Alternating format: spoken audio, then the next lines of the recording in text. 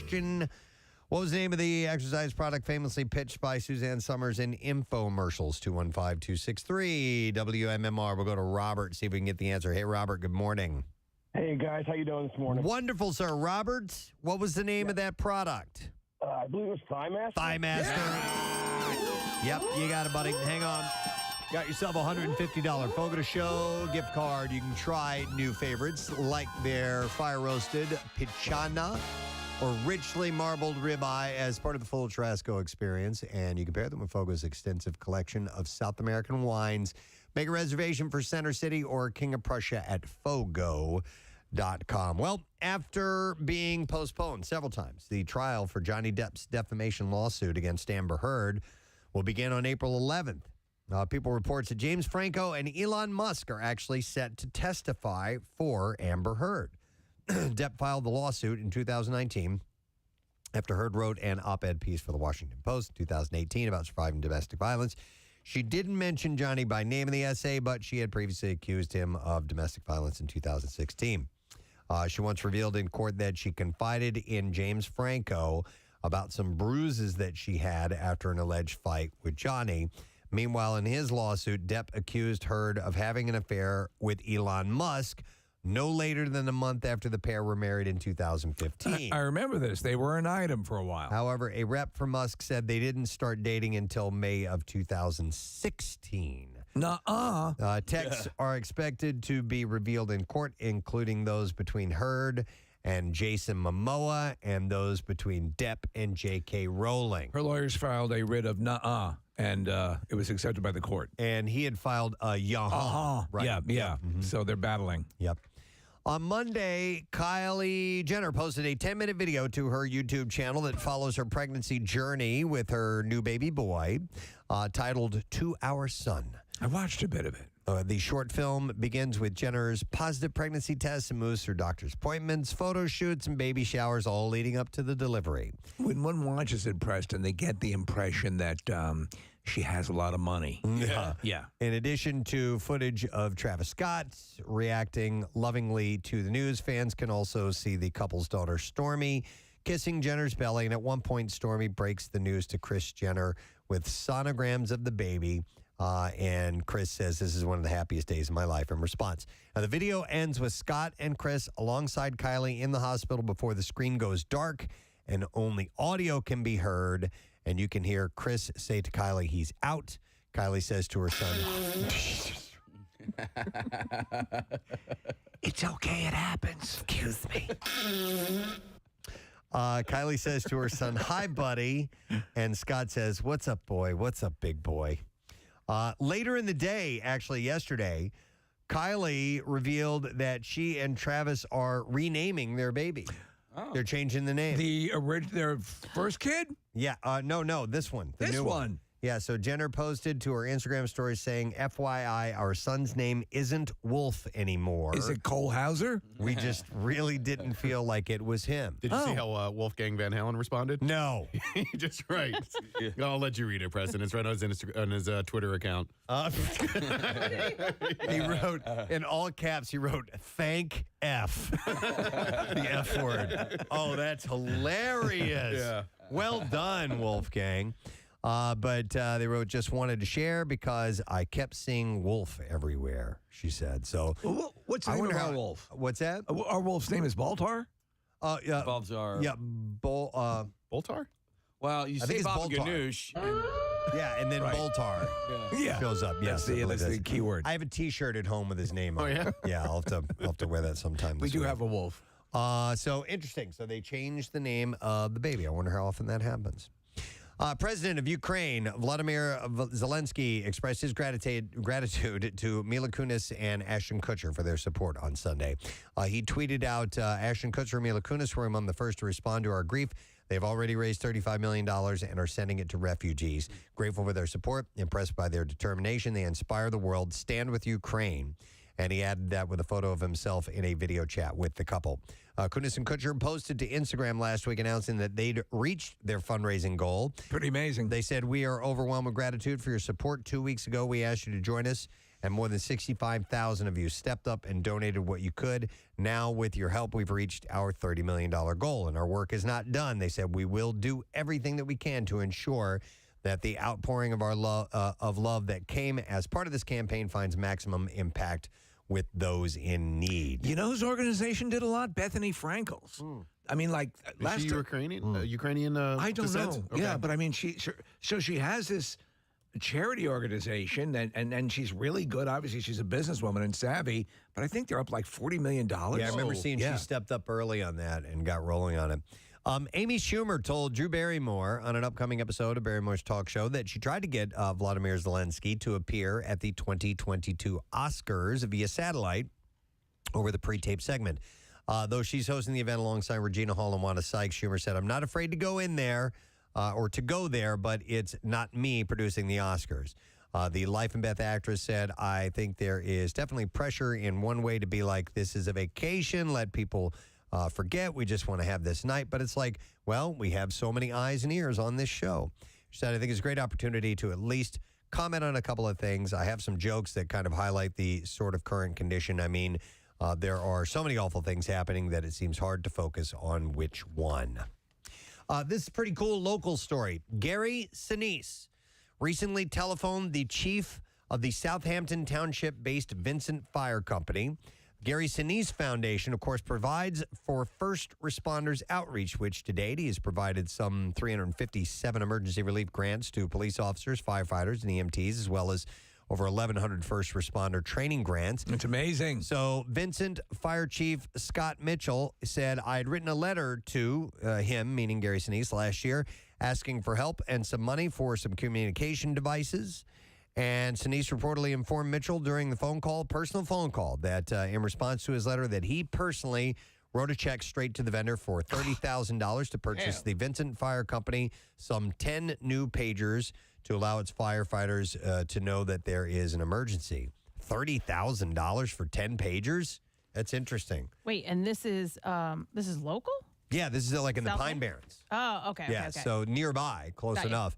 According to Mitchell, the reason for needing the pager is that Burlington County went to a new system, and Vincent Fire Company, being one of the small companies in the country, ended up in a position where it kind of got shafted, as compatible portable radios that are required for the system cost about $7,000 each, and the entity had only gotten 8 of them during the transition. So he asked for help, and he gave the help. It seems like Gary Sinise has been motivated to make this really the majority of what he does. Yep. Like he acts now and then, but all of this charitable work that he does takes center stage. By the way, the chief said there's a 50-50 chance that Sinise could pay a local in-person visit at the Vincent Fire Company with its headquarters in the Vincenttown Village section of Southampton later this year. He should bring the Lieutenant Dan band that he tours with. Yeah.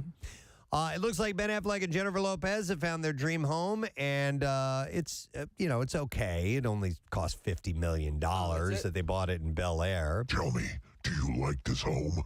You will. Surrounded by trees, the property... Tell me, is this a good school district? It will be. The property is nearly 20,000 square feet. It's astonishing. 20,000 square feet. With 10 bedrooms and 17 bathrooms, known as the Bellagio Estate, and it rests on 1.1 acres of land. That's it? Yeah. 1.1 there, acres? it's Bel Air. Yeah. I guess 1.1 so, acres right? it's like 50 That's acres, massive, right? yeah. The lavish estate includes a home theater, gym, multiple kitchens, an infinity edge pool, and pocket gardens throughout the landscape. Pocket gardens. What are pocket gardens? They're so tiny they fit in your pocket. Affleck and Lopez visited the estate over the weekend, along with Lopez's daughter, Emmy. How many kitchens do you need? And Affleck was seen taking photos inside. Yeah, how many kitchens? Well, I guess if you're on the other side of the property, you definitely don't want to walk It's a gorgeous home. all the way to the other side, so why not have a couple of kitchens? Pocket gardens look like just like almost like a tiered garden for a small space. Like so you could have a garden in a small space. Oh, okay. So you could have one that's like up on a second level or something like that. You Yeah, know, like on a patio or. Yeah, it looks like something that could be built. I mean, it could be just in your yard, or you could put it on a patio or something. Okay. $50 million. 17 bathrooms is that's a lot of bathrooms. That does. So you usually think bedroom to bathroom ratio, right? 10 bedrooms and 17 bathrooms. Yeah. Would you use all of them? Like, or would you have a favorite? You would have to. Oh, use you'd all have of to have a them. favorite. Right. Well, both. That's crazy. You would use all of them I just to have say that. intestinal issues. I mean, think about that. So 10 bedrooms. Yeah. Right. Like, I mean, what kind of a rager would you have to be having to fill up 10 bedrooms? You would never fill up 10 bedrooms. Right. In a situation like that, I wonder how many of these places that have that many bedrooms ever see all of them maxed Do out. they get used? Yeah. Or ever used. Maybe used there's at one all. or two that never Right. ever get used at all. And then add And you got to clean that. And paint them and use the wrong paint. I mean, Steve, it's almost like Wayne Manor at this Yes. point. You know, it's like True. Right. He It's needs like- a bat cave. It's like that scene where Michael Keaton and Kim Basinger are sitting. Right. I've never eaten this room. Yeah. Speaking of people who have money, John Travolta is a man of many talents. Not only is he one of Hollywood's most acclaimed leading men, but of course we know he's an accomplished private pilot. And taking to Instagram with a rare personal video, John celebrated his latest achievement in the world of aviation with his fans and was quickly inundated with congratulatory messages.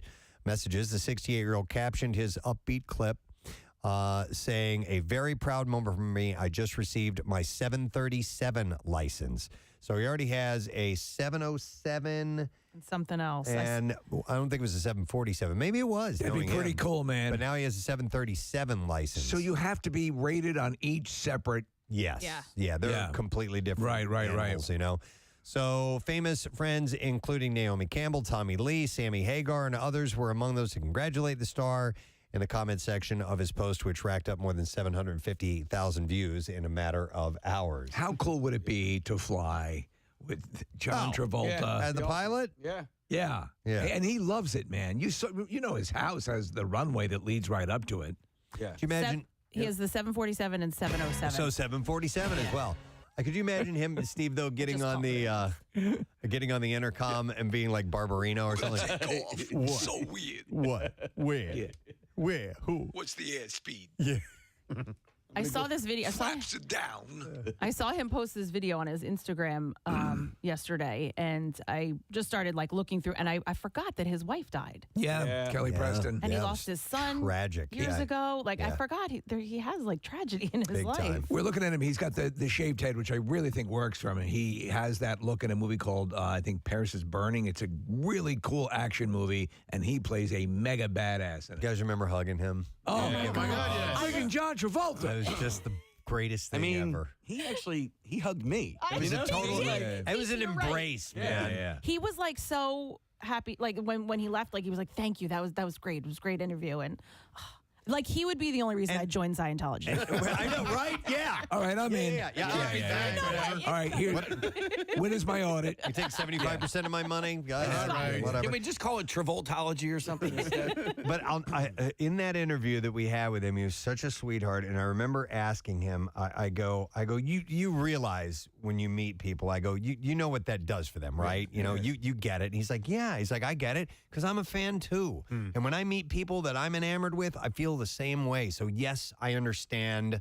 Yeah. You know, that I'm making somebody happy by meeting them. And he was just really cool. It was a really cool answer. Yeah. Maybe to we that should all question. post our pictures that we took with him today, tag him, and say if he wants to take us on one of his planes, we're in. We'll congratulate him. We'll send him one of those. You know what? This is something that'll be unique. We'll send him one of those large chocolate chip cookies with written in icing. You did it, and then a plane drawn in icing. Right. Who doesn't love a cookie? Or I've seen where they have fruit they cover in chocolate. Yeah, okay. Like Make a plain. flour. Yeah. All right. Send him an incredible Like a edible. jet. Yeah. Way to go, dude. Congrats. Hi, John. Anyhow, he's awesome. To All right, infinity and beyond. And you'll say, what the hell does that mean?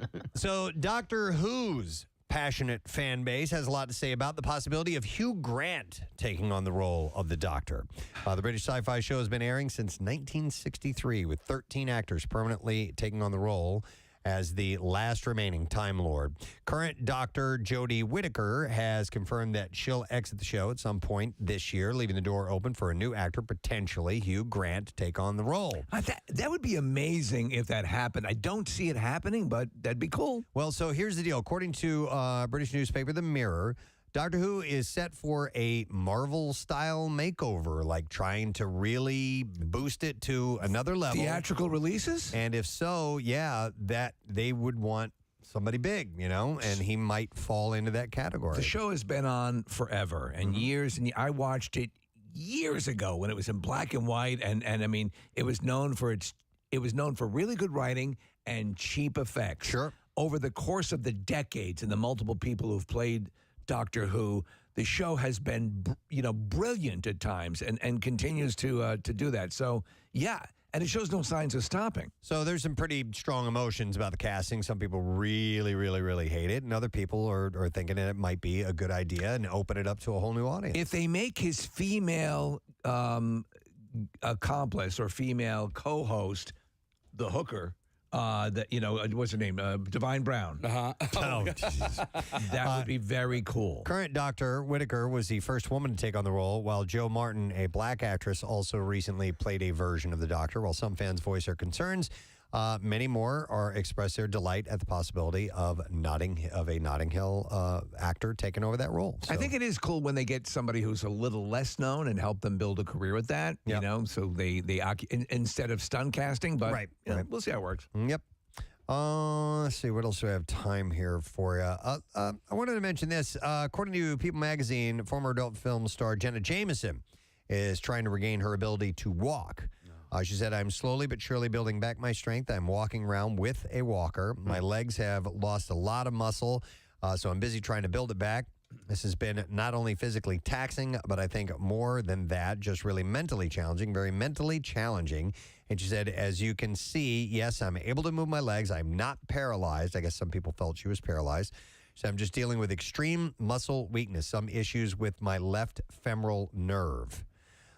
So initially, they thought she had Guillain-Barré syndrome. Yes, but apparently that's not the case. To not be the case, and I'm not sure exactly Some kind of paralysis. what's going on with her. But she's not paralyzed, but she has some kind of weakening that's getting her issues. She looks much better than she had for a while. She'd gone way off the body dysmorphia edge. Yep, I agree. And I think she reeled it back a bit. This is interesting. Steve and I were chatting briefly about this morning. A major new Ivo Van Hove stage adaptation of Stephen King's horror classic The Shining is in the works for 2023 for a West End London debut, with an A-list creative team in place and Ben Stiller in talks to play the role of the crazed, haunted dad Jack Torrance. Rehearsals are set to begin in the fall, with London performances targeted for January of next year. An eventual move to Broadway is expected. Director Van Hove, last seen on Broadway pre-pandemic with the rework West Side Story, will lead the creative team. Deadline first reported about the planned stage adaptation in 2017, but the pandemic shut that down.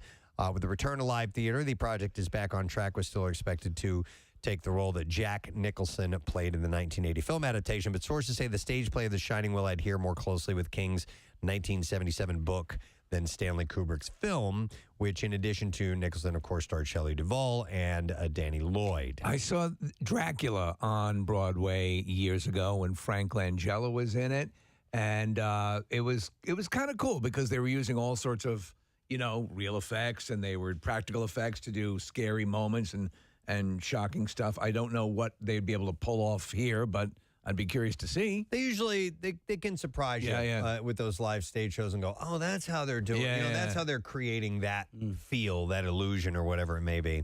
Additional casting and production timeline for The Shining will be announced further on down the road. How old was Jack in that movie, do you think? I think Jack Nicholson? Yeah. I don't know. 40s? Yeah, or late 30s. Okay. Maybe something like that. You'll have to do a little, because, Came out in 1980. All right. it came out in Why? 1980? Why are you curious? Oh, well, there was a picture, it was a screen capture in the studio that it was him side by side with Ben. And He had a Ben Stiller. receding hairline early on. I was like, hey, he kind of looks a little bit old. Yeah. He probably yeah. was 42 when they filmed the case. He's born, Jack Nicholson was born in 37. And that movie came out in 1980, so he's 42, 43 years old, something along those lines. Yeah, he's always had that kind of widow's peak Even in Chinatown. early on. Yeah. Yep. All right, and then finally, Britney Spears is back in full form on Instagram. Hey! She had deleted her Instagram account, and now it's back. She's ready to make you sweat just from watching her. In a new video that was posted on March 20th, Britney again rocked her go-to dancing look of a yellow floral crop top and tiny black shorts as she worked it out to an EDM dance track, exclaiming in her caption that she found the song funny. It's so bizarre. The dancing? Just all of it. Her face, her makeup, her clothes, these videos she posts. Like I don't know. I just feel I feel bad for her. She was doing a fair amount of nudity, Kathy. Did you see that? She was. Yeah. But like the thing is like the pictures aren't. Look, she looks good, but like, I mean, remember what she looks like? Like she can post pictures that make her look great. She looks great. Her body's great, but the pictures are just like they're blurry. They're, It's you know coming what I'm saying? from an elevated angle that makes her look very tiny. Yeah. I am Britney. It's just so bizarre. She posted this video of her scraping soap. And listen, it is a little mesmerizing. Scraping soap? Yes, soap. with a knife, like Yeah. scraping layers of soap off with a knife. Wow.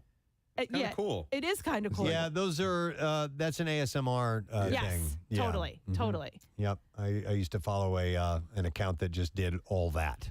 That was it. Every video was like that, cutting stuff like It that. was soap. But it just added to like everything else that she's been posting that's just so bizarre.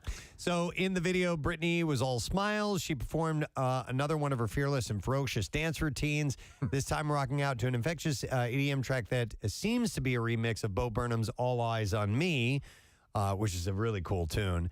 And she shakes her hips and she flexed her arms and showed off her toned core. She also took to her caption to express her excitement about finding a new song to obsess over. She said, "This song is really funny, but I have no idea who sings it, but I like dancing to it."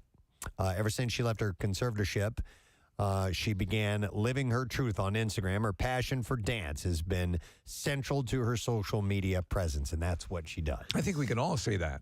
Yeah. It's like she's trying to be an influencer, but doesn't quite know how to do it, yet it's Britney Spears. She's looking Right. for that big bar soap account. All right, let's get to the clips for this morning.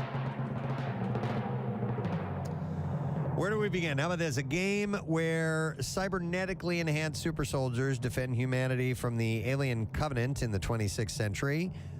It's getting an on-screen adaptation. In this clip, Halo star Master Chief Pablo Schreiber shares his feelings about getting the role. Just overwhelmed, blown away. I've been seeing, the big green guy and his little blue companion through pop culture for the last 20 years. And so to get to realize that I was going to be the man in the suit was a huge moment. Halo premieres Thursday on Paramount Plus. I'm going to make sure that my sons and I watch this together. It was a big part of their growing up. Oh was my playing God, Halo. yeah. And just seeing some of the imagery, the reviews have been very good and okay. So it's all over the place. But I think just to see these things realized that you've been spending so much time playing is pretty cool. Yep. Here's the next one.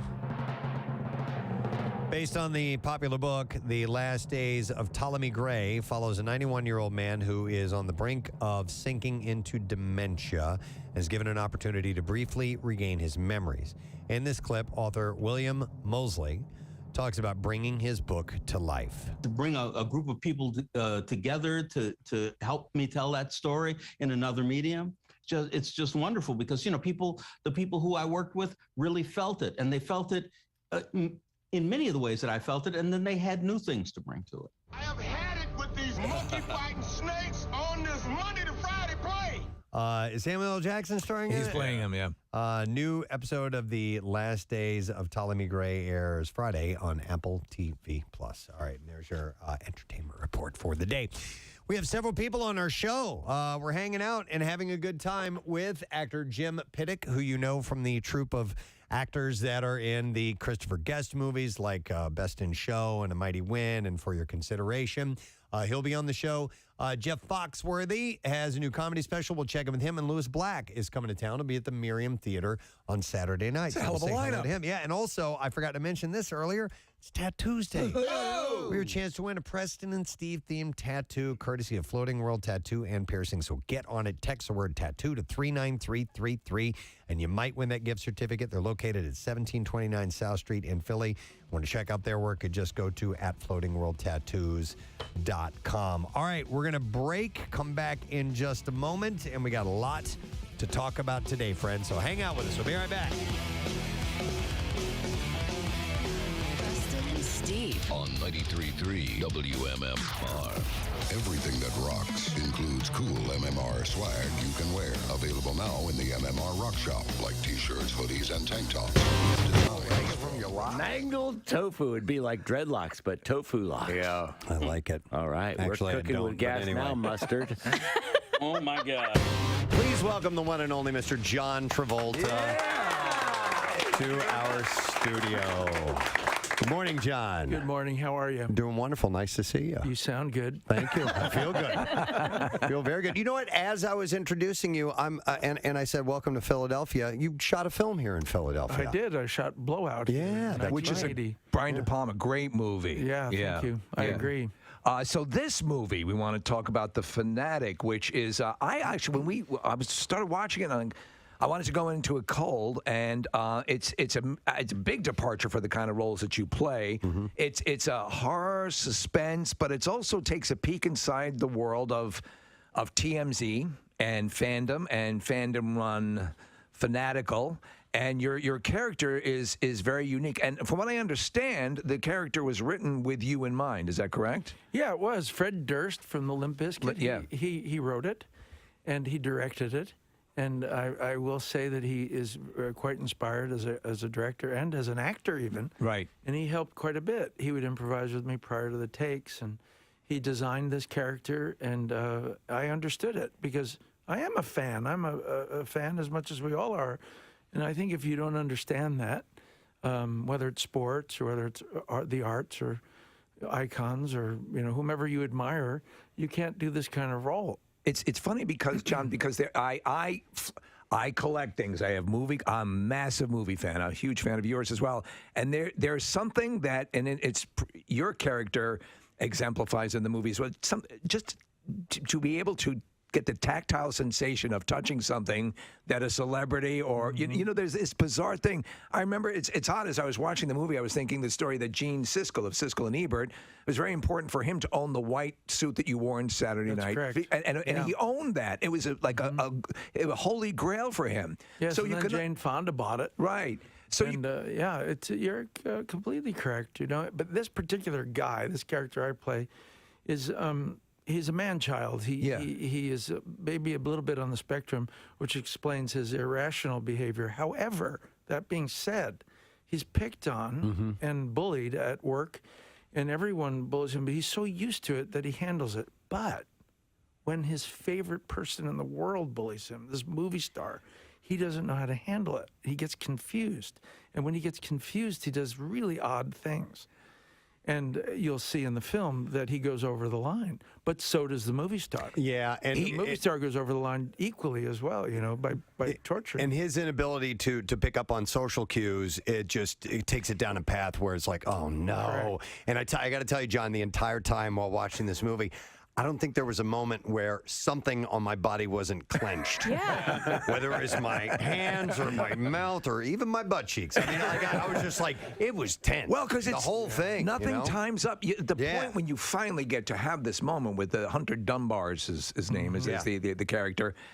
he has a bad experience, and you just happen to come upon him at that time, and everything it never syncs up right. So that starts. That's correct. It's also a movie about bad timing. Yeah, and then some. Because if he had just been in the right mood and had his autograph, he would have been over. Yeah. But of course, then we wouldn't have had a movie. Yes. But what I thought was brilliant was that I loved that your character before all that started to happen. So I almost felt bad, and I was like, well, it's not that bad that he's doing some of these things, but then it progresses into the movie. But you really made me love that character before you found out the other stuff. Yeah, thanks. I wanted him to be loved because I feel like everyone is a little bit of the character Moose. Mm-hmm. We all have a little Moose in us.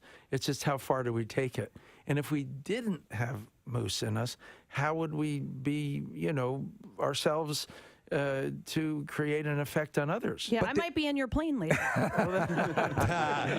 Well, Hunter Devin Sawa, is that the actor who's playing Hunter? Correct. Yeah. So again, nobody's all that awesome in this. Everyone's got, Yes. even his friends, or quote unquote friends, are not that good as far as friends.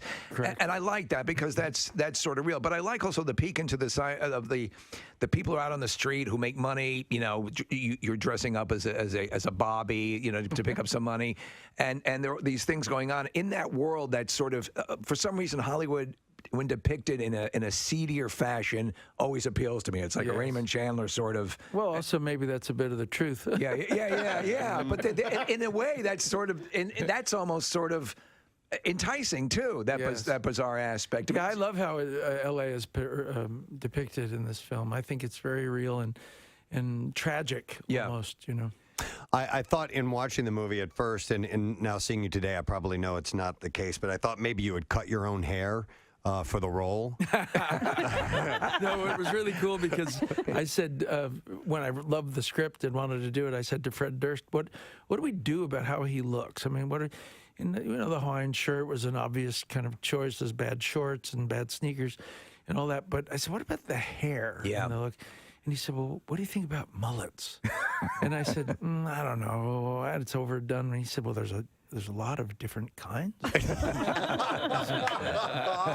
you care to look? So I looked on the internet, about 100 different types, and boom, suddenly there was this dude, with the exact haircut Moose has, with glasses. And I texted it to Fred, and I said, I found the look. I found it. And he said, I agree. This is the right way to go. I have to tell you, I was at it, and when I saw this character of Moose, I've told you guys this story. I was at a convention one time, one of these conventions. I am a real fan like this, not Moose level, and Adam West was there, the original Batman. Man, so everyone's Adam there. West. There was a guy who looks exactly like your character in this knapsack, the whole thing, the backpack. With about 50 cans of Fresca in that thing, and that same sort of delivery. And you work on this character with that, Mr. West, and he's sort of that thing. And so your heart sort of that this is not just a hobby; it's his life. And there is a difference. There's the professional fan that usurps signatures and sells them. Right. And then there's the guy that ain't selling nothing. Yeah. And is going to keep it. And that's Moose. Moose is not getting rid of any of his memorabilia at all. So how do you detect the difference? I don't know. Yeah. But definitely there is a difference. And you're known to be fan friendly. When the opportunity is right and that person does approach you respectfully. Yeah, respectfully. Do you know what you're giving them? I would think this is a very special moment for them. Absolutely. And I grew up being a fan, so I understood. Right. And I remember a very famous movie star who will remain nameless, but he kind of, just discarded my. This is before I was famous, and I decided that if I ever became famous, I would never do that. So I lived by that motto, But again, how do you navigate the line of privacy and? Yeah, it is a tough line because, and again, with people who approach you, and we always think in that. Listen, we're on local radio, but whatever the stories, if somebody comes up. It's every time the edict is you shake hands, you say hi, you do the deal because that's an important thing, and sometimes as what happens with Hunter, the star in this, he lets his life cloud his remembering because it starts off with a quote from him: "I'm nothing without my fans," but he doesn't abide by that. Well, sometimes there are good people that are bad celebrities. Yeah. Let's face it. Right. So my cure to that always has been don't go out unless you're in the mood for it. That's good. Good rule. Yeah. You know, are you in the frame of mind if you go out to dinner to be interrupted, bothered, whatever, take pictures? And if you are, go out. Yeah. If you're not, that's just part of the very small price you pay for this glorious life that we have. Well, case in point, in 1996, you met a nice 21-year-old young man in Beverly Hills, California, and I had a job at the time where I was driving around cars for Enterprise Rent-A-Car in Beverly Hills, and I saw you, and the only thing that I could think to say was, "Oh my God, that's John Travolta," and you came over and you looked me in the eye just like you did 10 minutes ago and shook my hand and said, "Hi, it's very nice to meet you." And then you went about your day, but you couldn't have been more pleasant. And I've heard countless stories of how kind you are to people, and it's not hard to be nice. And I think people just lose sight of that. It's really easy to just be a decent, nice person to everybody else. Let's face it, what you resist, you become. The more you withdraw from it, the worse it gets. So just, own it. Yeah. By the way, I want to tell you, on the shaved head thing, I endorse it 100%. You look good. There's a movie that I love of yours. A lot of people are not familiar with it. They should be. It's From Paris with Love. Oh, hell yeah. And damn, you are the baddest badass in that movie. Preston, this movie will rock your world. Okay, I haven't seen it. And John is amazing in it. Who's the director of that? That's the guy that did oh gosh, you've tested me now. Yeah, he's great. He's done a whole bunch of stuff that's similar. Fantastic. But did you enjoy making that film? I loved it. Yeah. Because they were demanding stunts and action that I've never, had done before, and I had to do them myself. And I loved the badass character. He was just whatever. He was bold. Yeah. Pierre Morel, is that it? Yes, there's Pierre some. Morel. Yeah. There you go. Thank you. Well, I looked it up. You've so. saved me. What would you prefer, stunts or dancing? Dancing. Come on. Any day. Well, did Pitbull inspire? He? Yeah, he's my buddy. He's your buddy. You're in a video of his. I love my Pitbull. He's. I met him 3 years ago just to reach out and tell him, how much as a fan. Right. And then he's such a brilliant entrepreneur. He got thinking about it, and he said, maybe I should put him in one of my videos dancing, because nobody's dancing very much anymore. Right. He does, but Right. nobody else really. So I thought, well, hell, I'll join him. And I think Christopher, I'm sorry to interrupt. that's I think Christopher Walken has danced in every single movie, even if it's for just a Tiny quick bit. shuffle step. I think in Yeah. every single role he's ever done. Got a Broadway history. Yeah. Music. Yeah, and you danced with him in Hairspray. I certainly did. Yes. He played my husband. That's right.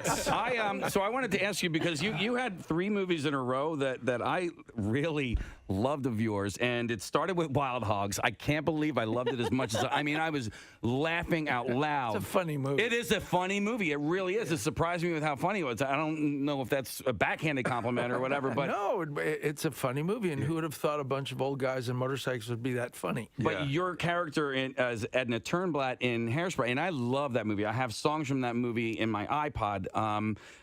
You Can't Stop the Beat is a really, really great That's song. great, yeah. And then followed by Bolt.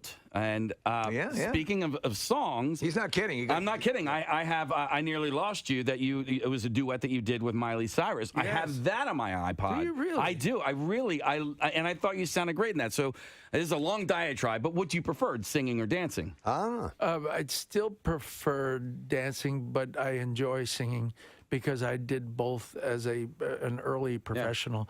In order to work in New York, you had to sing, you had to act, you had to dance. 3 chances of getting employment. Yeah. So I enjoyed all of them. Yeah. But I'm most comfortable dancing, and then probably acting and singing. I just happened to be able to hold a pretty good tune, Well, and I had a very high, like almost a high baritone or tenor. You still do. Voice, yes. You still do. I mean, in Bolt, in that song, and I would ask anybody that has an iTunes account or whatever, listen to the song if you haven't heard it before. It's the song that ends. He's played it for us many times. Maybe, but it's the song that runs at the end of the movie. Well, it just seems that my voice is like, for instance, You're the One That I Want in Greece. Yeah. And Bolt song, there's this high, range that I sing in that it's kind of different than most people. So it's kind of identifiable as my niche or something as a singer. I love the way you sing. You're the one that, because you're the one that I want. Yeah. A lot of yodels in that song. A lot of yodels. Tuesday today. Chance for you to win a Preston Steve tattoo. So text word tattoo to 39333, and that is from Floating World Tattoo and Piercing. Just wanted to mention that Nick saw a bare naked booby in the wild yesterday. In the wild. In the wild. And not a bird. Because if you go to a strip club or something like that, that's like going to the zoo. Right. Okay. Yeah.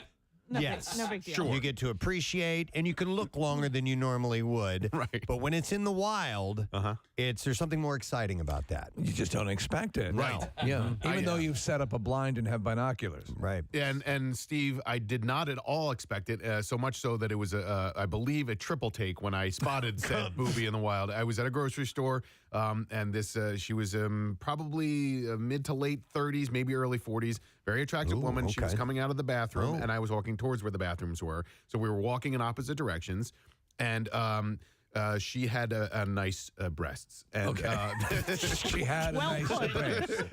This woman saw me in the supermarket, and she's got a nice breast. She'd paid for these breasts. Oh, after factory, as they say. Yes, so they were sort of on display to begin with. Right. It was a low-cut top. Right. And so she was coming out of the bathroom, and so the part of the reason why I brought it up is I'm curious, Kathy or Marissa, like how this could actually happen, because she was clearly not wearing a bra.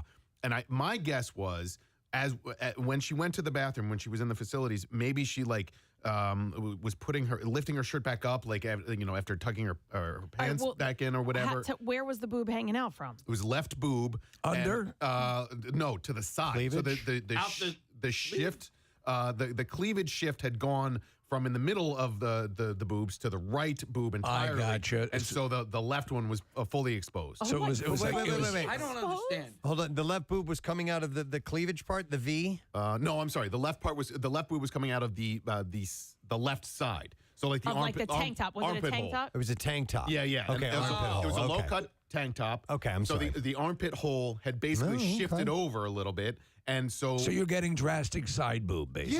yeah, and so all of this is Wait, did you see processing. nipple? Yes. Okay. Oh, so my more God. than side boob. No whole boob.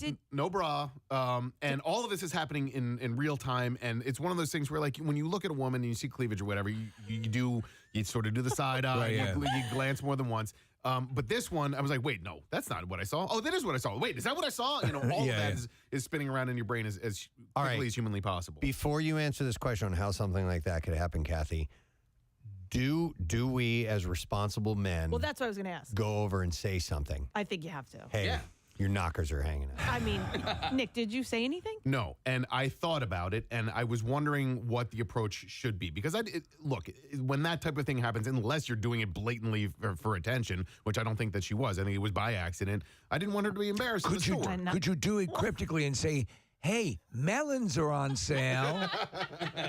But you didn't want to embarrass her, but the poor thing I know. probably walked into I know. so people. Somebody texted in and said, Nick should have said, we, guess what I get to do?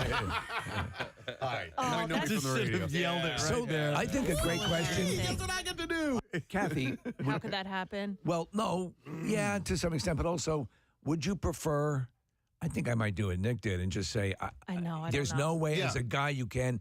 And I thought about it. And I think you wait for a woman to tell her. No way. So what would you do? I mean, would you prefer that a guy told you if you were exposed that way? Oh, I mean, it would be so embarrassing. Yeah. But if I was walking out of the bathroom, I think I'd rather catch it instead of walking through the rest of the store and like more people seeing Okay. it. you Or know? do you go find a random woman to go tell this Yeah, woman? honestly, I think There's that a would be woman on aisle 5 with her knocker hanging out her armpit. I mean, this lady's going to walk through the entire supermarket. I think you failed. I think you and anybody would have. You want the very first person that sees it I know. to tell what I you just that they said. just saw it. Like, I absolutely. can understand Nick's position on I that, don't. though. I don't Well, understand. it was a moment in time, Casey, and so I didn't want to turn around and then chase after this woman and say, "Hey, your boob's hanging out." Hey, lady! So I debated whether or not I should do it, and I suppose your instincts would have been different than mine. But at the moment, I didn't want to say anything that would have embarrassed her any further. And so, like to me, the person doing the confrontation and saying something to her, that's embarrassing to me as well. I don't want to be Totally. that guy that'd be like, "Hey, your boob's hanging Well, out." and finding the right words in that moment as well might be kind of hard. Like Your shirt. you're hanging out, would be like, oh my Sure. God, why did I say that? It'd breast. be like cover up, maybe. I don't know. I would have just said your shirt. Your shirt. Check Right. your shirt. Your knocker plopped out. So in hindsight, I kind of wish that I had said something, but at the moment in time, I did not. Oh, but let me explain because I can see how this happens. Now I don't have fake boobs, but either way, like if she was in the bathroom, because this has happened to me, not where my boob is fully out, but if we don't sit on the toilet and we're hovering, like you're kind of hovering forward, the boobs are hanging. I think that's what happened. Yeah, I think that's exactly what happened. So that left her in this precarious predicament. There's a whole bunch of I think moral questions here as to how you approach that. And what you would do in that situation. I could see you. It's like when you see a fight in real life. It's like you're so used to seeing it in the movies or whatever that you don't. What did I just see? What did I? Yeah. And by the time you processed it, the moment is gone. I mean, listen, I had a similar situation. I was at Wonderland Pier in Ocean City, and there was a guy in a wheelchair, and his testicles were hanging out of his shorts. That's right. And I went up and I told his caretaker, I'm like, and I'm like, yo. His nutsack is. I didn't say that. Did you tuck it back in for him? I did with my mouth. No, but I said to the caretaker, I'm like, excuse me, this gentleman's testicles are exposed, and it's as simple as that. Like, yes, it sucks. It's embarrassing. I was at a wedding one time, and it was a daytime reception, so the room was well lit up. It wasn't a dark room, and everybo's dancing. We're doing. Kind of slow dancing, the traditional man and woman dance, whatever you call that, not a foxtrot. But anyhow, and there was a gal who was there, and we had met her earlier in the day. They were I think the dance instructor that helped the bride and groom learn this really cool fancy dance that they were going to do for their first dance. Right. So anyhow, they're dancing together, and her top is slowly slipping down and down and down. Yes. She wasn't overly well endowed. Right. Okay, but nonetheless, it came all the way down. Nipple, the whole thing, everything hanging out. I didn't say a damn thing. Right. And I feel a little bit bad about that to this day, that I could have easily, because I met her earlier and I could have been like, hey, pointed. Could you have stepped on the back of her dress to make everything pull up in the front? Would that have worked? Yeah, I guess that could have worked, right? Yeah. I know but I hear what you're saying. You don't, because it seems like such an affront because of you being a guy. But then I also see the merit in how long do you let that go on? If you may want to adjust yourself. I do think I think I would prefer if a woman came over to me, like if you're with your wife, like, Rochelle, go tell Kathy your knockers are hanging out. Right. I'd rather that than you be like, hello, Rochelle, it's Preston. Can you drive down to the supermarket? I need you to tell a woman that her knockers are hanging out. It could have been, Nick, could have been like an invitation. She could have been like, In the whole quick thought process, one of my thoughts was, should I meet her in the bathroom? No. Whoever? Is she doing this on purpose? Is she doing it for Oh, my God, that's Nick McElwain out there. How do I get him? Now's my only shot, girl. Better flop out a knocker. I don't think that's actually what the case was, Kath. But for a moment, I'm like, he's by the guacamole. I do love guacamole. Nick, the flood of stuff. I don't care. The flood of everything is like, and it's comical too, Steve, because it really was triple take. Like I looked, and then I looked again, and then I looked again, and I was like, wait. And now I feel like an idiot because I'm the one staring at this poor lady's boob, solo boob. But they're in the men. In the male mentality, there's a split second. Yes. Lightning fast, jumps across the synapse very quickly, flash of, she do that on purpose? Yes. Is that for me? Boobs. It's gotta be. Gotta be. It's at the supermarket. How could it not be? Boobs. Yep. I've seen videos where they do this at grocery stores. Yeah. Right? And that seems. Sorry, I didn't realize I was exposed. Hang on. Did she have a shopping cart? No, she was. She did not. She was walking out of the bathroom without a cart. She was. I think by herself. Did she have her boobs in the child seat? Well, I wasn't sure if maybe there was an upside down pineapple in the shopping cart. That is a sign that you're looking to swing, right? But Case, like, it was not. It wasn't like an elderly woman where, like, Yeah, I'm sorry about that. Right. It was a younger, attractive woman who had fake boobs. Yeah. So, like, it was not like a.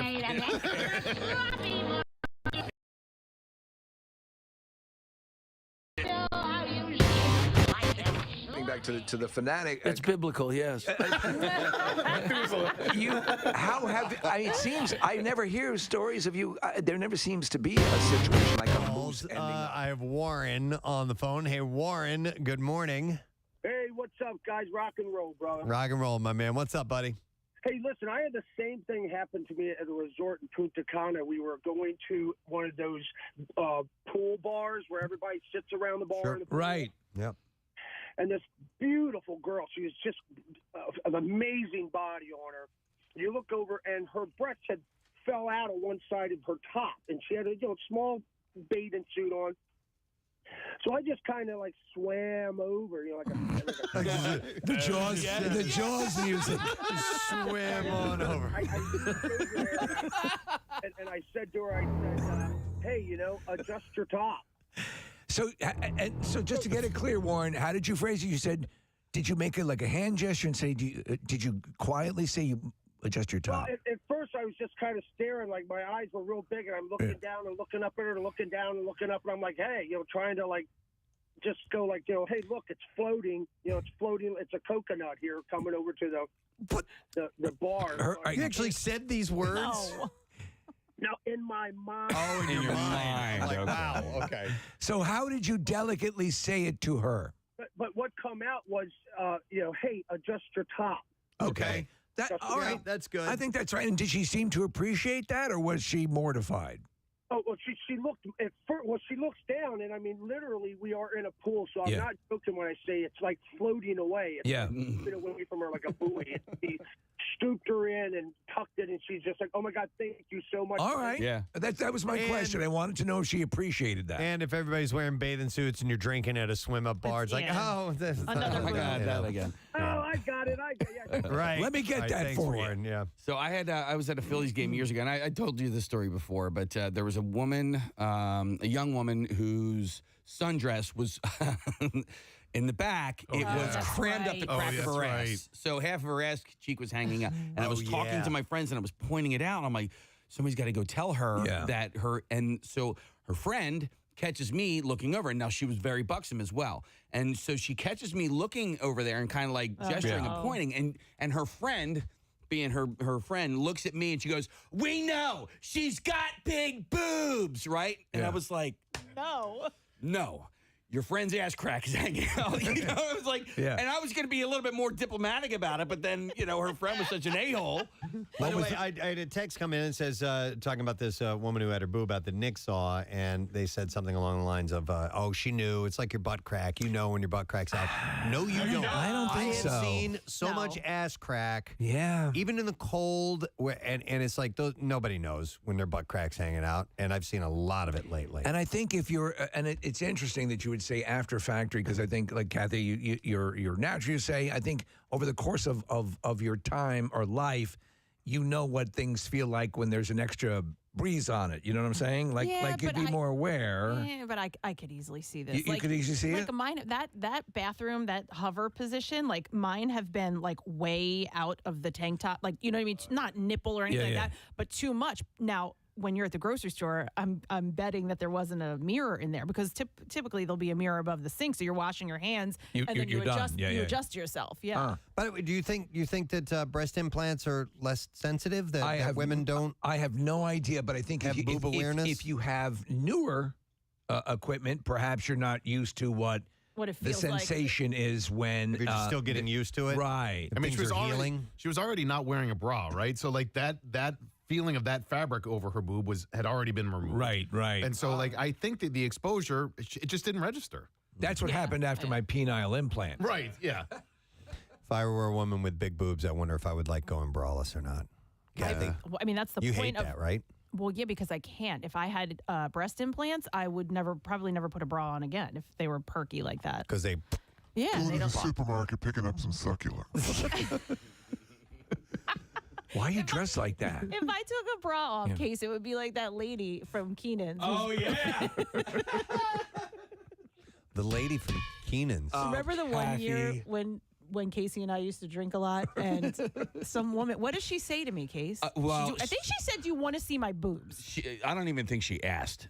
This was after Keenan's, and she was just flopping them out there for everybody to see. I mean, like her top was off. Like I saw her boobs, and they were very pancake-like and hanging a little. Right. And she just So I started just- like slapping him, right? Like You did, boom, boom. Kathy? Yes. Yes. Like, boom, boom, boom, boom, boom. Casey was standing next to me. I had like For those of you who think Kathy is this prudish gal that she plays off, you haven't seen the real Kath.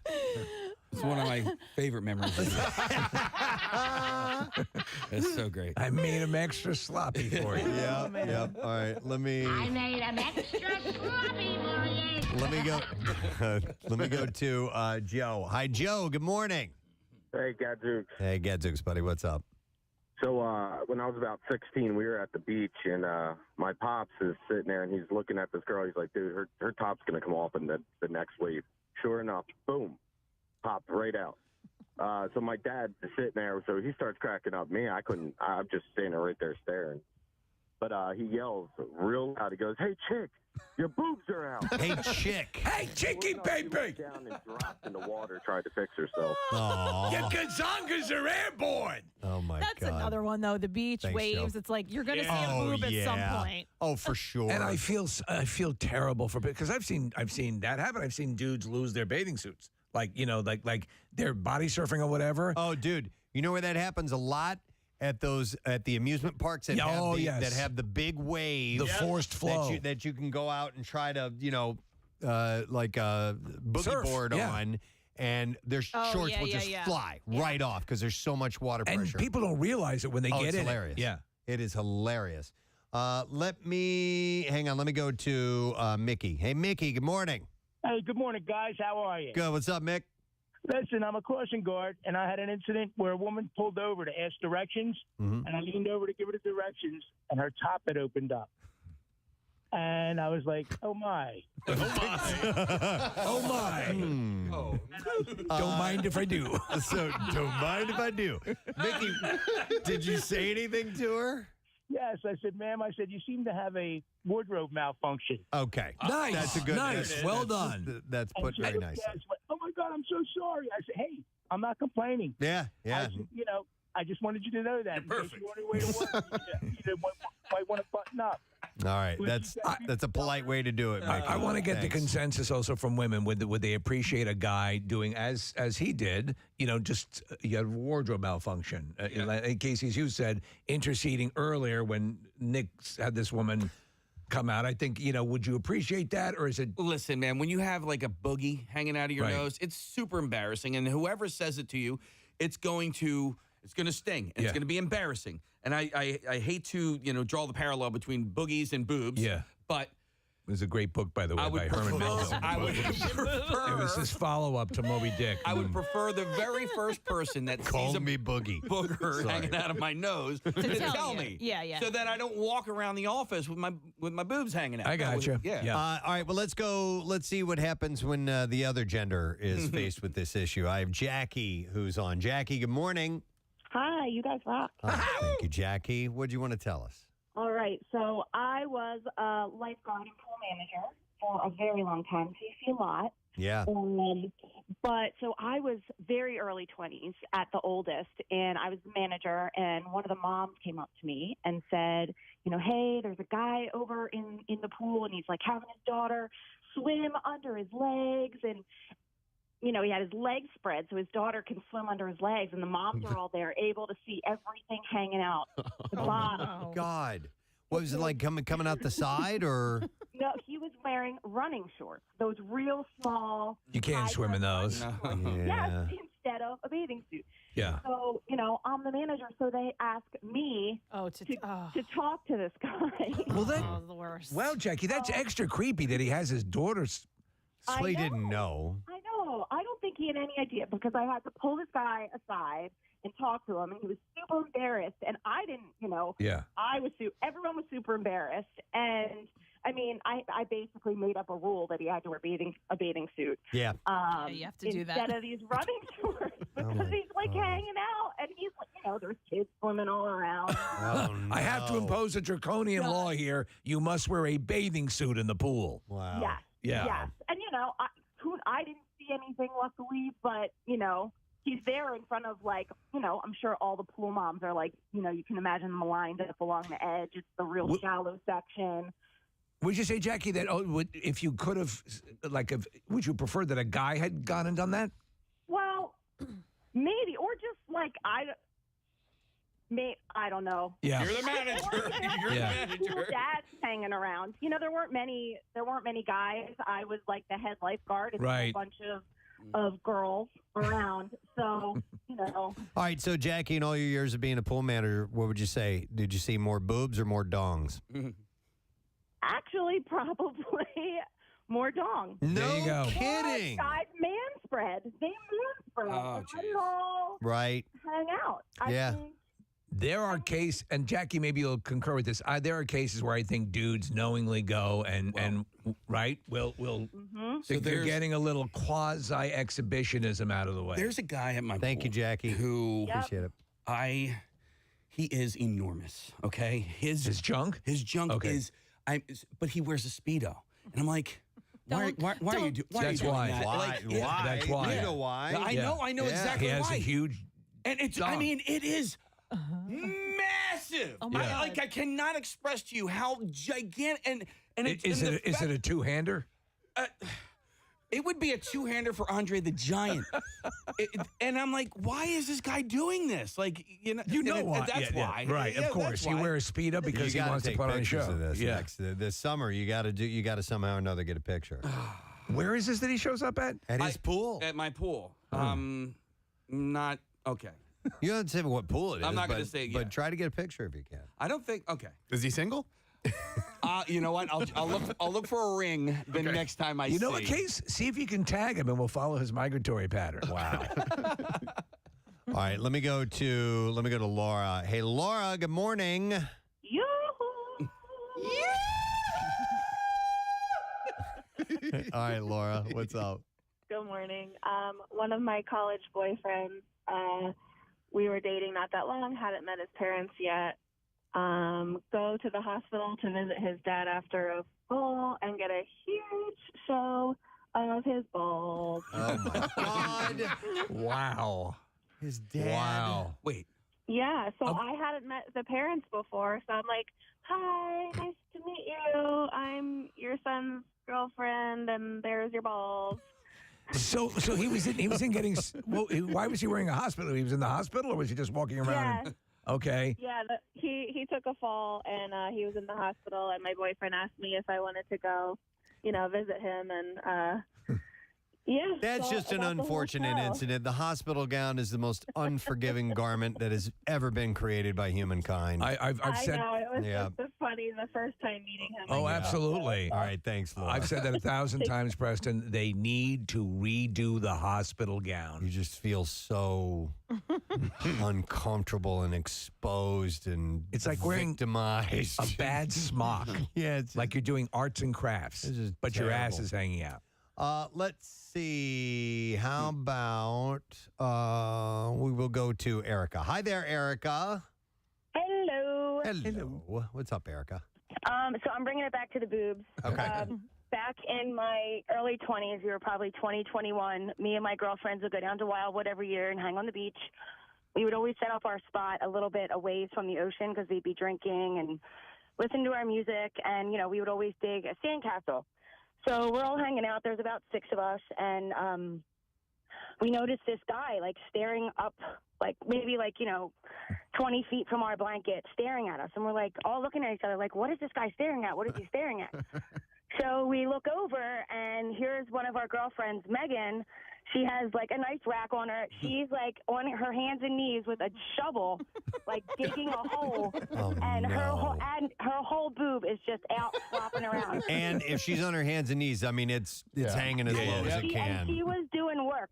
She was really getting Wow. in there. So this guy's staring, and we're like, Megan. And she's looks and then looks away. Here she has headphones in. So we're like, Megan. We're screaming her name. Finally, she pops her headphones out. And my best friend Andy yells, Meg. on the top of her lungs on the beach. Meg, your entire titty is out. The whole beach looks. My girlfriend looks down, grabs her chest, and falls to the sand. It was the most hysterical thing. To this day, like when she acts up, we're like, Meg, chill. Your entire titty is out. All right, Erica, I have a question for you. When you talked to her about it afterwards, did she describe like the sensation that she felt in her body? Because what happened with this woman yesterday. Is there any way that you would be able to tell physically that it was out? Well, that's what we were like, Megan, couldn't you feel it slapping onto your body every time you dug in the sand? She was like, I didn't know. I had my bikini on. So, I mean, I guess it's similar to a tank top where you can't really tell. Yeah, I could see that being a possibility and a liability, but you should be aware. Try to increase your spatial awareness. Yes, be aware of your boobs. Right. All right. Thank you. Appreciate it, Erica. Have a great day. You too. We'll see you. Bye-bye. All right. Well, and by the way, it is cleavage season. I mean, spring first has already hit, so the first of spring. So it's we're into that season where things might fall out by accident. So you may want to be aware. And I assume that if it does happen, ladies would prefer that you politely let them know next time. Next time, I'll say something. Instead of walking through the rest of the grocery store with a boob hanging out. But Nick saw a boob in the wild. It is a sure sign of spring, ladies and gentlemen. That's a wonderful thing.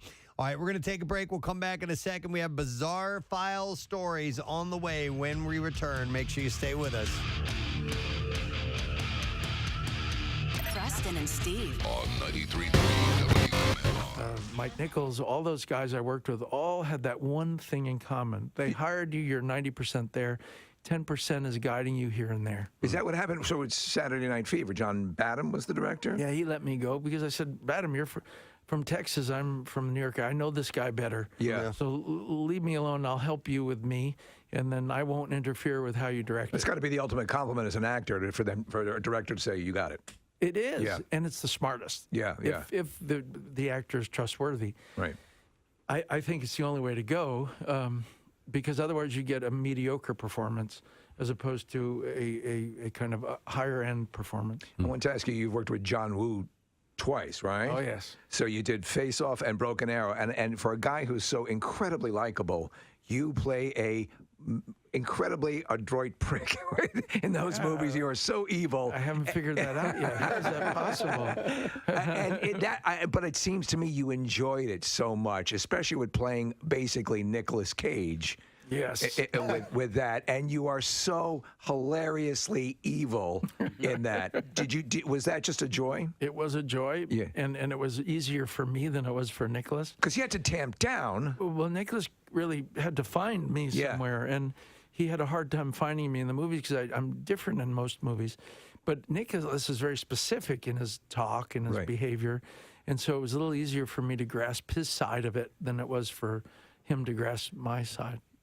So I wanted to ask you, let's get away from acting for a second. I wanted to ask you about your planes and your pilot's license. What ratings do you have, and how long did it take you to get them? Okay, you ready for the long list? Well, so I have a couple of friends that are pilots, and so I'm a little bit familiar with it. Okay, I have 10,000 hours in the air. Jeez. It's quite a bit. I have, 12 jet ratings, 747, 707, Gulfstream, Citation, Lear, Hawker, Falcon jet, 3 different fighter jets. No kidding. Oh, wow. Wait, which fighter? Because Preston and I have both flown in fighter jets. Yeah, I went we up with the. didn't pilot it. No, I got to fly mine alone. I went up with the Blue Angels. And, did you? Yeah. How was a that? media flight. It was amazing. Did they make you sick? I passed out and puked. That's why I won't go with them because I don't want to do that. I have too much pride to end up, doing that. But yeah, it was FA-18. You were in an F-16 because he was with the Air National Guard. I wore a G suit, so I didn't pass out or get sick. Well, but I did pull 9 good Gs. for you. Yeah. Well, you have to tell them before. You have to say, you know what?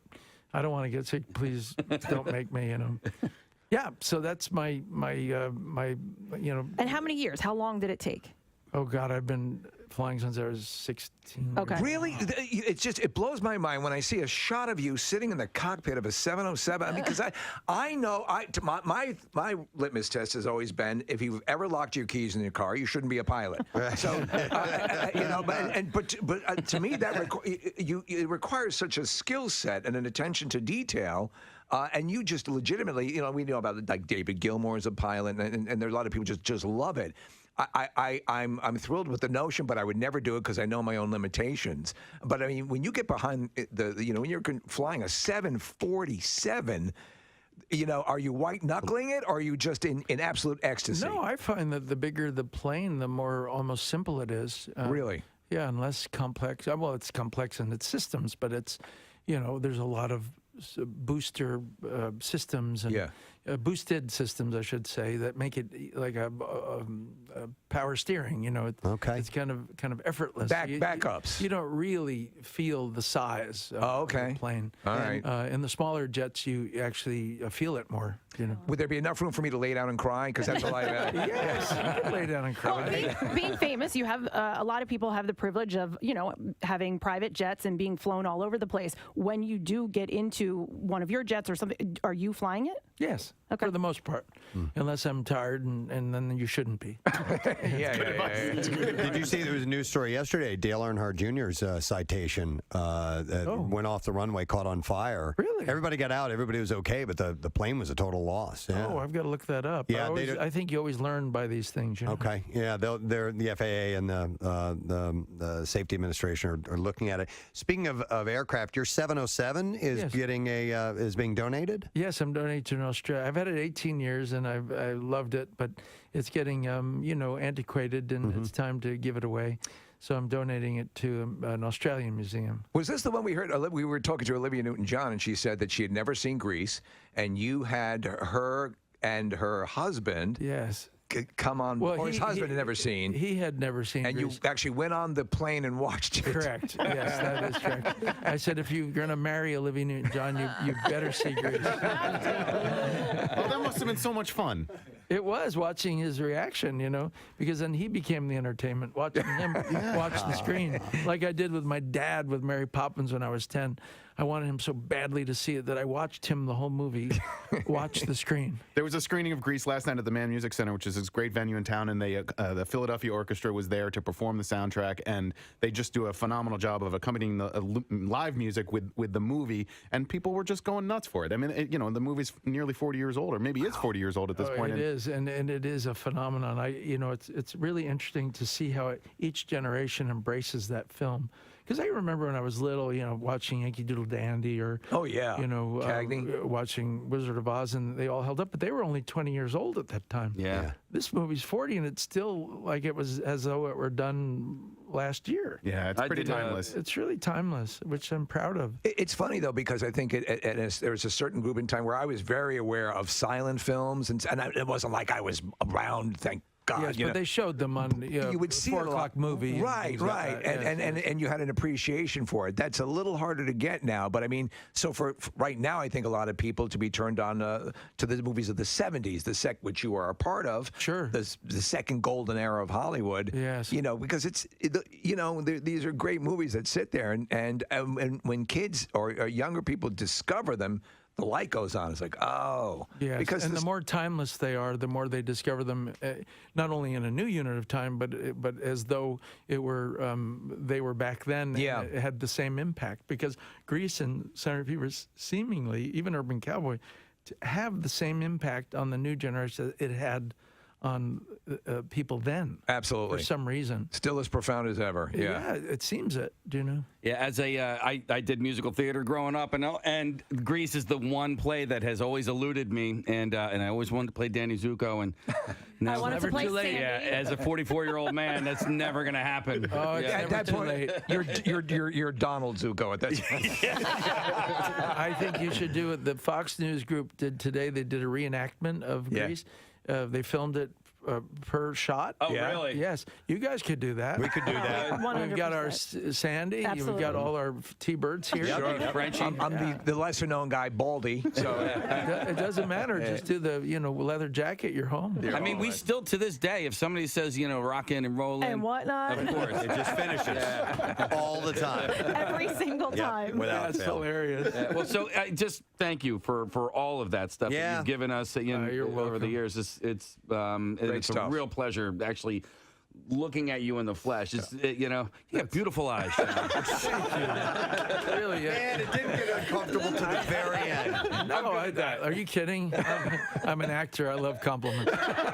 Please, more. You're dressed really nice too. And what a watch on you in the pocket square. Oh, thank you. Yeah. I've decided that we're each other's scenery, and that at some point, maybe not for yourself, but for another person, you have to be presentable. Yeah. So anyway, You had a great quote on Good Morning America. You're making the round, so you were hitting those guys, and you said something I thought was a great outlook, and you said, life is art. Life is art, so appreciate it, enjoy it, and it's here for your entertainment. Well, it is, because I think so many people don't view life as an art, but how you eat, who you spend time with, where you go, how you do it, how you dress is all part of an art if you choose to allow it to be an art.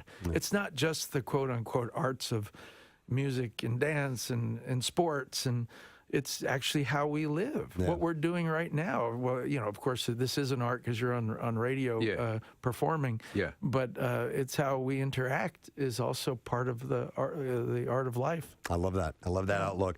All right. Well, if you want to see John definitely in a role big departure, unlike he's ever been in, then you want to see The Fanatic. It's a great movie, and it's in theaters on August 30th.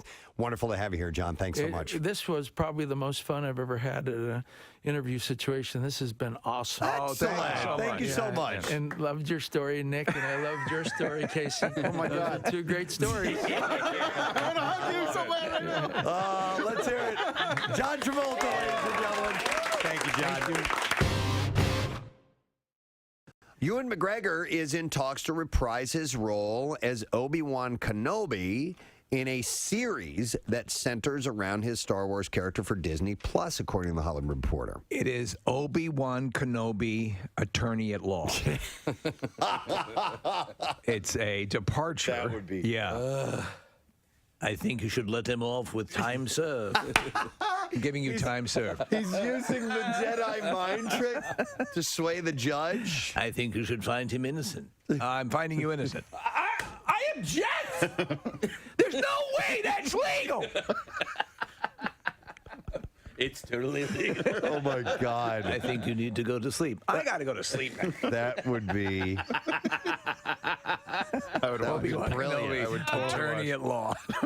This isn't the evidence you're looking for. Yeah. Even if you're stone cold guilty, give me a call. Yeah, exactly. Those are the commercials. Yeah. Demand Kenobi. Yeah, and he's licensed in Missouri. I am. Yeah. And even if I'm not, I'll convince them I am. Yes, that's right. I'm licensed in Missouri. He's licensed in Missouri. Better call Obi. Would he wear would he be a cowboy hat? Space cowboy. Lawyer? Yeah. Type? Oh, my God. Obi-Wan Kenobi, attorney at law. Anytime, day or night, even on New Year's Day. Coming soon to Disney Plus. Or Life Day on the Wookiee home planet. No, this could be good. I loved him as Obi-Wan Kenobi. I didn't care for the series of movies, but I thought he pulled it off wonderfully. He was the thing that kept me watching, and he provided, I believe, the emotional core to those. The second and third movies I really do like. I think they're good. In just tone and... in some way, the distinction between the Abrams movies, the artificiality of the first trilogy was almost too much. It was so CGI'd that it was hard to connect to. Yeah, but everything on the screen was fake. Yeah. Except for the people, and even in that case, a lot of like Jar Jar obviously was fake. But there's a big stretch of time where we don't know what happens with Obi-Wan, and maybe they'll fill in that time. Yeah, with his law career, law school, with his passing the bar. Mr. Kenobi, do you have anything to say? John Houseman. So anyhow, we'll see when that eventually he gets his own surfaces. judge show. Obi-Wan Kenobi. This bitch still got my TV. Give the TV back. He's settling these small claims cases. It's like Sam. This bitch still got my TV.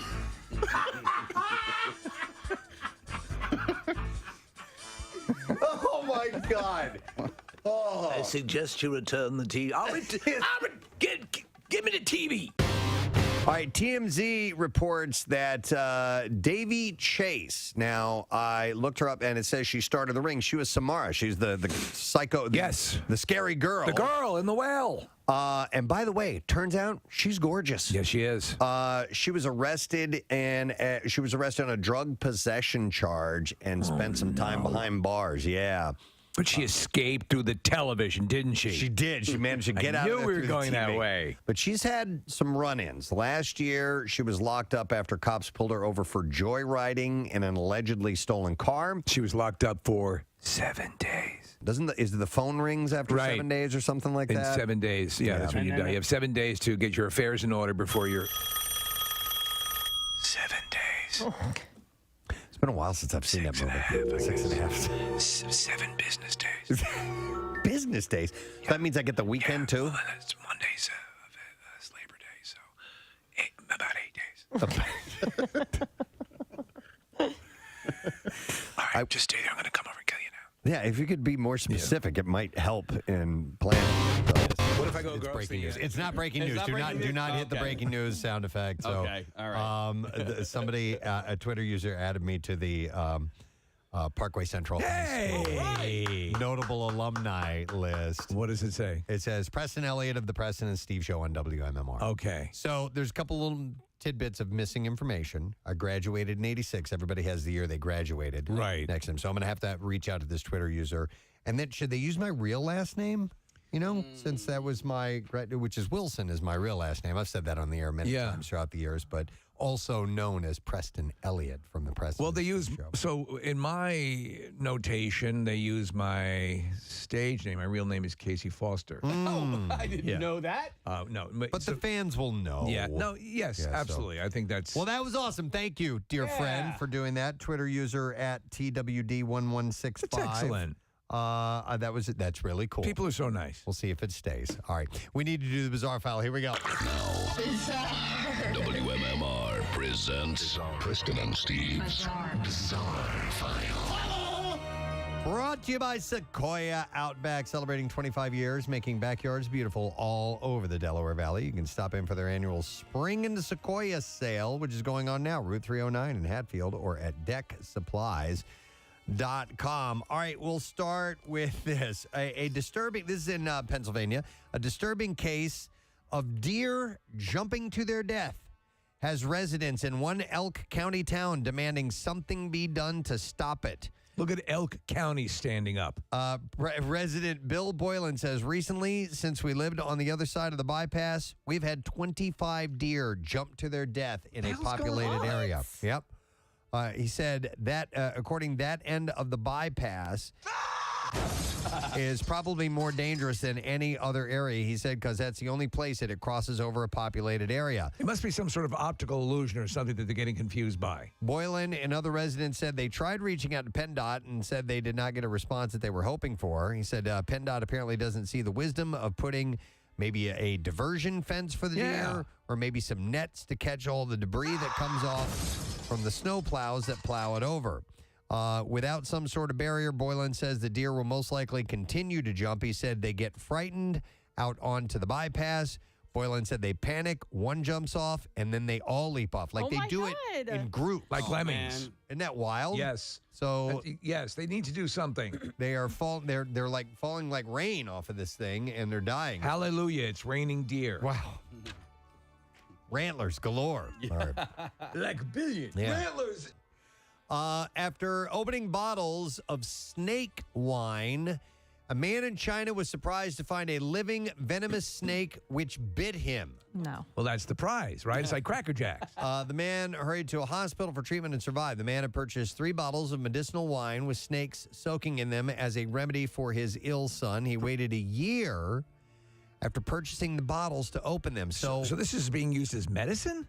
Unexpected. Well, yeah, but the fact that this thing lived for a year submerged in liquid, unexpectedly, the snakes have reportedly come back to life, according to the China Times. Apparently, when snakes encounter harsh environments, they often enter a dormant state and can survive for several years, it says. I find this hard to believe. I do as well, but what we're looking at, Preston, was it a cobra in the bottle? I think this is just a photo of what snake wine is. I don't think this is from the particular This story. is the party pack.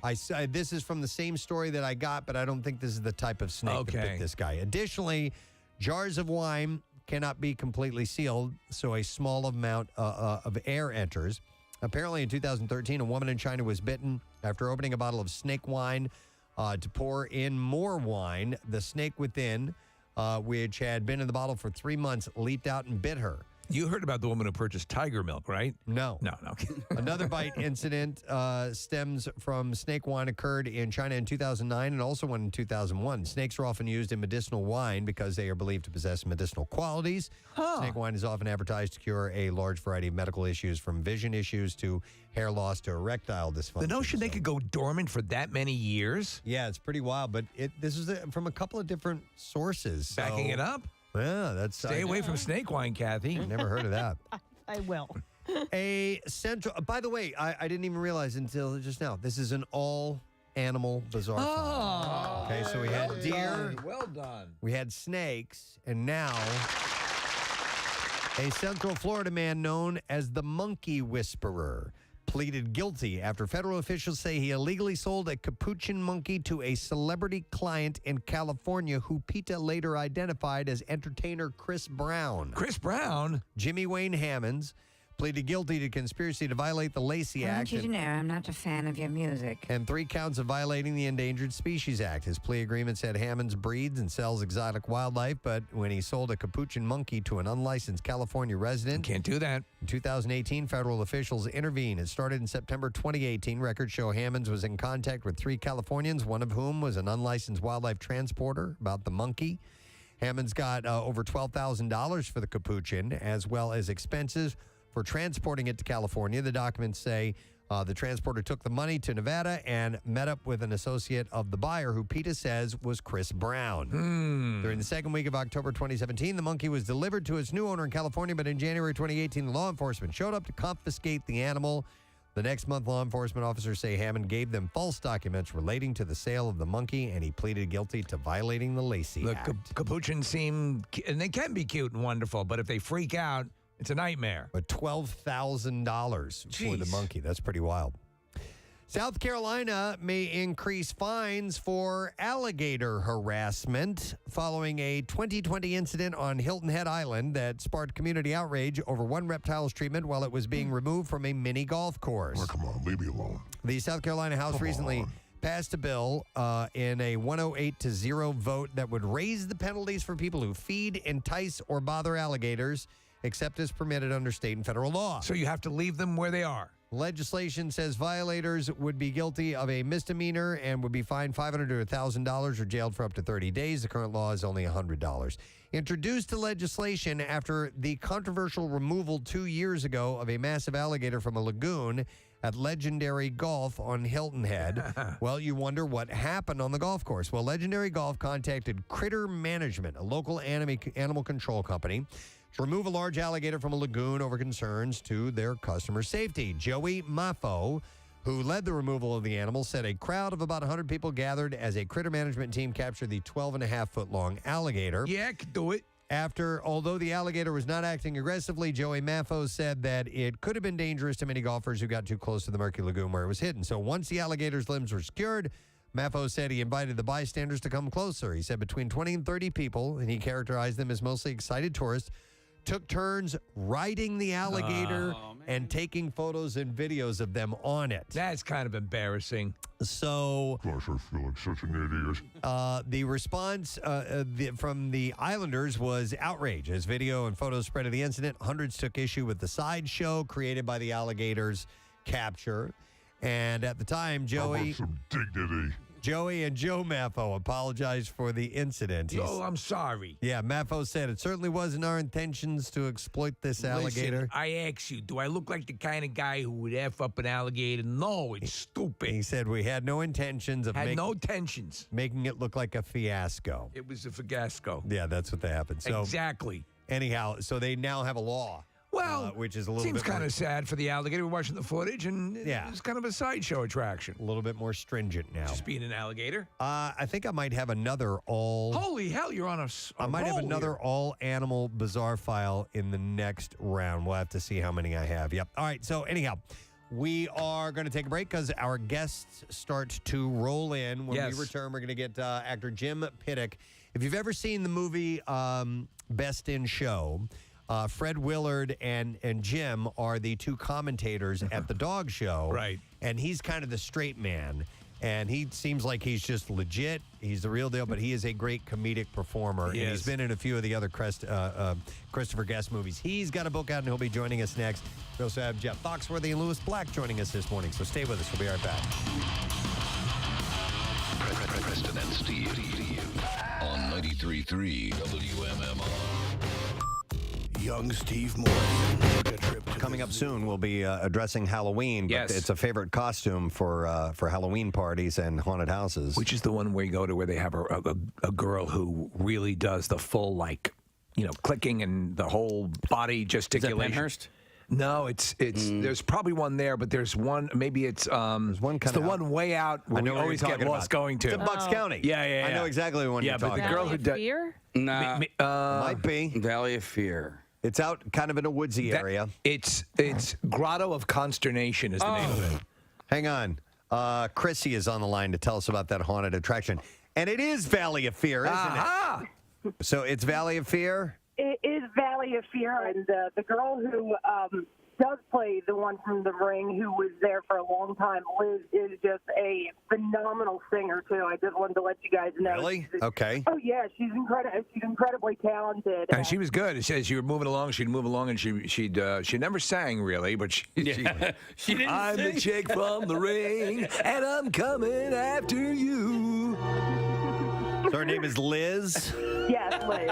All right, cool. Thank you, Chrissy. Appreciate it. No problem. Cause in 7 days See ya. you're through. All right. It's not that scary. I know, it's not Yeah. scary when you sing it. Yeah, right? Wouldn't it be a little less if it were a musical? I live in a well and my life's kind of hell and I'm coming after you. My life's kind of hell. I'm the chick in the well and my life's kind of hell, but I'm a coming after you in 7 days. 7 days. In 7 days. 7 days. 7 days. Coming after you in 7 days. Hey. The Ring, the musical. Turn my mic on! You turned his mic off. I didn't turn it off. I think you might have hit the button yourself there, dude. Uh-oh. No, there we go. I just hit that button. All right. Wait a second. What's going on? Wait a What second. just happened here? Your mic will turn off in 7 seconds. Your mic will turn off in 7 seconds. What? I don't have a mic. So, what's going on with Lindsay Lohan and the Crown Prince of Saudi Arabia? I'm sorry, I don't kiss and tell. Mohammed bin Salman is his name. Hey, Sababin bin Dalbin. Rumors are...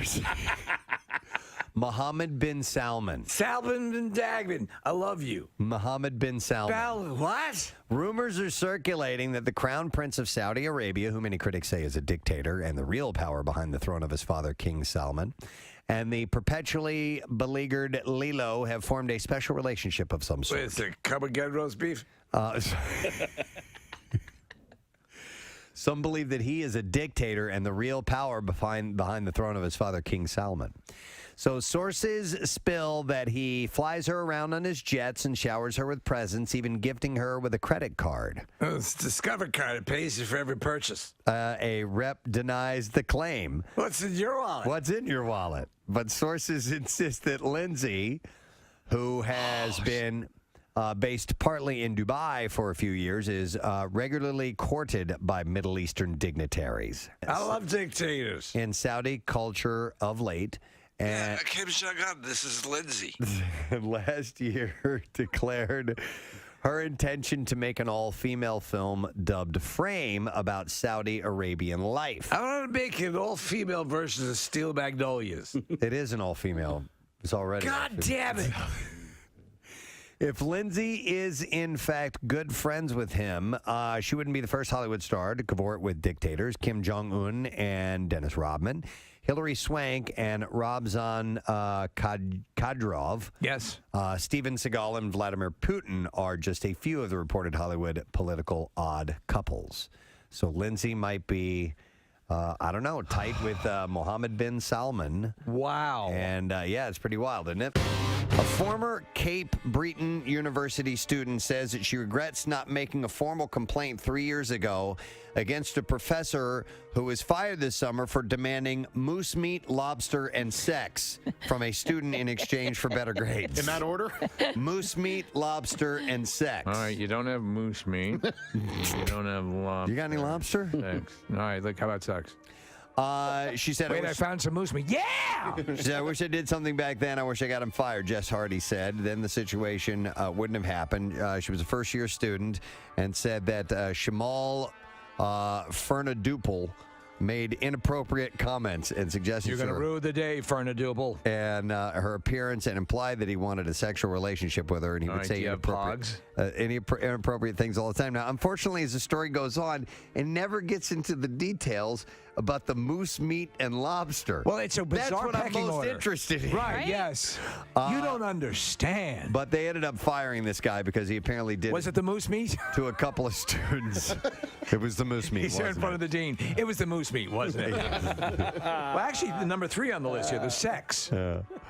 So apparently he wasn't only demanding sex, but moose meat and lobster. I should have stopped at lobster. And they fired him.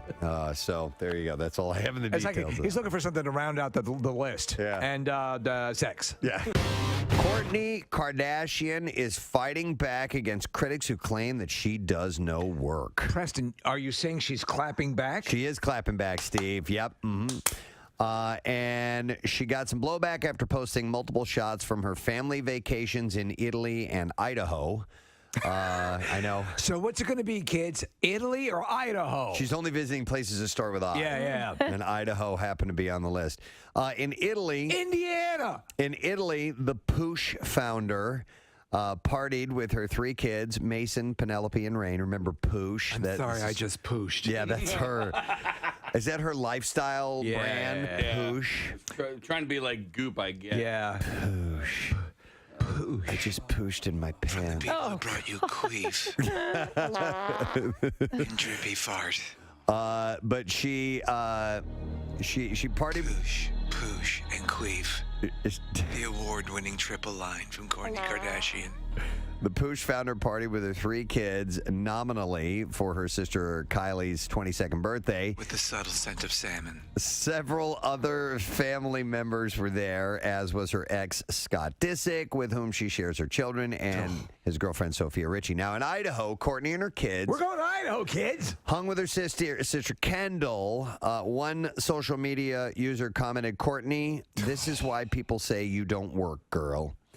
And she replied, so she clapped back. She clapped back. We all have our priorities, so I'll be making memories with my kids and amazing people while living my life to the absolute fullest. And then a fight broke out between commenters who praised her for prioritizing her kids over at work and others who said, as working moms, they were dedicated to family too. And so Kourtney clapped back again. So she clapped back at the mothers? She says, who says I'm not a working mom? Because I most definitely am. Working moms can be dedicated, of course.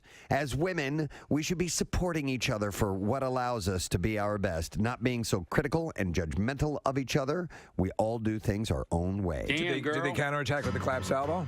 I don't think so. There was not. Underlying her point, she wrote, travel diary coming soon. Can't wait. On Poosh. And I guess there must be an Instagram account because it says @Poosh. Poosh. Yeah, @Splooge. Splooge. We need to start our own lifestyle brand called Jake Jill. Splooge. All right. So anyhow, well, that's her fight song. Yeah, I guess so. This is my fight song. Take back my life song. Live it, To be girl. honest, though, following her on Instagram, I don't follow her on Instagram, but I follow her through all the pages of TMZ and all that stuff as I put together stuff for the Hollywood Trash. And to be honest, I've never seen her do anything but vacation. I know. Well, that's, That's what her job is. That is her job. Yep. Well, she's working hard then. Well, just consult Poosh if you want to find out what she's up to. Let's talk about the happiest place on earth. It's magical. Disney. This is Disneyland, by the way, in Anaheim. And there's a viral video, yes, that is making the rounds of a couple of families beating the ever-loving piss out of each other for about 4 minutes before they finally go their separate ways. That's a long fight. It is a long fight. Is someone in a wheelchair? It's in Toontown, by the way. There was somebody on a mobility scooter. Okay, all right. Kathy, but the fight happens. They start to split up. Then it sparks back up again. Then they kind of split up. Then it keeps going on and on. I mean, and it's like the Andy Kaufman used to do the intergender wrestling. Yeah. They're brawling. Doesn't matter. The dude's beating on the woman. Oh my God! Wait, so that's okay. I'm just seeing this for the first time. The guy fists are punches flying. the woman. Yeah. Oh, and there's a couple of women beating up. It's just a mess. Where's security? Not that it's an excuse, but it kicks off. They're having words, and the woman just spits right in this guy's face, and then he slugs her.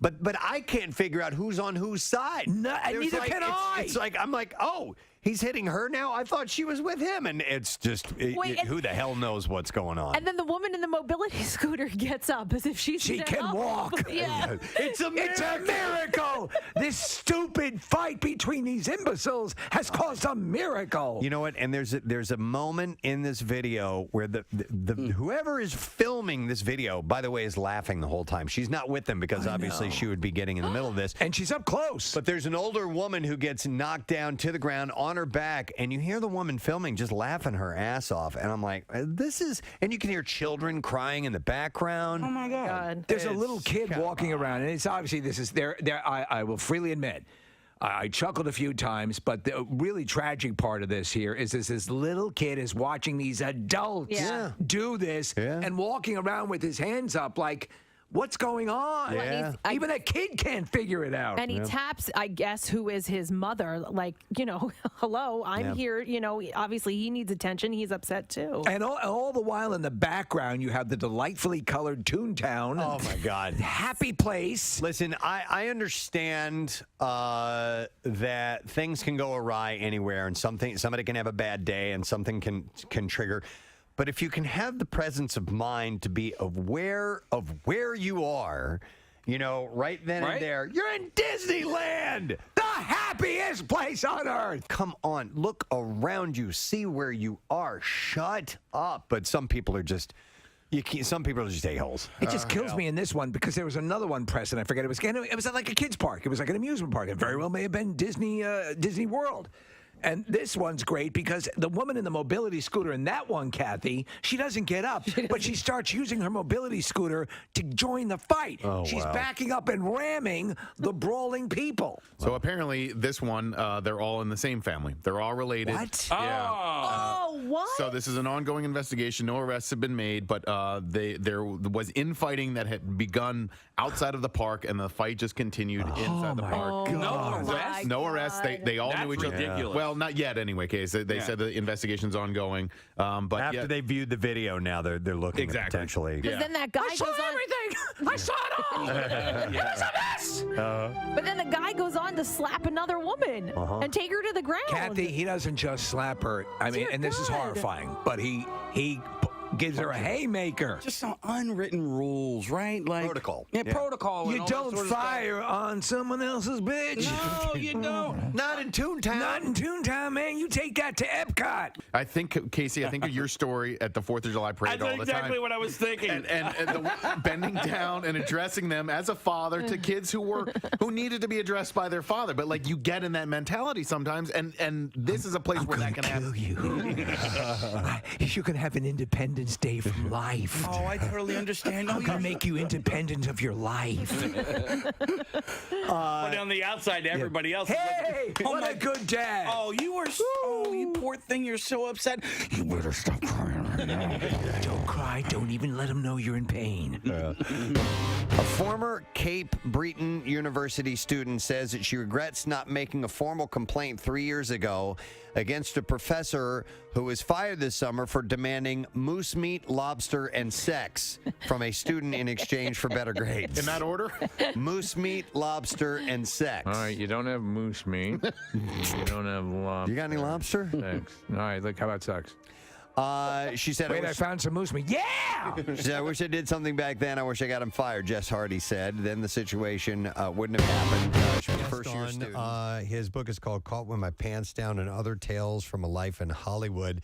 Nick had just pulled up his Instagram account, and I glanced over briefly, and I thought I was looking at a picture of me. Oh, yeah.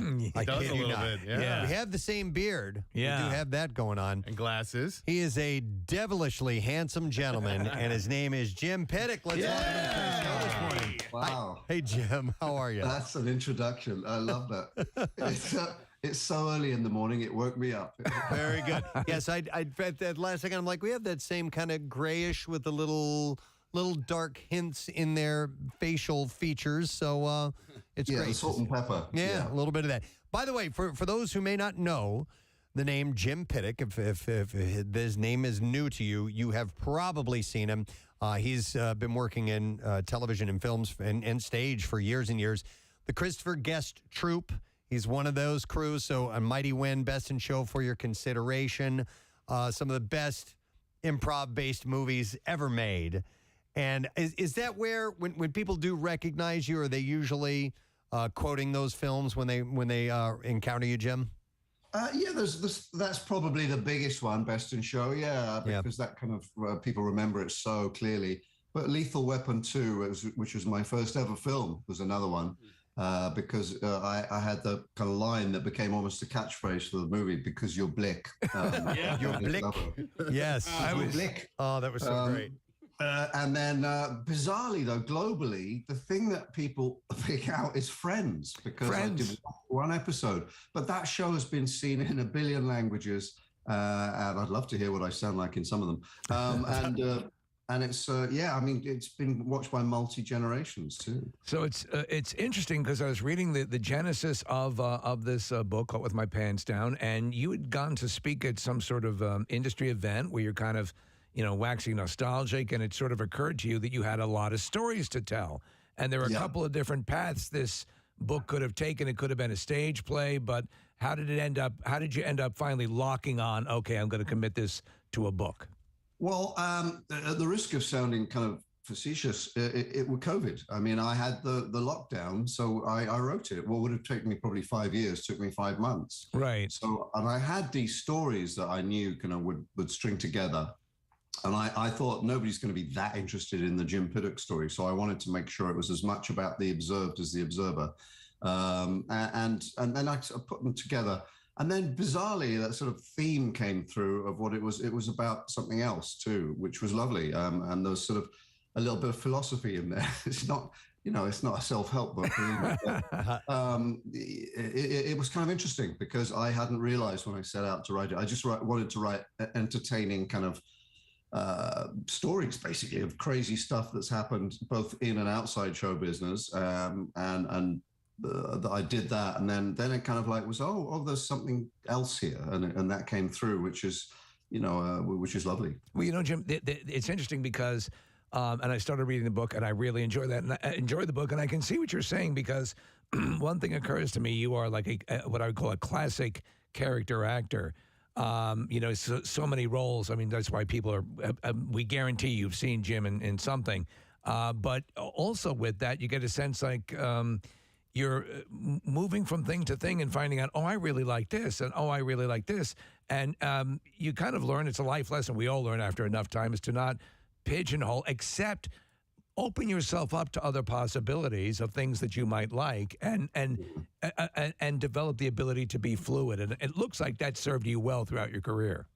Yeah, I think that what came through for me was when I don't look back very much. I look forward all right in front of me, and so again the pandemic gave us all a chance to stop and sort of kind of reset and reassess everything. And I think that one of the things I'm now in my 60s. was that I'd taken immense risks, which I sort of hadn't really been aware of. And I think one of the things that I kind of conclude in the book is that we're really on this planet for a millisecond, in the grand history of things. Mm-hmm. And it's so important to make the most of it and to do what you want to do, because and I think that I was true to that. I actually did take risks, and I always did what I wanted to do, hopefully not selfishly, but in a way that was sort of, I've only got one go here, so let's make the most. So with this millisecond that we exist when you sit down and document it, and I'm not sure, I haven't had a chance to read the book yet, but if it's running, if it's the story of your life, but with anecdotes and fun along the way, do you kind of take stock of yourself while you're sitting down to write a piece? Oh, absolutely. Absolutely. I'm brutally honest. I mean, some of the best stories are the things that I remember the easiest were the most embarrassing things that have happened to me in my life, which hence the title, Caught with My Pants Down, which, by the way, happened literally 3 times in my life. Oh, do tell. As Oscar Wilde might say, once is an accident. Twice is careless. 3 times, God knows what that is. And it's also a metaphor for what we do in the performing business, and I also write as well. So you're exposing yourself, but yeah, I think that I kind of, what I do is I'm so brutally honest with myself. I didn't feel any shame about being brutally honest with other people, and one of the things that people have seemed to enjoy, and I was so thrilled. I sent the book to a few kind of celebrities, and some I knew well and some I didn't really know that well, and said, what do you think? And they all gave me fantastic quotes for the book, because the thing I think that struck for people was that I name names. Yes. I'm not really afraid to name names. And there's 3 people I totally eviscerate in it. One's dead, so they can't sue me. And there's 2 who are very much alive and well and very well known. And I don't do it, I don't think, in a bitter or sort of unpleasant way. It's just, that's not acceptable behavior. And of course, when I'm in my 20s and 30s, I can't really do that because, first of all, I haven't got anything to write about. But secondly, you go, oh, well, I'll never work again. Right. But now, I honestly don't care. And I certainly don't care about working with those people again. And I mostly... I'm very generous, I think. And I there's one chapter where I say, here's 10 A-listers I've worked with, and I list the 10, and they're all very well-known people. 9 I loved, and 1 was a 4 asterisks. And you can fill the blank there yourself there. And then I go on to explain why I liked all those 9 people, and then I explain very clearly why I didn't like the 10th. And I completely eviscerate them. But what I did in that too is I actually rehabilitated some people's reputation, because there were a lot of candidates for that 4 asterisks. Oh, yeah?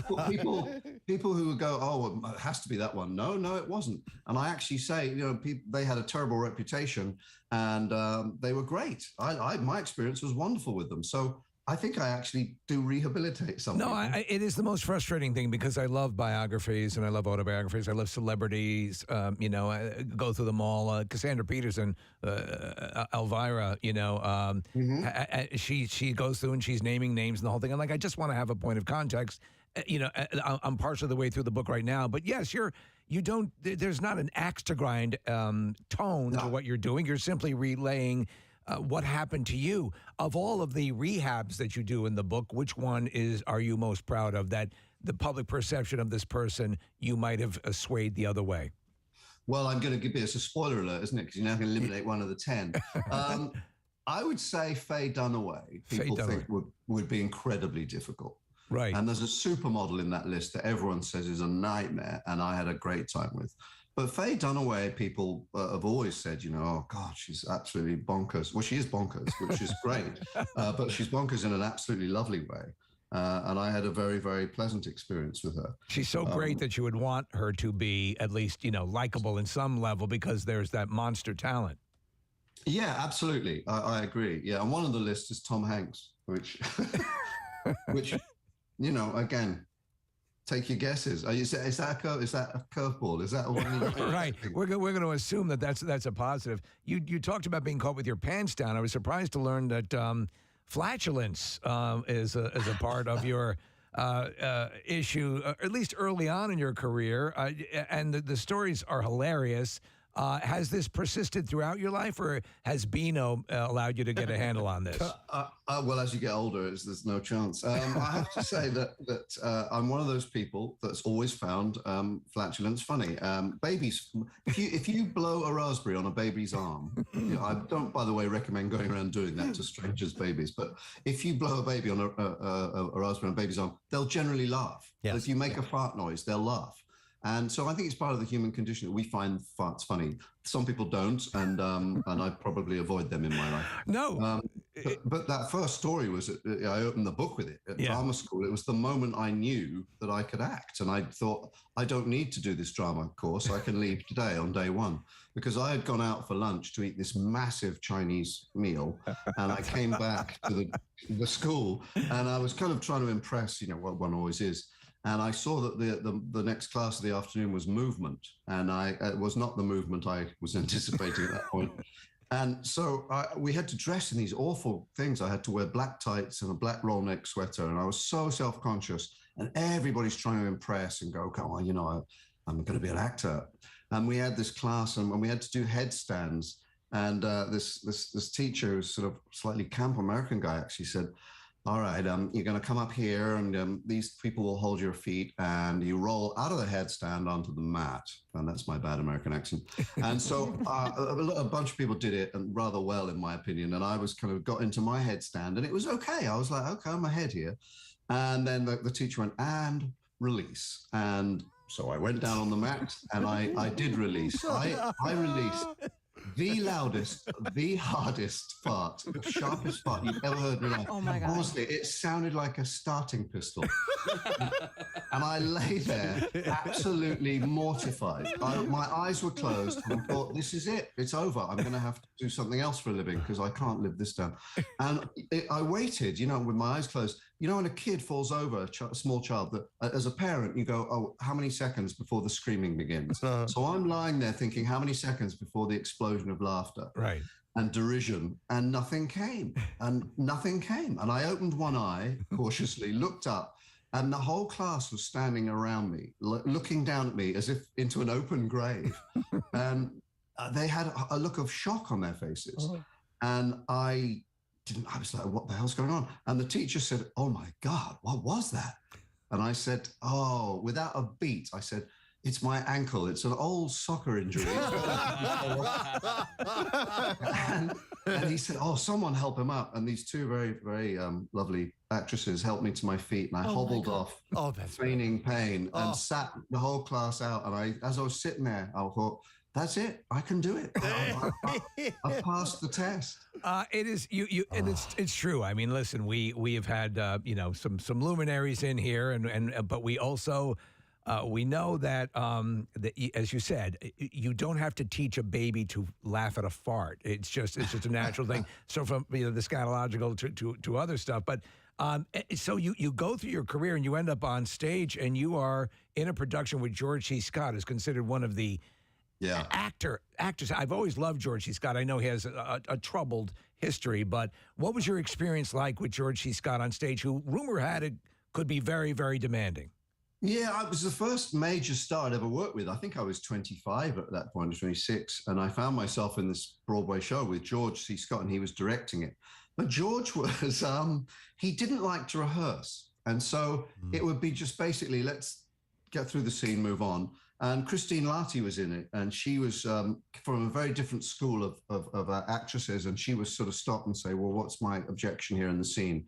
And George would just go, you come in, you say your line, and you get the hell off stage. And that would be it. and then we could all go home. And that's what he did. He would go home early, and we'd sort of come back the next day and rehearse for a couple of hours. And I think that he just wanted to watch his beloved Detroit Tigers and drink. And he was, at that stage in his life, drinking very, very heavily. I remember going out the last night. We had a matinee, was the closing show after the whole run on a Sunday. And we went out Saturday night. He took us all out to Gallagher's Steakhouse in New York. And I've never seen a human being consume so much alcohol. It was staggering. And I left, with everybody else around 2 a.m. because it was after the Saturday night show. And I came into the theater the next day and for the matinee, and I'm walking to my dressing room and I hear a voice go, Jimmy, come here. And I went into his dressing room and he was sitting there in his boxers. And with George, there was kind of an unwritten law that I've talked about with a couple of other people who work with him. The less clothes he's wearing, the more drunk he was. Okay. So he's sitting there in his boxers and he says, Jimmy, come on. And I realized he hadn't gone to bed. He had literally continued drinking the entire night and the next morning. Oh, and we had a show, it was like 2 or 3 o'clock on a Sunday afternoon. And he was incoherent. And I went to the stage manager and said, where's the understudy? Because he's not going to make this. And Mike, the stage manager, said, he's gone home. And so I said, well, we're not going to do this show. And so Mike said, well, I can't cancel. We've got a theatre full of people. So we did the show, and I am here to tell you that George did not miss a word or a step.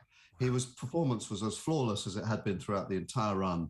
And it was staggering. I've never seen anything like it. And it was also immensely terrifying. Well, I'm sure. And Jim, your ability in all the situations that you've worked in order to continue on, you have to be able to just roll with whatever is thrown to you. You've done all different things that whether they're live theater or they're filmed. As a successful actor, do you just have to be able to morph into any situation at any given time?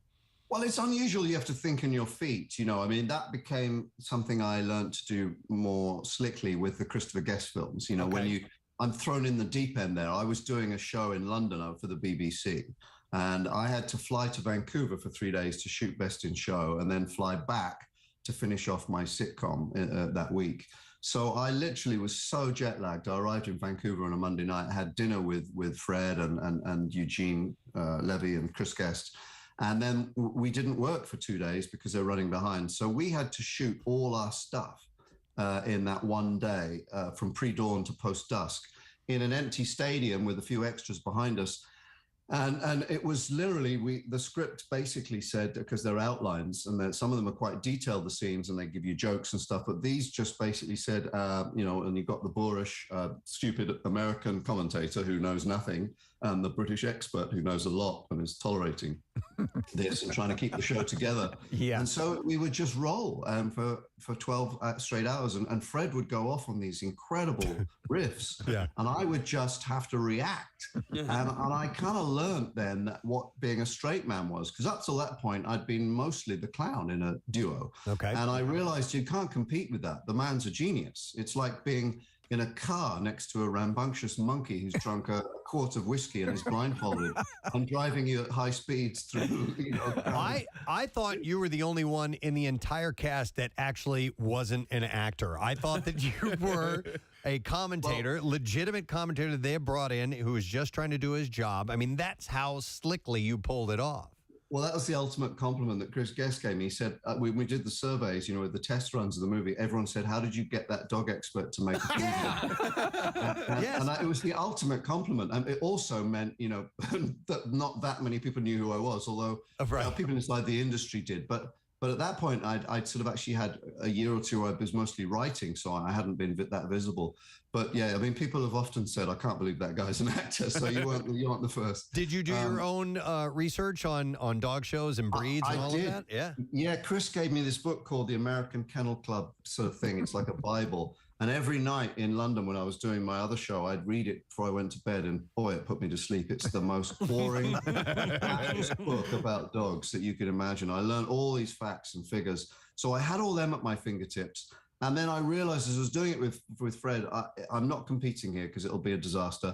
And I knew enough about comedy that a straight man, if you're clever about it, can get almost as many laughs as the funny guy. Agreed.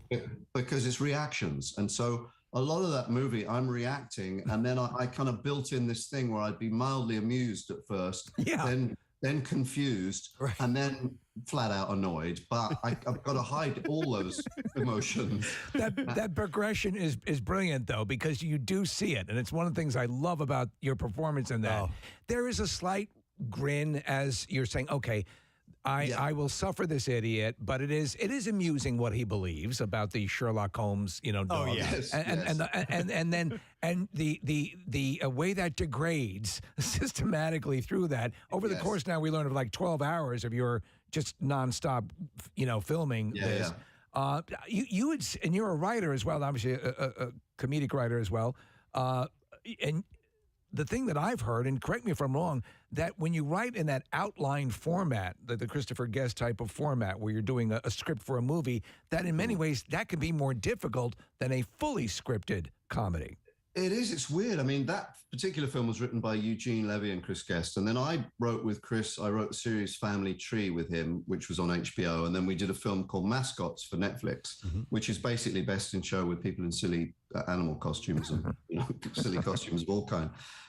So, yeah, I mean, it is. I mean, I've written drama screenplays, comedy screenplays, TV shows, and it's probably the process with Chris is twice as long, because you have to plan everything so clearly that people don't get off track. So you plot out the entire movie. I mean, the script is probably a third or maybe a bit more of the length of a regular script, because you're not writing out all the dialogue. But it's pretty solid, and it gives the actor a kind of blueprint. I mean, my best analogy is like an anal retentive planning a journey across the country. And so you literally go, this is where I'm going to fill up with gas. This is where I'm going to eat. This is where I'm going to stay. This is where I'm going to sleep. This is what I'm going to eat. This is the turning I take to go here. And you plan it like on Google Maps or whatever. And then you hand the whole plan, the detailed plan, to the actors and say, yeah, now you drive the vehicle. And off you go. So that keeps the dialogue fresh. We do have suggestions of jokes, and we tell them where the scene goes and how they can get there. And so there are some jokes thrown in, but a lot of it is in the actor's own words, and that gives it that documentary feel. If you're just tuning in, it's Jim Pittick who's joining us. His book is called Caught with My Pants Down and Other Tales from a Life in Hollywood. He talked about writing screenplays and also joke writing.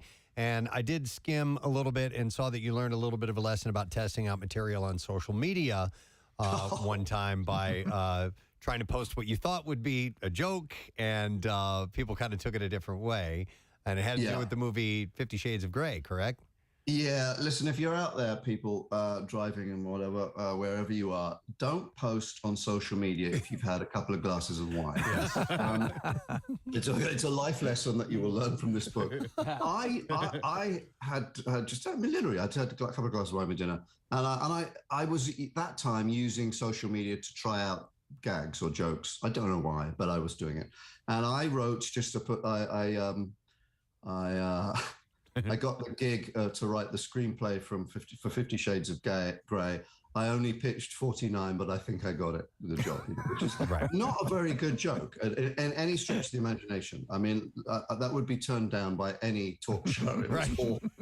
And it rightfully got some people, derision from people, but other people sort of took it at face value, which is weird, because I'm the last person in the world. I have never even read the book.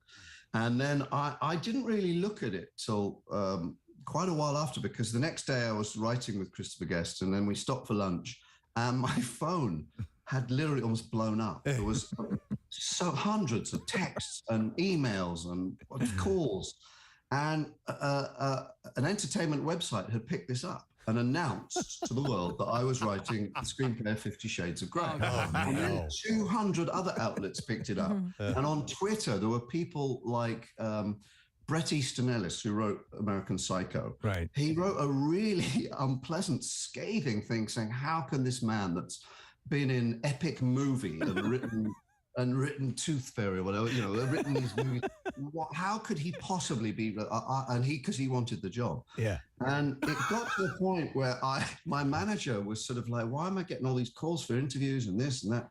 And I had to kind of make a statement in the end saying, look, it was a really bad joke. I apologize. I'm not writing the screenplay for 50 Shades of Grey. I've never read the book. I never intend to. But what was bizarre too was that some people just wouldn't believe it. And 6 months later, they were still writing about it. Oh my God. And one outlet said, it makes perfect sense with his experience. And I'm thinking, my experience. I've been around the block a few times, but I know nothing about sadomasochism or bondage. I mean, call me old-fashioned, but I don't. I wanted to ask you as well, because we talked about Hugh Grant earlier as potentially a name being bandied about for Doctor Who. You're a Who fan, yet you've never been in the series, correct? You've never had... No, I mean, I saw the very first episode of that when I was 7 years old. I loved it. I haven't watched it in a few years. I mean, I left England when I was in my early 20s, came to America. So I wasn't around. This is my excuse for not being in Doctor Who. I wasn't around to be cast. Right. So, but if anyone out there is listening at the BBC, I've done other things for you.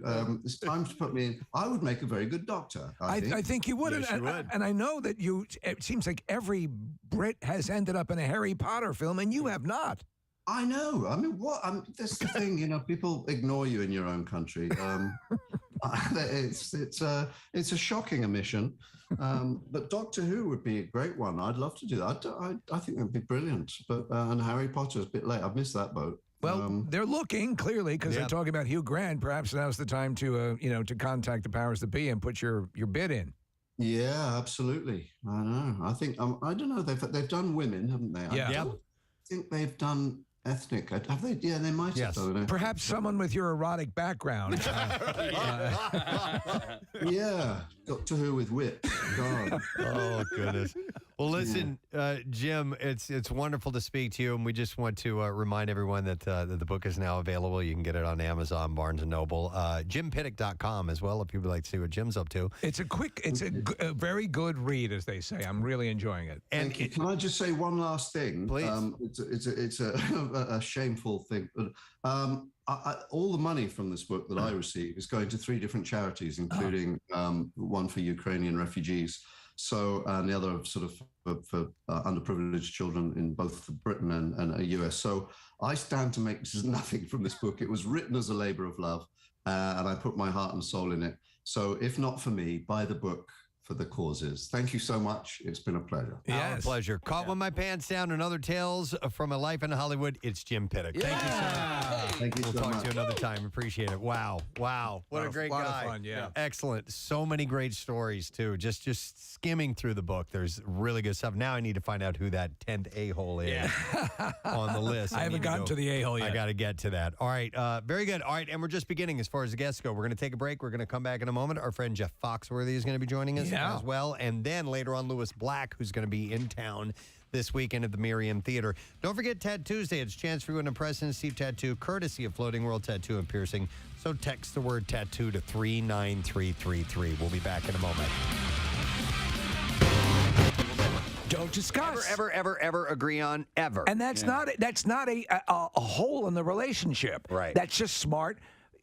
You just don't agree on some things. That's totally fine. If it's an agitation, there's an entire rest of your lives to live. Don't worry about it. Yeah, you know what, my wife and I don't Whether Hulk could beat Hulkbuster. I don't think we'll ever agree on is which way the toilet paper goes on the roll. Yeah. And or whether or not you should use it. No. We both agree that you should use it, but I put toilet paper on the right way and she doesn't. Oh, okay. Well, yeah. Top down? Yeah, it goes over. Does it matter? It does matter to you guys? No You know what? Consider this. No, You're bowling it up and jamming it in your butt. It comes off of the toilet paper roll easier. There For you some go. perspective, There you go. Mr. Morrison. Aesthetically. By the way, did you guys see my notes in the bathroom this morning? No. You didn't? No. Oh, is it still out of toilet paper? Yeah. Oh, I saw that Dude, it the was other out day. of toilet paper yesterday. Did you do that last week?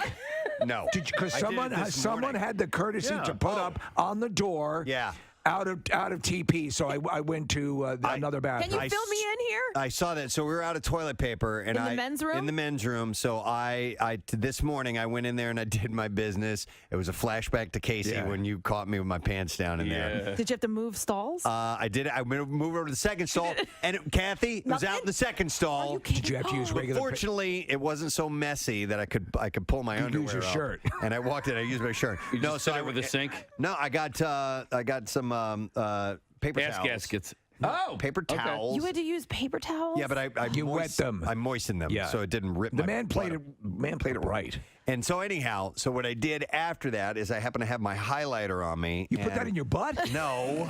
What is that? I got 2 pieces of paper towel, and I wrote no PTP. Yeah. And set it over the toilet paper dispenser. Awesome. Because if you go in and you see that, and you don't want someone to replicate your horrible situation. Someone actually stuck a note on the door going in last week, and I appreciate them doing that. Fortunately, everything was a clean movement this morning. It wasn't mushy. It was like a good cellist, Preston, has a clean movement. Yeah. So anyhow, not every argument has a resolution. Exactly. Getting back to the core issue.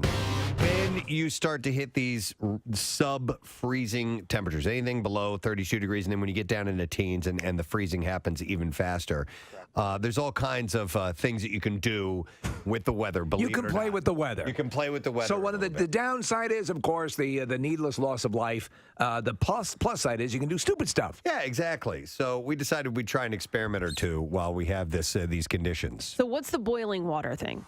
It is very cool. So here's what you do, and this is a few years ago. This little thing started to happen and pop up. If you take a pot of boiling water, when the temperature gets well below freezing, if you go outside, Kathy, and you throw it up in the air, it turns into snow. Like immediately. Why boiling water and not cold water? Yeah, because it gets out. I guess because of the heat shift. Can we get our physicist back on the line? I don't know. Right? I'm not sure. I didn't research it, to be honest, but there's a reason for it. So. Yeah, and I watched a video the other day of a guy in Minnesota, and I think it was below zero where he was, and he had peed outside, and there was steam coming out. Yes, that does happen. Like just flat out. In fact, maybe we'll have Nick take a dump and see what happens. I don't know. Nick, you got one cooking? Yeah, man. I'll do whatever you guys want. Really? Nick looks very uncomfortable. But Nick, should we just right out of the gate do the hot water? I'm going to take the lid off. Max, you're going to toss it. Try not to toss it in my face. Okay. No, wait, Nick. Before you do it, I would step away from Callie and step away a further. Step out to the lot. Yeah, all right. So Max is going to throw it into the lot, but I'll take the lid off because Max has both hands on the pot itself. Boiling water. You guys ready? Yeah, we're ready, man. Makes sense. All right, we'll watch the video. Nick is going to give the description. 2, 1. Here we go. Took the lid off. Max tosses it in there. Oh my God! Now, not all of it turned into the snow, but a decent amount of it did. Also, a decent amount immediately turned into steam. And it's so windy that it went 50 yards away in the blink of an eye. It was down the parking lot. That was gone. We did get instant snow. Yeah. But the wind is whipping so much that by the time Nick was done talking, it was already half a parking lot away. It was gone. Two things also happened. Max's foot was burnt, and the pot of water is now empty. Oh. Ooh. Thanks.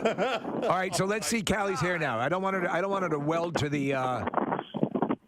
Well, I don't know. I don't think they poured more water on it, Steve. Well, we don't want her to freeze to the thing, right? She's still not laying down. At this point, I'll take it. Well, anything. Yeah, I mean, her hair is frozen solid, guys. All right. It's not sticking up like we saw in some of those hot tub photos. Yeah. Where people, but I mean, like it's coated with hairspray and it is completely frozen solid. All right, because she's got very thick hair, so to get that sucker to freeze up the way we want it to would be a lot of work. But you can see the tips; it looks like icicles. Wow. Okay, so we've learned that water freezes in cold temperatures. Yeah. All right. And that if someone's hair is wet with that same type of water, it will freeze in cold temperatures. Then we're looking at Callie here. I just don't want her to freeze to make sure she moves a little bit. Yeah, we can. How long has she been out there? Anybody know? She's going to look like Wendy O. Williams. What was that? About 5 minutes. The punk rocker? Yeah, about 5 minutes? Yeah. All right. Can she move her head so we can see if it's frozen? There we go. Yeah. All right, we have frozen hair. Yeah. It's sticking straight out. No, that's cool. We got it. All right. It actually looks like, what does that look? It looks like the when Maleficent turned the forest dead. Yes. Oh, like all those branches. Three branches, and stuff? yeah. Yeah, it does look like that. Bill calling us? Yeah. Okay, Bill's calling us. Bill's not wearing gloves. Hang on, let me go to him. Did he come in on his motorcycle? No, he is. He just took one glove. Why does he have a chafing dish? There's no way he came in on his motorcycle. Bill Weston, Man About Town, are you there? Good morning, my warm southern friend. Hey, so first of all, what do you have in the crook of your arm there? Are those peppermints? They're peppermints that my wife went to Costco and got the 30-gallon size. Yeah. realized that she only needed a dozen for her candy dish. And she said, well, why don't you take the rest into work? I said, that's really economically wise. All right, fair enough. And so what did you want to, you wanted to jump in on this frozen hair thing, I guess, huh? Well, first I see an intern out here freezing her tail off and with no hat on. Yeah. You know, your mother always said, don't leave the house without your hat and gloves. Yeah. And zip up your coat. And so I said, I hope you get extra credit for your internship program for this. She says, no, there's no credit for this. So, Marissa, we need to have a little chat. Well, Bill, can you just actually go over and just have her raise her head? Because I think her hair's probably properly frozen now. Yeah, let's check on the hair. Hold on just a second. All right. All right. We just don't want her to freeze to this building. Ooh, yeah. We've got some nice... All right, that's cool. That's it. She's good. It's frozen solid. Have her come in. And it's rigid. It's sticking straight out. Yeah. All Okay. right, Bill, how long are your pubes? Oh, Jesus. I just, you know, that's my second question. When Casey asked if they were gray. Casey asked if they were gray. Hey, Bill, you can tell her to come in, Bill. Yeah, you guys can come in. We want to see this. Hold on, Marissa has something. Marissa? Just want to say this is Callie's last week, so this is like her last there you go. We love Callie. Yeah. row. All right. Don't want to get me in trouble. All right, Bill, you and Callie can come inside. A Volvo that was owned by David Bowie was auctioned off for approximately $218,000 in Switzerland. His Volvo 262C was one of the last of that line produced in 1981, and it was delivered to his Swiss home in June of that year. The car was initially registered under Bowie's own name, David Robert Jones, before transferring over to the record company Bellway Brothers. This is the beginning of Philly Loves Bowie Week is today. Can you do a commercial for the Chili Dogs place? No, that was Cinderella. Oh, Cinderella. Yeah. Pat's Chili Dogs. Chili Dogs. Ground control to chili dogs. Hi, I'm David Bowie with a passionate message about any fan who loves a good chili dog. How'd you get Bowie to do this? Well, he was in town. Well, look who it is. Yeah, hi. Bing, I'm here to tell you about the best chili dog I've ever had. Sounds great. Do tell. It's Pat's Chili Dogs. How did they get him in the first place? If you like a chili dog, bum. Where is it? I don't know. But anyhow, he definitely Do you like a good chili dog? he definitely owned a Volvo, and that's. Oh no, I've got chili all over my Volvo. Pat's Chili Dogs, We Buy Gold place now. Oh, is that what it is now? Mm-hmm. Okay. Anyhow, David Bowie. Do you have extra gold you'd like to make some money off of? All right, and then finally, what? What? Oh, there you go. I am David Bowie. I just had an otherworldly experience. As Major Tom, I took you into space, but now it's time to explore your belly. I'm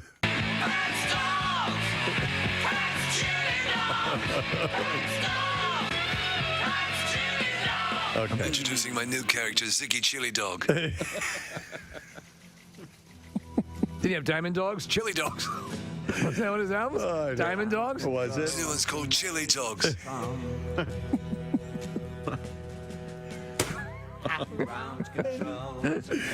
How bizarre would it be just out of nowhere? He just becomes enamored of chili dogs. That he is all of a sudden he is a proponent of chili dogs. Oh, this is Diamond Dogs, yeah. Yeah, Diamond Dogs. Yeah. Did you guys hear the news that Khloe Kardashian is pregnant? You may have heard that, right? Yeah. She was on Ellen, right? She made the announcement, of course, a little while back. She may be head over heels in love with her boyfriend, NBA star Tristan Thompson. Yeah, head over heels. But the revenge body star has no desire to get hitched anytime soon. She told Ellen DeGeneres in the first TV interview since announcing the pregnancy that we're not in any rush for that. We're in no rush to get married. She added, as you know, I've rushed quite a few things before. And I've made some mistakes, and I regret those mistakes. Referencing her marriage to Lamar Odom after knowing him for 30 days. I forgot wow. that's how quickly that happened, yeah. It was just 30 days. Oh, my God. Look at this picture. Yeah. She does look like a It looks giant. like it looks like a scene from Pacific Rim. And She's a listen, kaiju. not fat. No. She's just a tall person. I love you, Ellen. Do they have her stats on Wiki, like how tall she is? 6'9". So, Nick, type in how tall is. I think she's 5'11". Well, like, even in their Khloe family Kardashian. pictures, I don't think she's towering over the rest of them. No, she's bigger. I don't know how tall. It's because OJ's her father. Ellen is either. She's 5'10". 5'10". There we That go. would make Ellen like 3'11. Yeah, because that's how tall my wife is. She's 5'10". Yeah, that's not like 5'9", 5'10", somewhere in that range. bare range. But I think the other ones are just, everybody else is just tiny. Tiny? Yeah. So anyhow, as you know, she said I rush into quite a few things before. Right now, I'm so loving the place I'm in and very happy with how things are. We talk about it for sure. What's meant to be will be. I just love spending time now foraging through garbage cans. It's really a zen thing for me. Ellen. Kardashian adds that she knows her 26-year-old beau is a good dad after watching him parent his 1-year-old son, Prince, in a previous relationship. Okay. That's the tip-off. She said he's such a good dad. He's so great just during pregnancy, and he makes me more excited, too. I'm excited. That's unbelievable that he has just a 1-year-old and has moved on. He's a great dad. He's fathering He's a another one great over dad. here. And Did he bring Khloe to the birth, Preston? Did you say that? That's a good question. Exemplary To the first dad? baby? Yeah. Sweetie, I'd like you to meet my girlfriend. How long is her gestation period? Do we know? I don't know because It's 2 years. there's a hibernation thing, right? You guys are mean. The one thing is that the baby can immediately forage for itself when it comes out. There is a picture here of the 4 girls, and she is significantly taller. Significantly. I'm a little bigger. And you know they're wearing heels, Kathy. Yeah.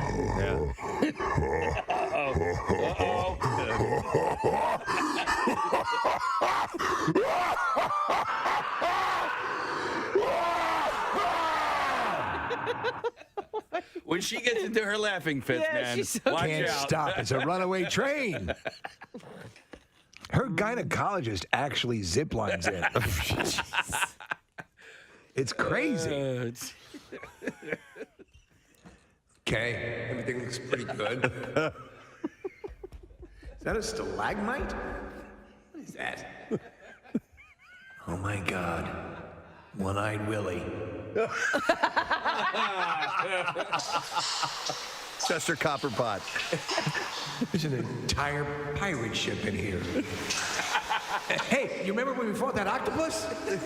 Oh, that was in the edited scene. Yeah, they took that out of the movie. By the way, The Gooey's instead of the Goonies. she's really pretty. She has. She's yes. She doesn't look anything like she used to look. My assistant. Come on over here, man. Hey, Look Sloth, at this. come here. Look at this. Navajo cave etchings. Then when they have to do the look around the back end.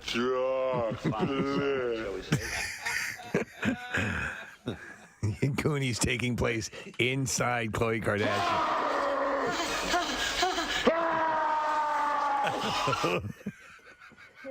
Quickly, hide in the fallopian tubes. I'll use my chattering teeth to pull us up. Oh, God. All right. So anyhow, they'll name the boy, if it's a boy, Tristan Jr. Okay, cute. Just to let you know. Here's another bit of trivia for National Trivia Day.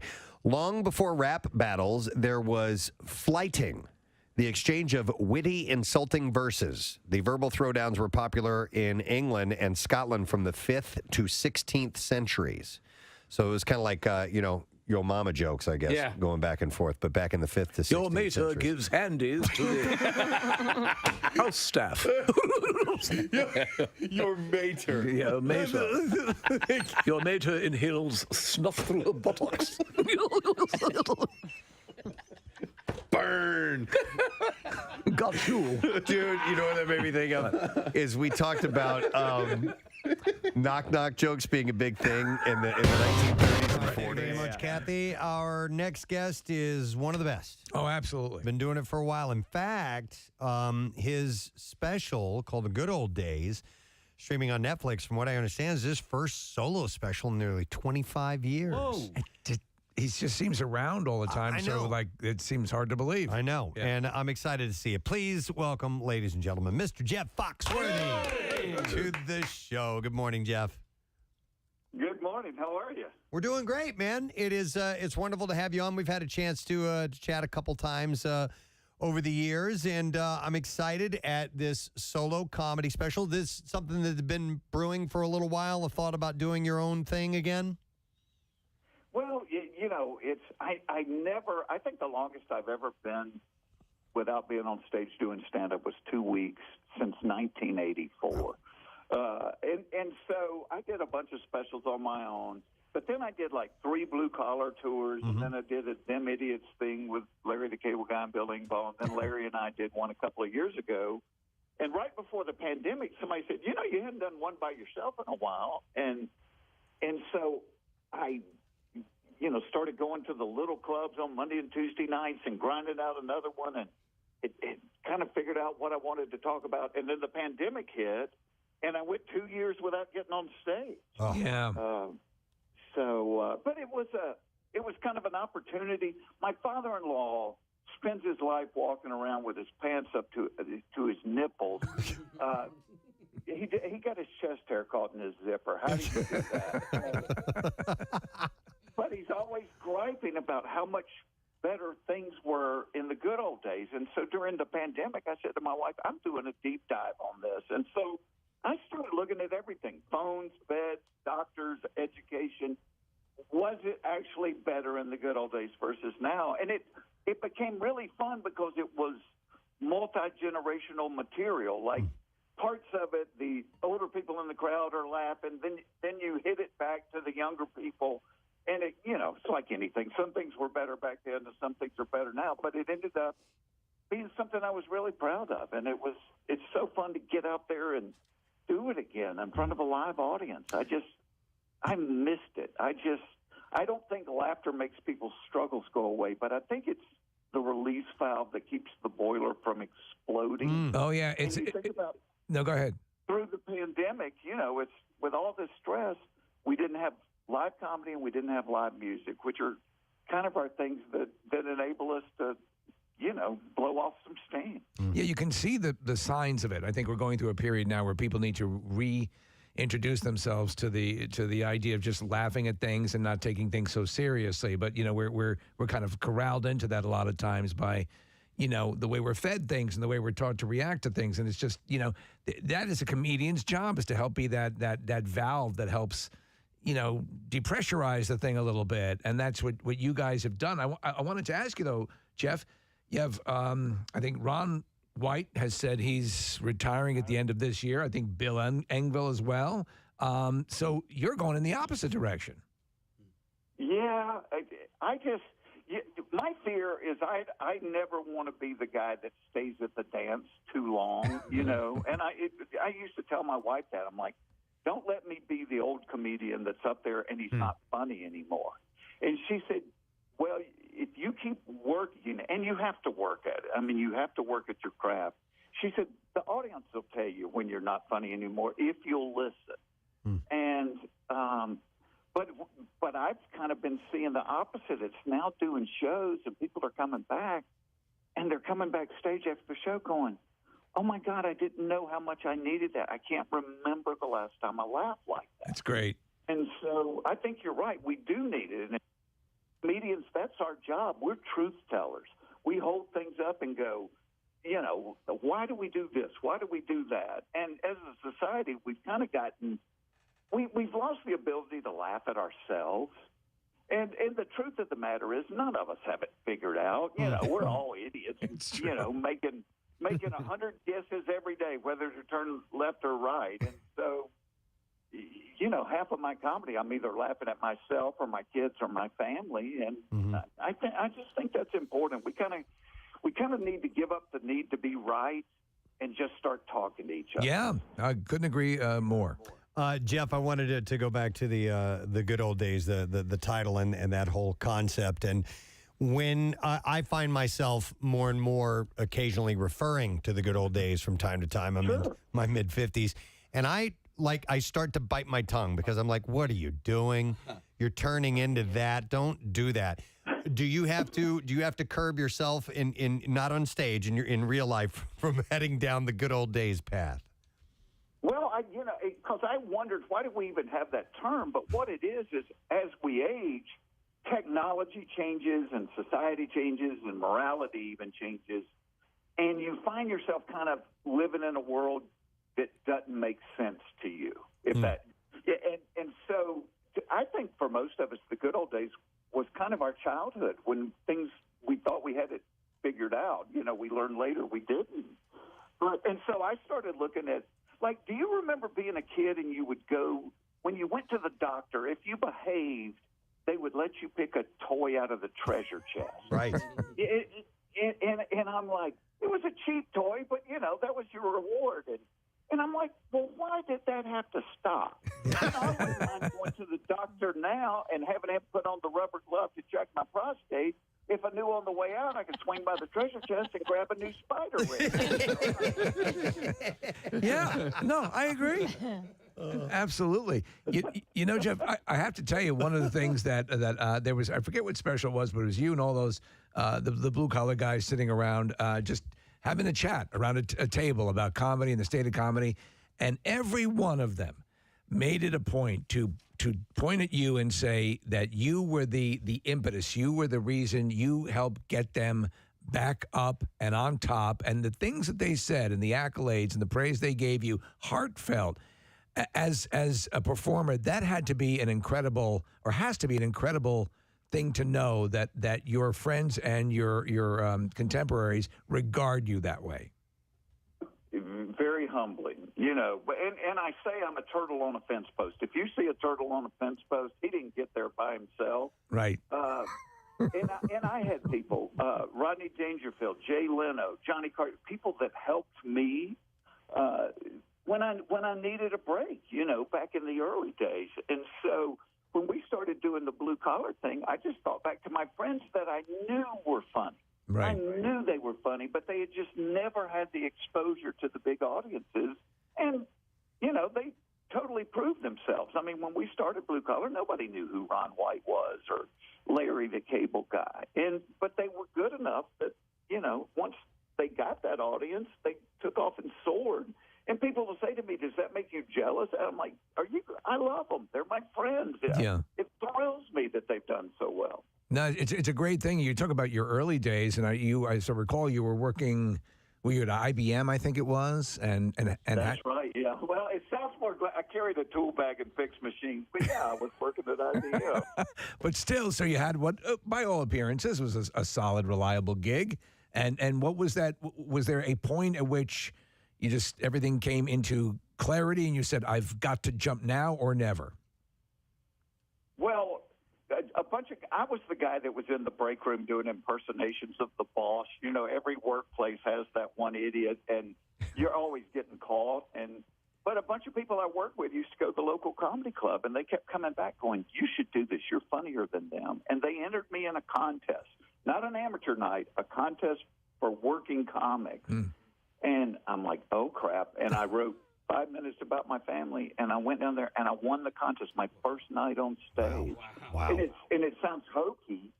I knew a minute and a half into it. I'm like, this is what I want to do. This is what I was made to do. Man. And I quit my job at IBM. My mother's first question was, are you on the dope? Are you on the dope? The dope is. And I'm like, no, I think I can do this. I've got a passion for this.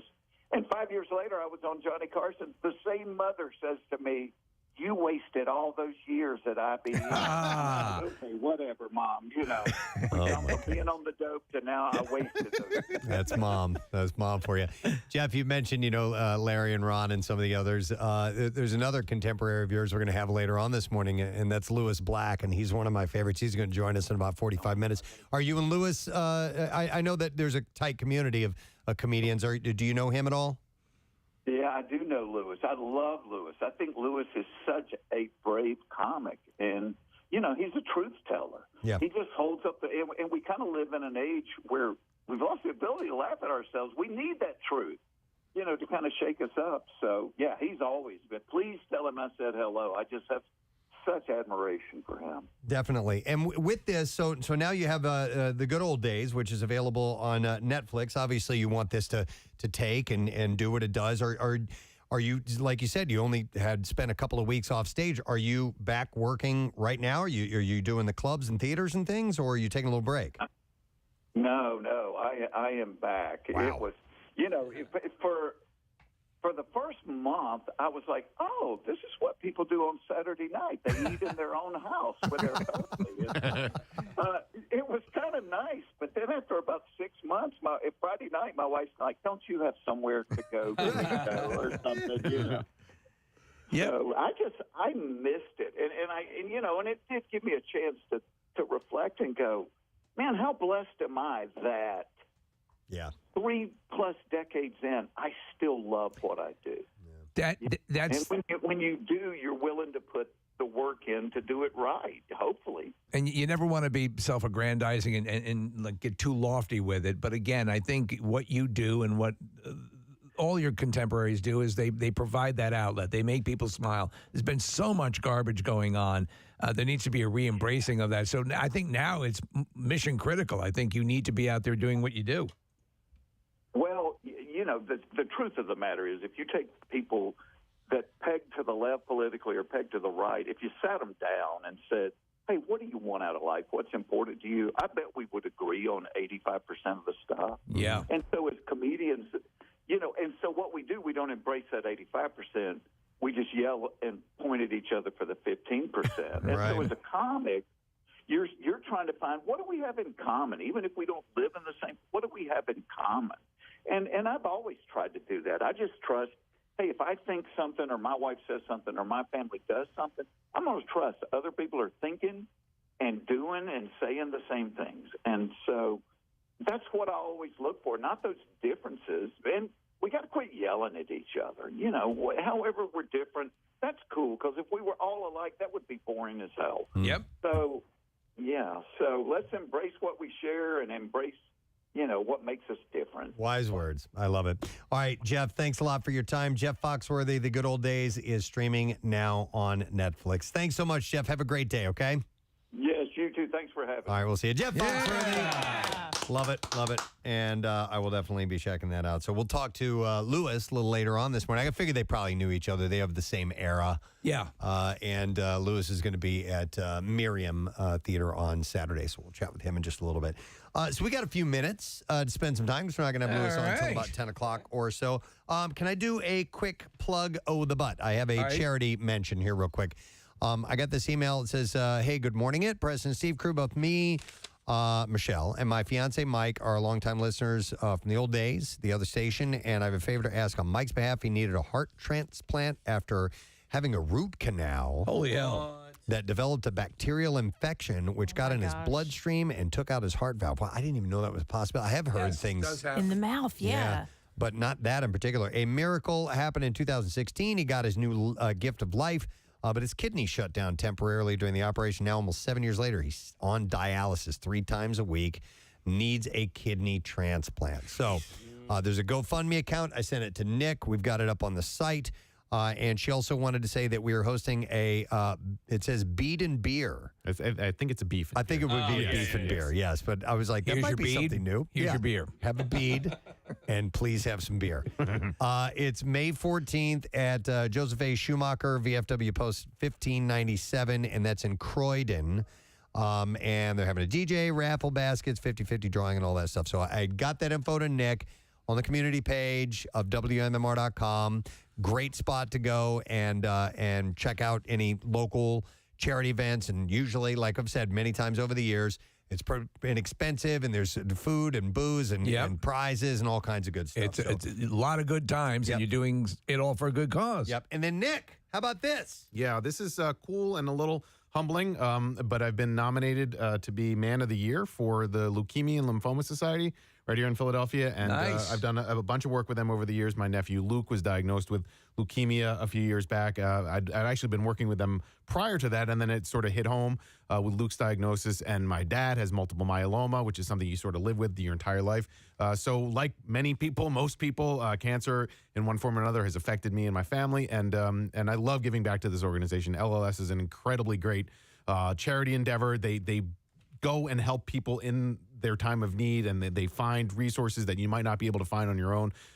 Steve, you've dealt with cancer diagnosis, and it can be overwhelming, right? And you don't know exactly what to do that day, that afternoon, the next day, or whatever. And what LLS does is help people navigate those waters, you know. And so I'm always happy to give back to this organization, and it's really cool to be nominated. So How do we vote for you? So this campaign lasts until June 1st, and so I'll probably hit it a few times in between now and then. Casey had a great idea about an event, so thanks for that, Case. I'm going to do that probably mid-May, and I'll make some more announcements about that when we get a little bit closer. But you can vote. You can go to PrestonandSteve.com. There's a link right on that page, and then hopefully can contribute to my campaign. I'm trying to raise a decent amount of money, and whoever raises the most amount of money wins the Man of the Year campaign. So that's the way you vote. You vote with your wallet. You vote with dollars. And so this is going to go on for the next 2 months, and all the information you need is up on the website. If you win, will you scream, "I did it" really loud? Yeah. Okay. Yeah, I mean, I'll do all sorts of shameless stuff. I wasn't sure, Yeah, so. Casey was more than willing to pose on a bike naked. You know, Right. anything like that that gets the votes and gets.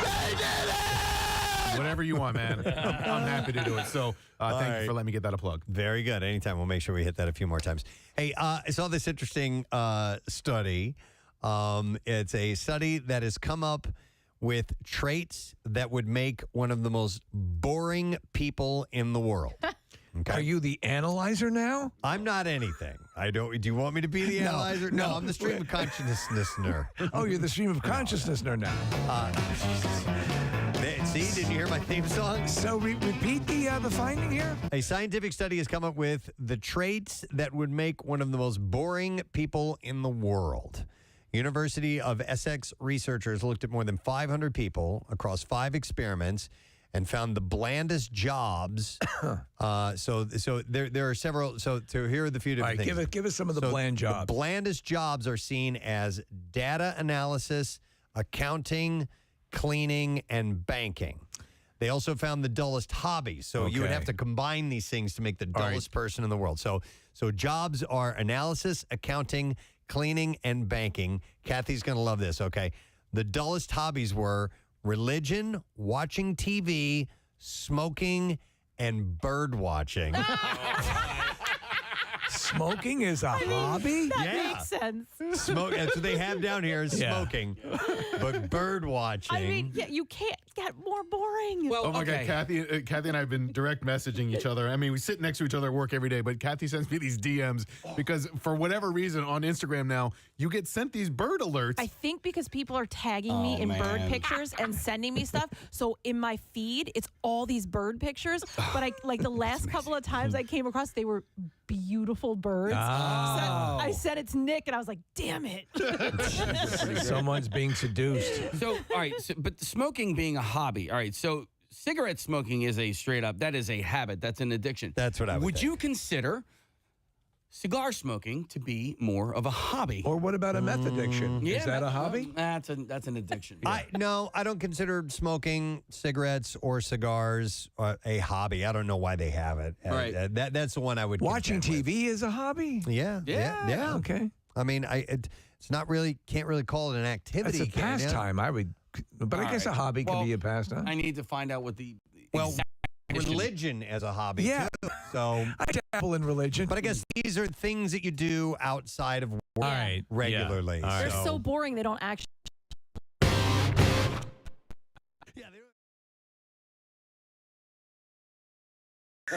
He was trying to doing a knock knock. Who's that? Your mother manually stimulates migrant workers. Oh my God! Yeah, so they it was called flight hating. Yeah, fighting, and they would jab do little jabs at each other. Your mater is so corpulent, when she sits around the house, the spire sticks in her rectum. Snap. Oh, snap.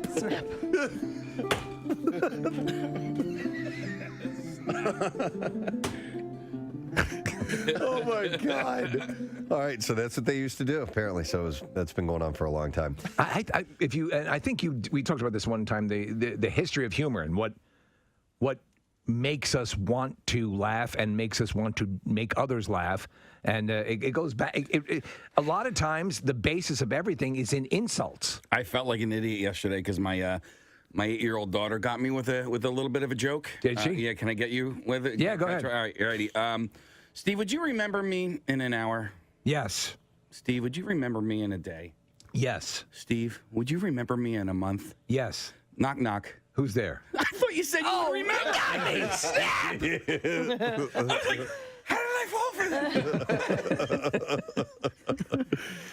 that? My daughter got me one yesterday too, which was what do you call a suspicious noodle? What? An impasta. I was like, spaghetti? All right.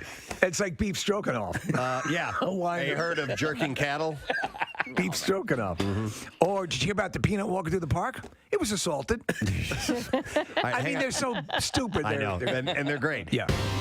I don't even necessarily know how to verbalize the feeling that I have inside when I see like lame Eagles chants and people making up their own lame Eagles fight songs and lame quote unquote pep rallies. As you were.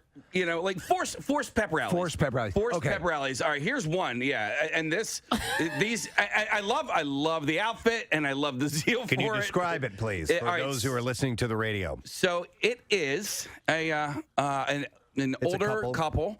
Married couple that has made up, and they're dancing. They're wearing Eagles gear. She's got a cool little Eagles tinsel wig on, and Steve, Yeah. I know you love I'm tinsel. a huge fan of tinsel. Right.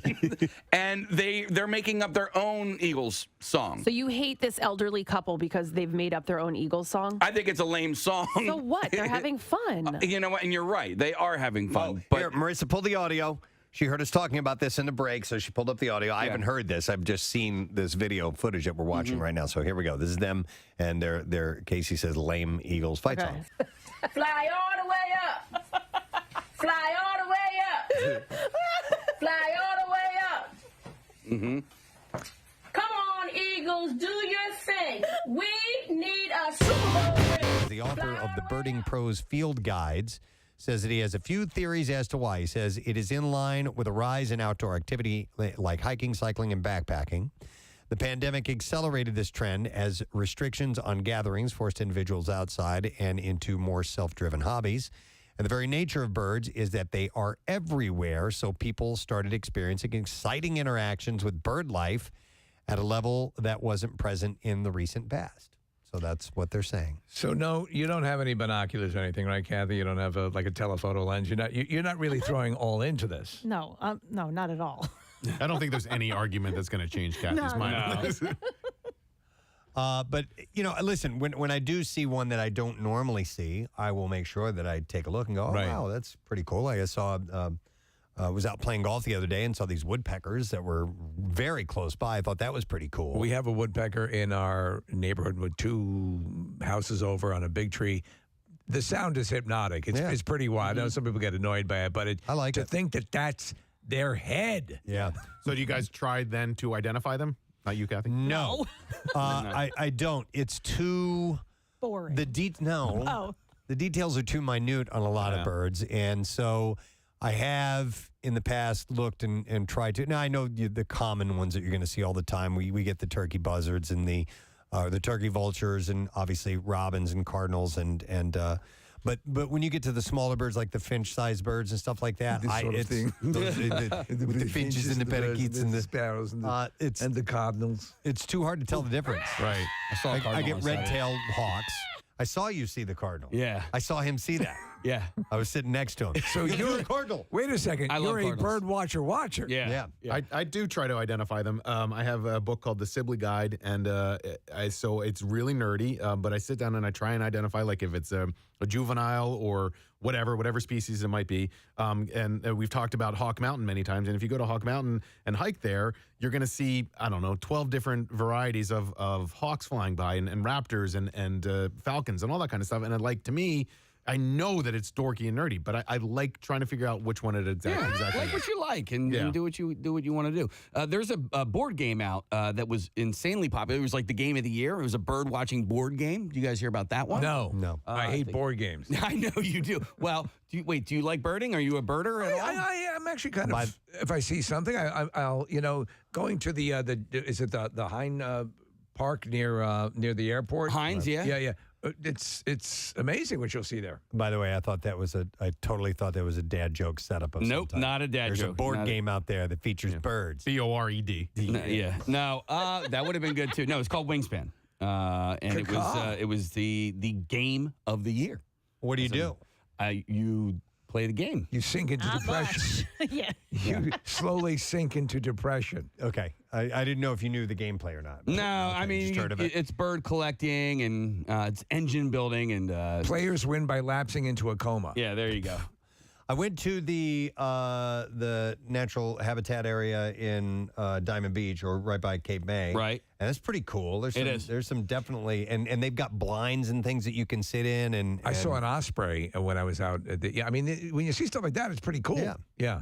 So, I like seeing birds. I just don't. It's identifying them is difficult for me. I love cardinals and I love blue jays. Those are like my two favorite regular Blue jays birds. are a-holes. Yeah, They are. I just like the way they look. They do look cool, but they steal bird eggs. feed. Yeah, They and sweep eggs. at animals and you. Yeah. They'll attack you. Yeah, they'll kill eggs in other nests, right? Yeah, That's what I've heard. Yeah. And they never rewind videotape. So we have these in our area, and it's funny that you say they steal eggs from other nests. So we found an egg, a shell that looked like it had been like cracked into, like it wasn't like an egg that somebody threw in the trash and it Right. somehow ended up outside, but it was like a full-size egg. It wasn't the smaller ones that you normally see. Like an actual chicken Like egg? a hen egg? Yeah, it was Like a- like a normal egg that would be in your refrigerator. Like, would Wow, that be that's something? big. Like, is there anything around here that That would lay an egg Chickens? that size? Yeah. Not that I know Probably of. chickens, I think. Yes, chickens. Kathy, do I you do like chicken watching. Do you like chickens, Kathy? As in like to eat them? No, or, just Those to play with their eggs. they're kind of dumb. Yeah, Kath, I don't know if there would be like what size a hawk egg would be or something like that. I'm trying to An think of larger ostrich? animals or maybe one of the turkey vultures. I watched a woman the other day on Instagram. It had to have been real. It might have been TikTok, but she is a maternity nurse. Yeah. And she does this thing called Will It Swaddle. And she swaddled a chicken. I crap you not. Like this thing just like she laid it on its back and it just sat there and she swaddled it up. And I was like, okay. Killed it with a hammer. Yeah, no, she did not. But it was Will it swaddle? Will It Swaddle. And God, people do everything. That's a channel. That's a channel. Will she suck it? I'm going to start that one. ooh, Okay. all right. All right. I don't know what it means. I don't either, but I like the way it sounds. Yeah, me too. That's gonna end when you get home. Bill's going to love that one, by the way. So anyhow, birding is apparently, it's for younger people, has become a new favorite activity, and it's taken off. So I'm amazed at that. Yeah. What am I doing? Hang on a second. Leslie has an Okay. answer for Kathy. All right, I'm going to go to Leslie. Hi, Leslie. Good morning. Hi, Steve. It's Leslie, your old neighbor. Oh, hey, Leslie, how you doing? Leslie knows a lot about birds. I do know, strangely, a lot about birds. So Kathy is talking about a cowbird. They're actually birds that do not build their own nests. So they lay eggs in other birds' nests. And is this common in the bird world? I think as far as I know around here, that's the only bird that does it, but they're kind of jerks. Yeah. Okay, okay. And it's a larger size egg? Yeah. Yeah, The you'll see them. They look totally different than the other eggs. A cowbird is like a common like starling or a smaller blackbird that you'll see. So we're looking at an egg that is is it called a cowbird egg because of its markings? Sure. Yeah, why not? Yeah. That's exactly what it was. Okay, we're looking at a picture right in the now. studio, Leslie, and it has kind of like cow markings on it. Leslie, since you had mentioned other nests, laying in other nests, do birds, will they use an already pre-constructed nest like, that another bird had died or left and they come across it and use it? Some do. Some use the same nest every year, like bald eagles. They will nest in the same nest. Again, I'm not in any way an ornithologist. I just have been watching birds since I was a little kid. But yeah, some do come back, and some will come back to the same spot. Some will use the same nest. So yeah. Is there a bird version of Zillow that would? There, you can actually. That would be cool, right? Yeah. Yeah. No, All right, thanks, Leslie. Yeah, she had a bird. She had birds that one bird ate the other bird. Oh, no. And killed it.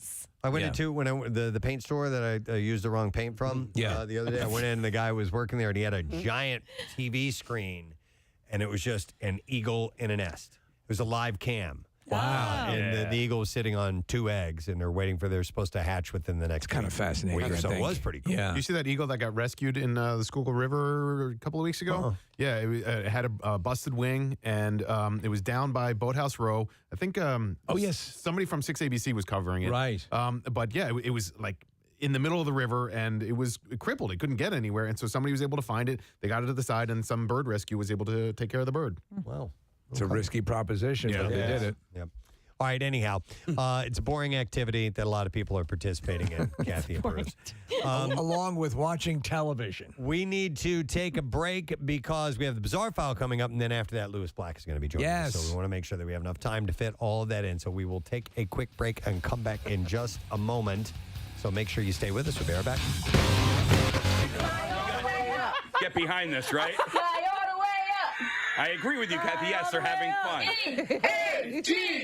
E-A-G-L-E-S, Eagles! I I love the genuine zeal, the energy. What you don't know is that this woman is an Army veteran who donates her time on the... No, I don't know what the story is. They're having a great time. Yes. I was trying to run a CSI diagnosis or analysis of, I think, what... These are clearly... long-time Eagles fans. They're really happy. Really entrenched in it. Are you more pissed off about what you perceive to be bandwagon jumpers? Okay, then I'm at a loss. I just don't. Why do you have to make this lame song? We have a good song. But they're not. They're having fun. They're a couple. They're having you know fun. what, Kathy? I'm with you. I am Listen, they're not totally out performing it somewhere. Fly all the way up. Well, yes, they are. They're And in now their it's house. on my Twitter feed. Let me There's ask no you control. something. Don't In watch defense, it. and Kathy, I know you're going to back me up on this. What do Eagles do? They fly all the way up. Exactly. Exactly. And then they also swoop down and Wait, listen. I love his participation. Where there's like one time where he's like, Yeah, that's it. Well, listen, I don't think they're trying to rewrite the Eagles fight song. They're just having some fun. I listen, and I know because I bought the stinking dog mask. And anybody that wants to criticize the dog mask craze, I say, shut up. We're just having fun. You know what I mean? You're contradicting I'm yourself barely here. contradicting myself. He's admitting Yes. the hypocrisy here. Yeah. So you're saying on a completely visceral level, and you don't understand it. Right. Is it all just based on the fact that you think this song sucks? Yeah, I think. When I think it's brilliant? Well, all right. So I think I'm mad about the song because it was presented to me, and I believe it was presented to me on Twitter. Like, dude, this is great. What do you mean? It was posted. No, yeah, but it was somebody sent it to me. Oh. So somebody added me, and they're Great like, as in- "This is great," and I was expecting it to be like this awesome song, and then I click on it, I'm like, "Oh, That's not their fault. It's the person who sent it to you. I think what they meant by Yeah. this is great is look at this older couple having fun. That's Yeah. probably what it means. Fly all the way up. Yeah. Fly all the way up. way up." Did you see? Fly all the way up. I love that. Fly all the way up. Yeah. Come on, Eagles, wanna do hear his. your thing. We need a Super Bowl ring. Fly all the way up. Yeah. Yeah. That's it. Wait, love it. It's not even a whole yeah. It's like this. Well, It's like, yeah. I'm on camera too. it almost sounds like a someone from Maine. Out. Out. Fly all the way up. Yeah. Can we have some goddamn dinner now? We should try and start a new chant. I think this one is S-E-A-G. No, not Seagull? no, not seagulls. No, fly all the way up. Fly all the way up. Yeah.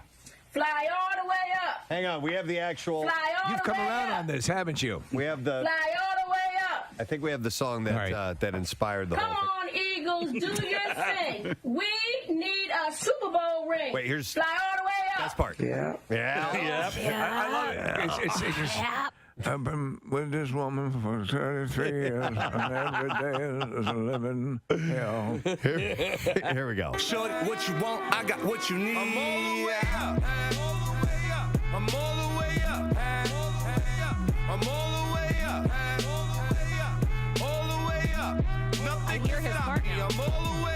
right, so that's what it came from. I hear his part now. Yeah. Oh. What? Is the dinner ready?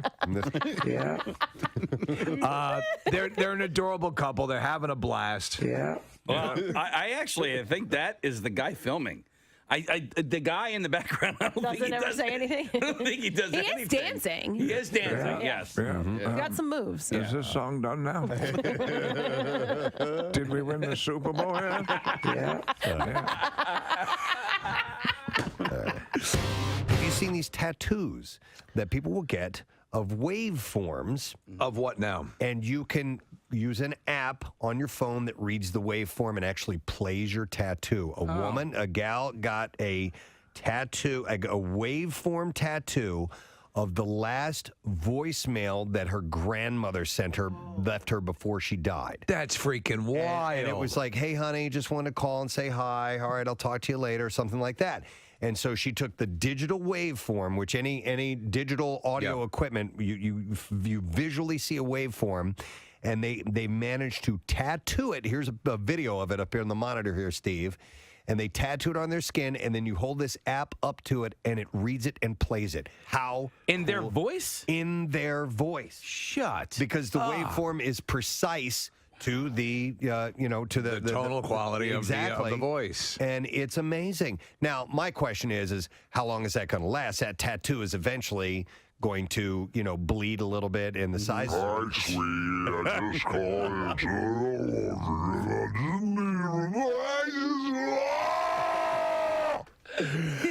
But now I regret getting that tattoo. But it's pretty amazing. Probably should have watched my weight. Yeah. I see it's grandma talking. A stretch mark for us. Yep.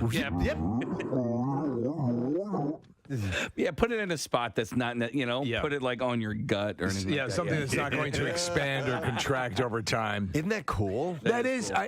Talk about a tattoo that has some meaning. Yeah. And that can be converted to the audio is very cool. Even still, just a visual representation of your loved one's voice. I just don't understand how that works, how it's their actual voice and not, do you know what I mean? Like, because the waveform is now it may be what happens is, I don't know the specifics. In the perfect scenario, the waveform represents exactly all the tonal aspects of what it's representing. However, maybe what it does is the app plays it back through a stored recording that matches that waveform. Let's find out. I'm looking All right. it up right now. because it almost seems. Where are my cookies? Yeah, it almost seems impossible, and you want them. You want the waveform to stay in their best. Right? Yeah. I have to piss. It's great hearing him again. You don't want me dead. Okay, you can have my money, you blood-sucking bastards. I also like to look at animated feature film because Yes. we watch a lot of animated movies in my house. The Boss Baby. Nick, you liked that, didn't you? I did. Yeah. I saw it. It's funny. It's funny for adults. Yeah. The Breadwinner. Oh, is that one of those lame ones? That... And from Czechoslovakia, the breadwinner. I didn't know you spoke Czech. They show a clip or something. You don't even know what it is. It's the Czech Republic now, isn't it? Yeah. Yeah. Or the cashier's But Czech Steve's Republic. right. This is a headstrong young girl from Afghanistan. She disguises herself as a boy and blah, blah, blah. All right, the Breadwinner. Because she wants to learn and then go to school and go to college and have a life. Shut up. Okay. Kathy, Coco's on here. Yay, that was so good. I loved it. That was so good. I like two chickens to Coco, please. Is that really how it sounds? Two chickens to Coco. I think you need the photosensitive screening.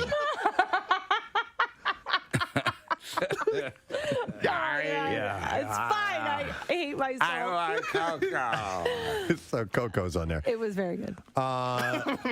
Ferdinand, which none of us have seen. It's John Cena doing the voice of the Ferdinand the Bull. I would like to see that. And then Loving Vincent. That's got to be another one of those, right? Yep. From Romania, Loving Vincent. It's about Vincent van Gogh? Yes. Okay. Okay. Yeah, it sounds like a great cartoon. Boring. Yeah. Maybe one of the guys from The Bachelor would be there. Yeah. I love it. I love you. I cut my ear off. Saoirse Ronan's in that too. He has a talking cat. I love it. Oh, this is rotoscoped. So the process of rotoscoping is taking live film and coloring it in. Oh. It's not even animation. Shut up.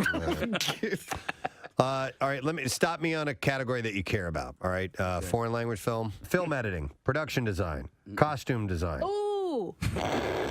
She's back. Ooh. Say Coco. All right, here we go. Beauty and the Beast. You know what? They had great outfits in there. I was a sucker for that. But did you see it? I didn't see it. No, Kathy, I didn't see it. I was not, I wouldn't say I was resisting it, but I'm like, how are they going to improve on the original French version? Right. And then the animated version? They did a great job. All right, so this is a costume design. Darkest Hour, Phantom Thread, L, why does it have an L there? It's The Shape of Water. The Shape of Elvis. No, it was L, The Shape of Water. Okay. And Victoria and Abdul. I don't know that one. That's the Queen Victoria goes to like Right. Iran or something. Okay. Makeup and hairstyling. Nah. Original score. Yes, yes. And, Michael Giacchino. Michael Giacchino has anything on here. I don't know. He did Coco. Coco. Yeah.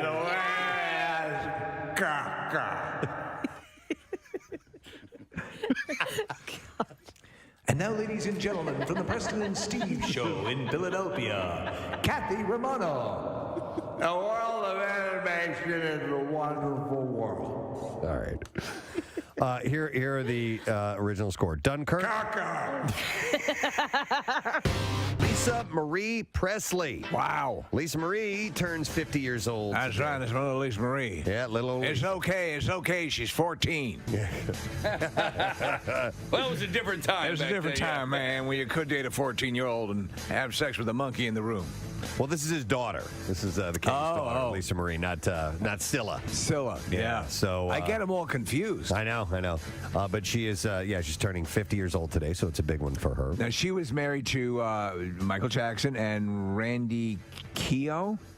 Oh, I don't know. Yeah. Who's Randy Keough? I think Danny. that's Guy or Danny Keough. Danny Keough. Yeah, and then she was also married to Nicolas Cage, and then she was married to a guy named Michael Lockwood, and It's a whole morass of stuff. currently single. She participated in probably one of the most awkward kisses ever televised, which was the MTV. And he said it wouldn't last. Look, I'm hetero. It was so weird.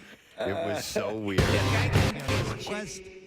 For a request, a shout out for a dear friend and coworker, Angela Long. Angela is an occupational therapist on the brain injury unit at Moss Rehab in Elkins Park.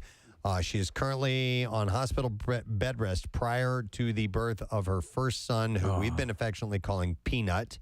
Angela will be in the hospital for at least 3 weeks and has been passing the time and maintaining the semblance of sanity by listening to you guys every morning. It's amazing. We love it. And he says, I know a wonderfully juicy short out would lift her spirits. Thank you all for making each day that much brighter. So it's from Justin Sutter. So here you go. And good luck to you, Angela. Hang in there and rest up, please. Hey, I also wanted to mention I was the Philly Home Show is in town this weekend. I love it. It is awesome. So it's at the Pennsylvania Convention Center in Center City. But if you want to save and get discounted tickets, when you go to the website, which is phillyhomeshow.com, use the code word Casey, and you can get a discount on your tickets. I failed to mention that earlier. Well, that's And your name. That is my name. Yeah. Spelled Casey. Excellent. All right, Bizarre Don't mind if I do. Bizarre File. Here we go. WMMR presents Preston and Steve's Bizarre File. All right, brought to you this morning by Jersey Mike's. Days of Giving. They have this going on. It's your time to shine for the participants of the Special Olympics USA Games. Grab a sub on Wednesday, March 30th, and all sales will be donated to the games.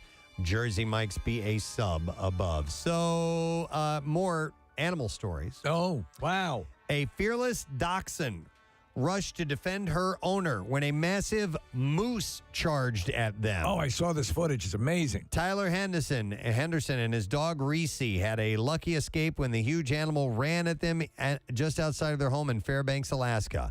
A home security camera captured the moose charging at Mr. Henderson, who was oblivious to the imminent danger. Why don't you forget the moose? As for a moment. He headed outside to check his mailbox. However, Reese spotted the moose, which had been resting on a bank of snow across the street, and immediately leapt into action. She charged to meet the gigantic creature and jumped up to try to bite it, although the size difference was so much that she couldn't reach and flew directly through its legs. She engaged, though. Meanwhile, Mr. Henderson darted away to escape and called damnedest thing I've ever seen. And called for Reese to come with him. Dachshund? He said that she wasn't even touched despite running directly into the path of this humongous creature. Moose, by the way, are towering animals. They can reach up to 7 feet in height at the shoulder, weighing up to 1,300 pounds. While they do tend to stick to rural areas, sometimes they're driven into contact with humans. And in the wild, they're able to defend themselves against packs of wolves and grizzly bears. Oh, yeah. But this was a dachshund that was defending. And listen, I have a little dog that's like this. Yes. That would just Jumps into action. No matter what, she does not realize how tiny she is. It's amazing how they know, how they will jump to protect their alpha, you know? And it's like a Wolverine. They'll take on a bear if they need to. A child had to be airlifted to the hospital after being attacked by a kangaroo on a property in northwest New South Wales.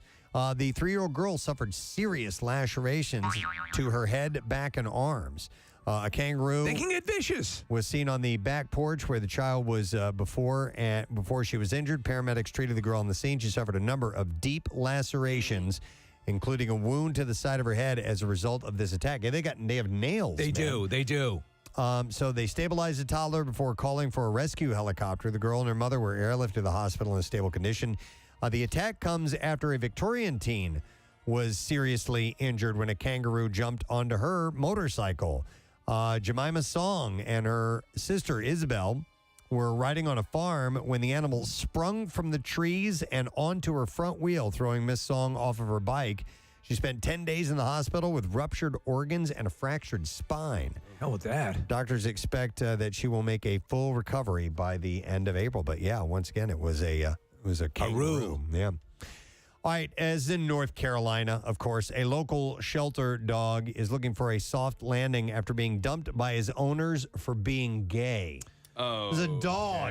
Yeah, what the dog was doing was trying to show superiority against another male dog, right? That's fairly common. A Stanley County Animal Shelter Facebook post says the dog's owner surrendered him to the shelter after he humped another male dog. Listen, this is ridiculous. I likes the ladies, but I had to show this bastard what was up. You know what I'm saying? And some dogs will just hump anything. Absolutely, man. They will go for it. Any port in a storm, you know what I'm saying, bro? Fezco is the name of the dog. I love that. The shelter says is about 4 to 5 years old and weighs about 50 pounds. They say he likes people and other animals. The shelter is asking for local rescues to step up and take Fezco into foster before he's adopted. Just the audacity of somebody taking a dog into a shelter and saying, I'm not keeping this because it's gay. This Idiots. dog is gay. 2 young brothers who went missing in the Amazon rainforest for 4 weeks have miraculously been found alive. It's astonishing. Glauco, who is 7, and Gleason Ferreira, who is 9, left their home in the Lago Campagna Nature Reserve in Brazil's Amazonias state to find small birds on February 18th. Kathy, it was bird watching that got them into trouble. Freaking birds. After they failed to come home, the authorities began a wide search of the rainforest in the country's northwest, but they called it off on... What were the names? February 26th. Glauco and Gleason. Incredibly, it would have been easier if they were Bobby and Cindy, right? Yeah, so better. Yeah. Incredibly, they were found on Tuesday night almost 4 miles away from their home by a tree cutter. Who heard one of the boys screaming at the sound of his chainsaw. Hi, Mike. Marsha.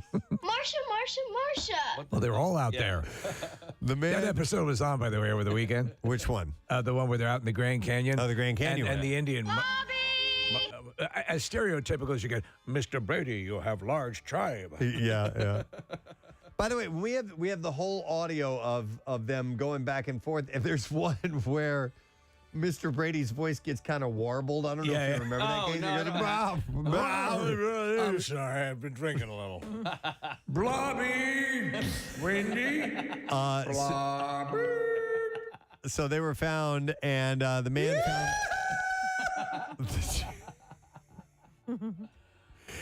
The man found the two boys lying on the rainforest floor, hungry and painfully thin with skin abrasions. They told the parents that they hadn't eaten anything while lost and had survived only by drinking rainwater. It's amazing. How did they survive? Well, rainwater can get you very sick. Yes. Yeah. So their dad said, when I saw my children, I was thrilled. The tree cutter found the two boys lying on the rainforest floor, both in severe condition. They were treated for severe malnutrition, dehydration, and skin abrasions. Carol, my fear is that Alice is going to get mistaken for a donkey. Wait, do we have all of these? Yeah. And go ahead. Let's hear it.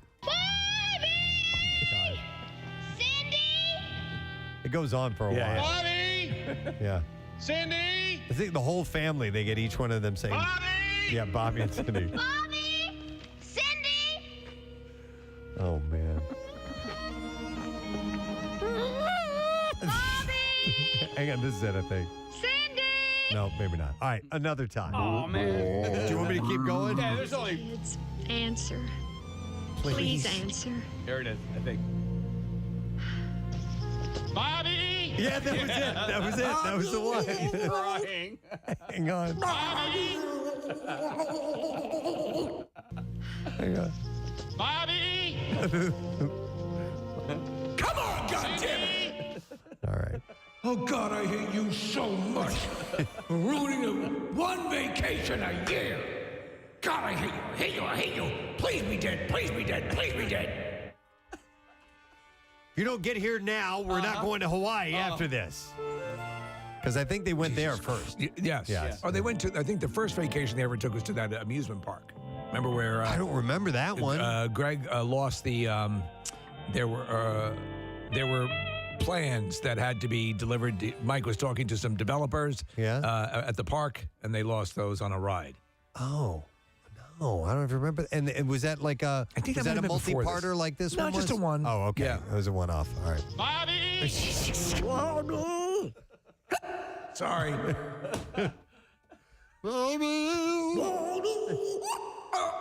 Sorry. All right. So we'll end the bizarre file right there. How about that? I say we give up. Yeah. Bobby! This is now just a recovery mission. They're dead. They've been gone for a half hour. I'm calling this one the recovery mission. We just now noticed they were missing.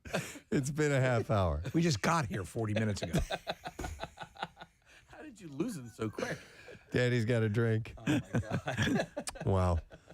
Nick has pulled up I'm watching video of it. Man, there's some ugly clothes in the 1970s, man. Where do you think they filmed this? It's probably not the Grand Canyon, I was right? thinking the same thing. It does not look like the Grand Canyon. And why are they wearing sweatshirts in the desert? They actually did have footage at the Grand Canyon. So there was some shot at the Grand Canyon. My guess is this was like in one of those valleys near Burbank. Yeah. Right. Yeah, So some back lot. Yeah. But they did get actual, because when they have the Indians actually performing what they call a legitimate rain dance.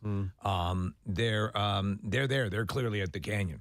It gets cold at night at the Grand Canyon. It does. See, maybe they were prepping for that. I don't really know. My God, Steve, there's a photo of one of the young Native Americans, and he has a headband and a belt with some silver buckles on there. I guess that's what makes him a Native American. Right, Mr. Brady. I mean, the guy literally talked like that. You have big tribe. Yeah. My son, I have to say, I understand the ways of the old people, but I do know of rockets. Yeah. And then, Stephen, they say cut, and that guy goes on break. God damn it. I don't know how to talk like an Indian. I thought you meant like India. Yeah. Brought a whole suitcase with the wrong wardrobe. Ready and action. Mr. Brady, your children have been lost in the world. I understand, but maybe give it more than 27 minutes. Cut. You want to have a cigarette? Yeah. They used to have like old Italian actors Yeah, oh, play. yeah. play Anyone with dark skin. Oh, yeah. The guy who did the F Troop. No, the classic Native American ad for littering where he said the crying Indian. He was Italian. So do I cry you in the garbage you hit the pavement? Right. Oh. All right. So, all right, question, Casey. Yeah. It's a little bit after 10. We're scheduled to have Lewis Black on. He hasn't called in yet. Should we go ahead and take a break? I think we should. All right, why don't we do that? All right, that's V-File, obviously. We're going to come back in a second. Lesson, question, trash, and music news on the way. And maybe we'll see if we get Lewis Black on or not. Yes. Stay with us. We'll be right back.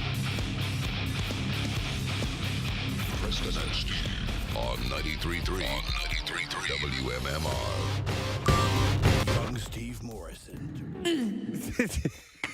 Let's just count down. It took every bit of effort. Your little boy, your little boy, your little boy. Oh, dude. Oh, my God. Oh, my God. I did it! Oh, Jesus. That's what's going through his head. Your little boy, your little boy, your little boy, your little boy. Your little... I did it! You donked it. Oh, my God. Oh, my God. Oh, Lord. They said it wouldn't last. In your face. I'm a little boy forever. Has she ever said anything? She says, she actually says it was a good relationship, like a regular relationship. Yeah. I'm sorry. That's how he powers through. Your little boy, your little boy. All right, here you go. Your little boy, your little boy, your little boy, your little boy. All right, Jesus. It's like when we were eating the surströmming. Yeah, you're like, all right. This is prime rib. Prime rib. Man, there's only one waterbed store in New Jersey. And they have, I'm looking up the pricing, but it's conveniently located near Route 1 and 287. That's when you call it. Yes, hello? Okay. Close to like, Yes, hello? What? That's a pizza place. You got the wrong number. Hang on, let me. What a message is it? Yes, hello, can I help you? Yes, Blue Night. Yes, we have them. And we're open. It's like, yes, hello? Yeah. I don't think I've ever heard you yell into that filtered microphone for it. Go ahead, kid. He's looking for it. Hang on a second. Yes, hello? Yes, waterbeds, we have them. Waterbeds, hello? You're the receiver. Falling on the Yes, hello? Wait a minute. Do it with the receiver. All right, there we go. All right. Yes, hello? Yes, waterbeds, we got them. I don't know. That's got to be a lonely gig. I grew up, where in St. Louis there was a place called the Waterbed Store, and it was they had several locations around the city and everything. Yes, hello? Yeah, who is it? What? No, wrong number. damn it. They sell them on Amazon. Please stand, please. Yes, we're open. You just say, I'll come to you. Is this the Waterbed Store? Don't even drive here. I'll come to you. Where are you? Jim, I'm gonna go to Jim. Uses a waterbed still. Hey, Jim, how you doing, man? Good. How are you? Gadzooks. Gadzooks. What's up, buddy? Yeah, I own a waterbed. I use it every night. Oh no, we're talking about waterbeds, not waterbeds. Different product. Different product. What is Jim, that? how long have you had it? 20 years. Yeah, Jim, is that you? You want to buy another one? Jim! I had to buy another one about 3 years ago and had to order it from California. Okay. Jim, is that you? Jim! He's the last waterbed owner. Jim, is that you? Jim! By the way, here's a text that says Jordan Woods is her best friend. How do you report on them all the time and not know this? I don't pay attention to my Yes, of reports. Are course. you kidding me? Yeah, this I is just all- report this stuff. Yeah, seriously. Our goal is to not retain any of At this. 6:58, we have forgotten everything about the job. Absolutely. And that's the way it should Well, be. Jordan Woods was never, ever spoken on this show. What? No, I don't know the name Jordan Woods either. I'm sure at some time or another. If I have, I think through therapy I was able to forget it. But anyhow, as Kylie's baby news took over the internet, her mom, Chris, was whooping it up. Jesus Christ. At Chrissy Teigen and John Legend's house. Stop it. And they were watching the Super Bowl. But it looks like, hold on, it looks like Jenner may have had too much fun. Teigen shared a shot of a broken table on Snapchat explaining that Jenner crashed into it. Really? Yeah, Wow. Kris Jenner smashed into the table, apparently. And took it out while Oh no, that's my favorite table. that's while she was whooping, Shelbyville, isn't it? whooping it up.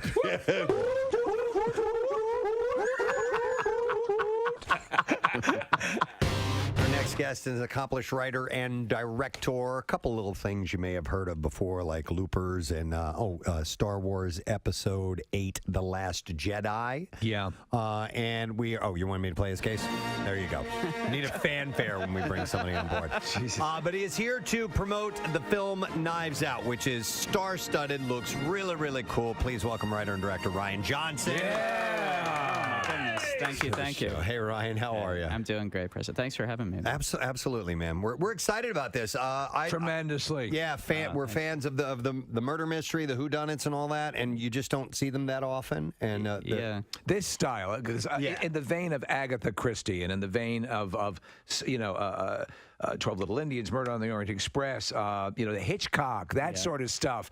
And when they're done well, there's nothing like them. They just totally bring you in. Yeah, it's one of my favorite genres, man. Like I grew up reading Agatha Christie's books. I grew up reading like the movies based on them, and it's so much like everybody loves a good murder mystery, like a good whodunit, you know? Oh, absolutely. Yeah. And what also is one of the few that allows for great ensemble work. Yes. Yeah. You got like a rogues gallery of suspects. Yeah.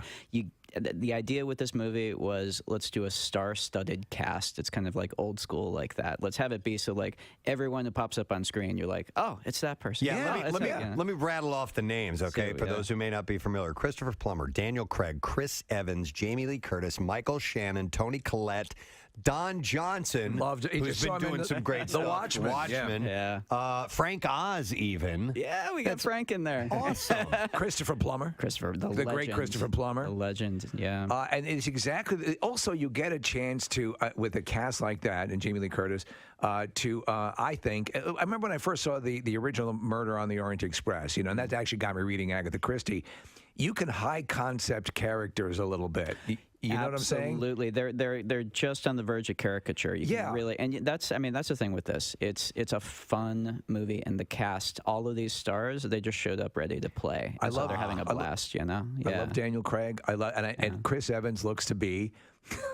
He's playing a jerk. He's playing a real jerk. And savoring. Everyone seems to say Michael Shannon is super intense, and yet he gets to. Oh, he's having fun. Daniel Craig. If you just know him from the Bond movies, you would think he's a really serious, intense guy. He is so much fun in real life. He's like a blast, and he's having a ball in this movie.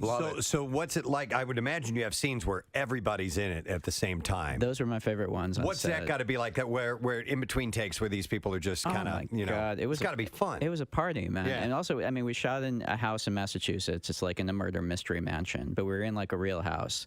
And so everyone liked each other, and in between takes, people wouldn't like go back to their trailers and get on their cell phones. They would all go down in the basement of this house, like around the pool table, and hang out. Exactly what you want. It was like summer camp for movie stars. It was great. It was really fun. So, and I think you can see on screen how much fun everyone's having. The conceit is a celebrated writer, 85 years old, I guess. Plummer, he's having a birthday. The family's a little disenfranchised. He wants to bring them together, reunite them. And in classic fashion, he ends up dead. Yep. And and then you have your but all the tropes that should be there are there. You know. Yeah.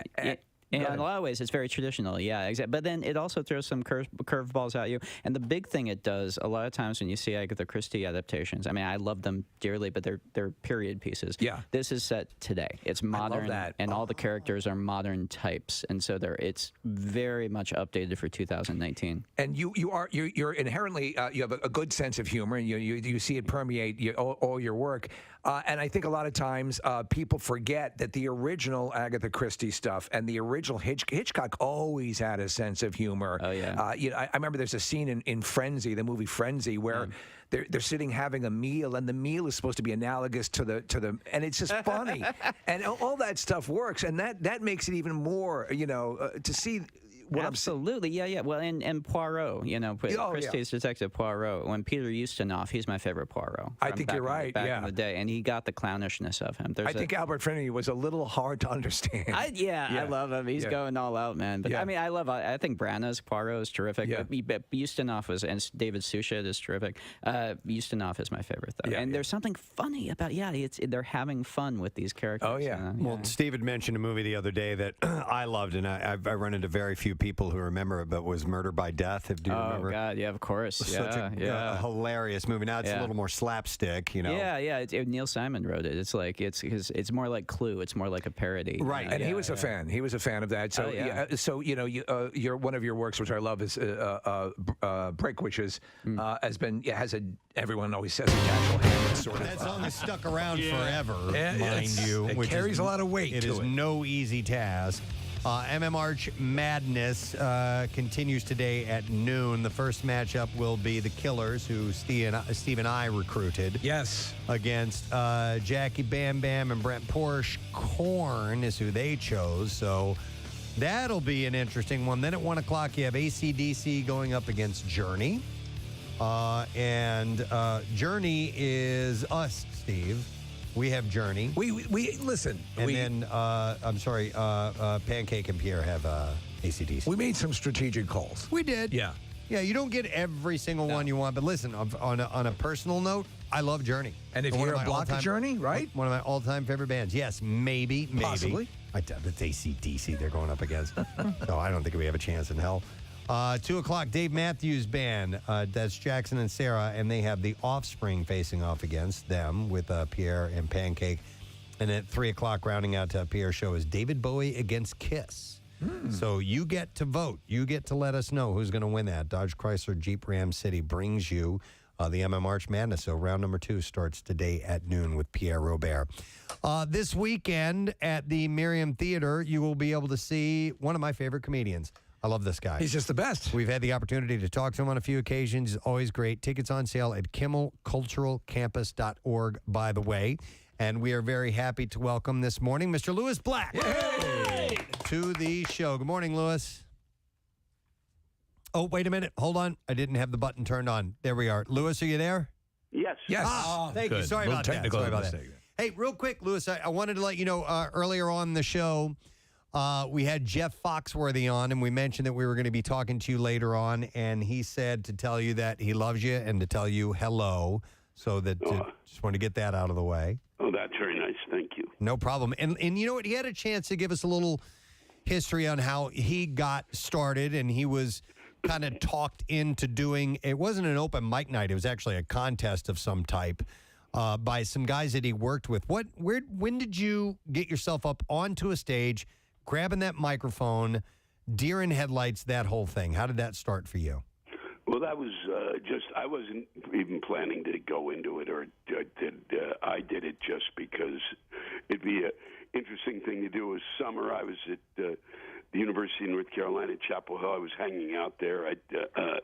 I just finished up a year there, and friends of mine, I was, I guess, 21, something like that.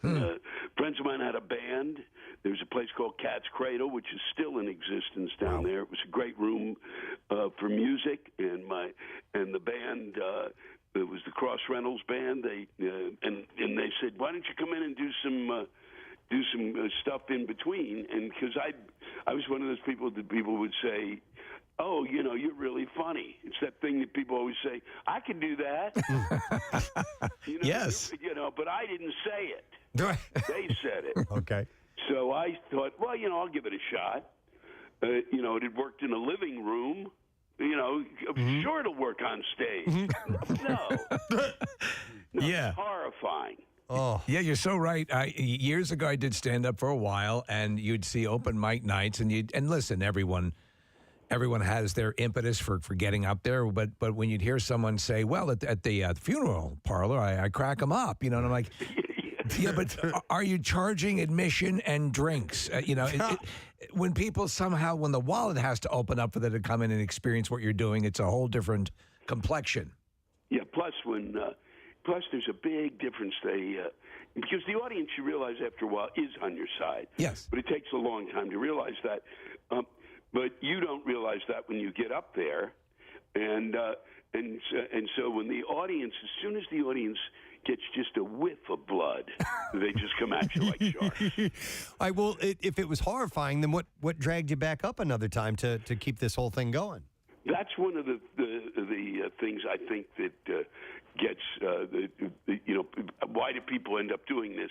It's because they like watching themselves die on stage. Okay. You think this didn't work? Wait till they hear this one. And meanwhile, you're just digging a bigger foxhole. Yeah. Well, you're digging your grave and throwing dirt on yourself, but going, wait, if I put this straw through the dirt, idiots. Well, you know what? You bring up a good point, though. Norm Macdonald, another, we lost him obviously, but he went on about how, especially like this classic performance of a few roasts where the bombing was the joy for him, the forced, do you, obviously you're a tested commodity. You legitimately deserve to be up on that stage. So if what you're doing is eluding an audience, can you find joy in that yourself? Is what an audience? If what you're doing happens to elude the audience for a joke or two, can you find joy in that yourself? Yeah. Yeah. Still, yep. Yeah, it's part. I think Carson was one of the legends of raising that to an art form. And then plus, I just recently, when you do a new joke, or you got something you found and you send it out, like I did this past weekend. First night kill. I didn't really know what to expect. It came out of nowhere. What I said, it was like an improv. Right. It came out of nowhere. Audience, it kills with them. I'm not going to say because I can't say it on the air. Right. Second night. So that's in Concord. I do it in Boston, and it lies just flat. And I went, and I turned to them and I went, "Are you kidding me?" Literally, I said, all I thought the whole day was, this will destroy in Boston. And then now all of a sudden, oh no, now we have taste. When did that happen? Well, let me ask you, Louis. So it's the Off the Rails tour. Yes. And is there anything past? Is there an explanation of Off the Rails, or is just? Do you think I need to explain it? That's really. People keep asking me that. I go, what do you didn't notice anything happening? Well, I would posit that you and we've talked about this. About being able to tap off your rage and be able. You have the best therapy in the world. I can't imagine. You're always presented with an option to unleash and not have it build up to detonation level. So would you call yourself, despite what we know of you, a happy man? Wow, I would say that I'm an optimist, or I wouldn't be this angry. Yeah, yes, that's a good point. They come along every day. I wake up and go, it's going to be great, and they screw it up. Louis, our boss likes to say that 70% of all communication is nonverbal. And when I watch you on stage, you do a lot of gesticulating with your hands. There's a lot of motion involved, and it helps to convey the message. To me, it's part of the entertainment in the way that you use your hands, the way that you use your arms. Do you speak similarly when you're not on stage? Yeah. I do that, but not. It depends. If I got to be really pumped up to be, throwing my arms around, Yeah. But it's part of your persona. I wanted to. We were just talking about before you came on, Preston. You've done a lot of animated work, but Inside Out. Oh yeah, my daughter and I. She's 14, and she was like, "Dad, do you want to watch Inside Out?" This is last week. I'm like, "I will sit down and I will watch that movie anytime you want to watch it." And we watch it. Thank you. because I think it is. When we did it, and the first time I saw it, I said, "This is unbelievable." Yeah. How and and hit, I would have saved $1 billion in shrink bills. but they hit every single mark that they went to. They hit every single one perfectly in that film, and the writing. It was so wonderful. Yeah, I know, and I kept thinking, wow, wouldn't it have been fun to know that there was that there were things called emotions that I didn't, I have to wait until I was 35 to realize, oh, gee, I'm angry. But it's true, and that we always the discussion always goes to what would you tell your younger self, and so these are lessons often learned late. The VO stuff, obviously, you've done SpongeBob and Scooby-Doo and other stuff. Is that a singular pleasure for you? Some people don't like it because you're not. A lot of times you're in a booth alone. What's your take on it? My take is I don't have to do stuff other than talk, and I like it's great because I think one of my strongest suit as an actor, if I'm an actor, is my voice. Yeah, and so. And especially with Inside Out and the others, but Inside Out especially was that they already had what my character would be doing physically, so you can't beat that. Yeah, you can't top. What am I going to do? How are you going to top 16 artists? With my schleppy body, 16 animators. Yeah, and I watched them get precise, more and more precise and more defined. And every time I watch it, I go, wow. I mean, it's just, and we weren't in the rooms together.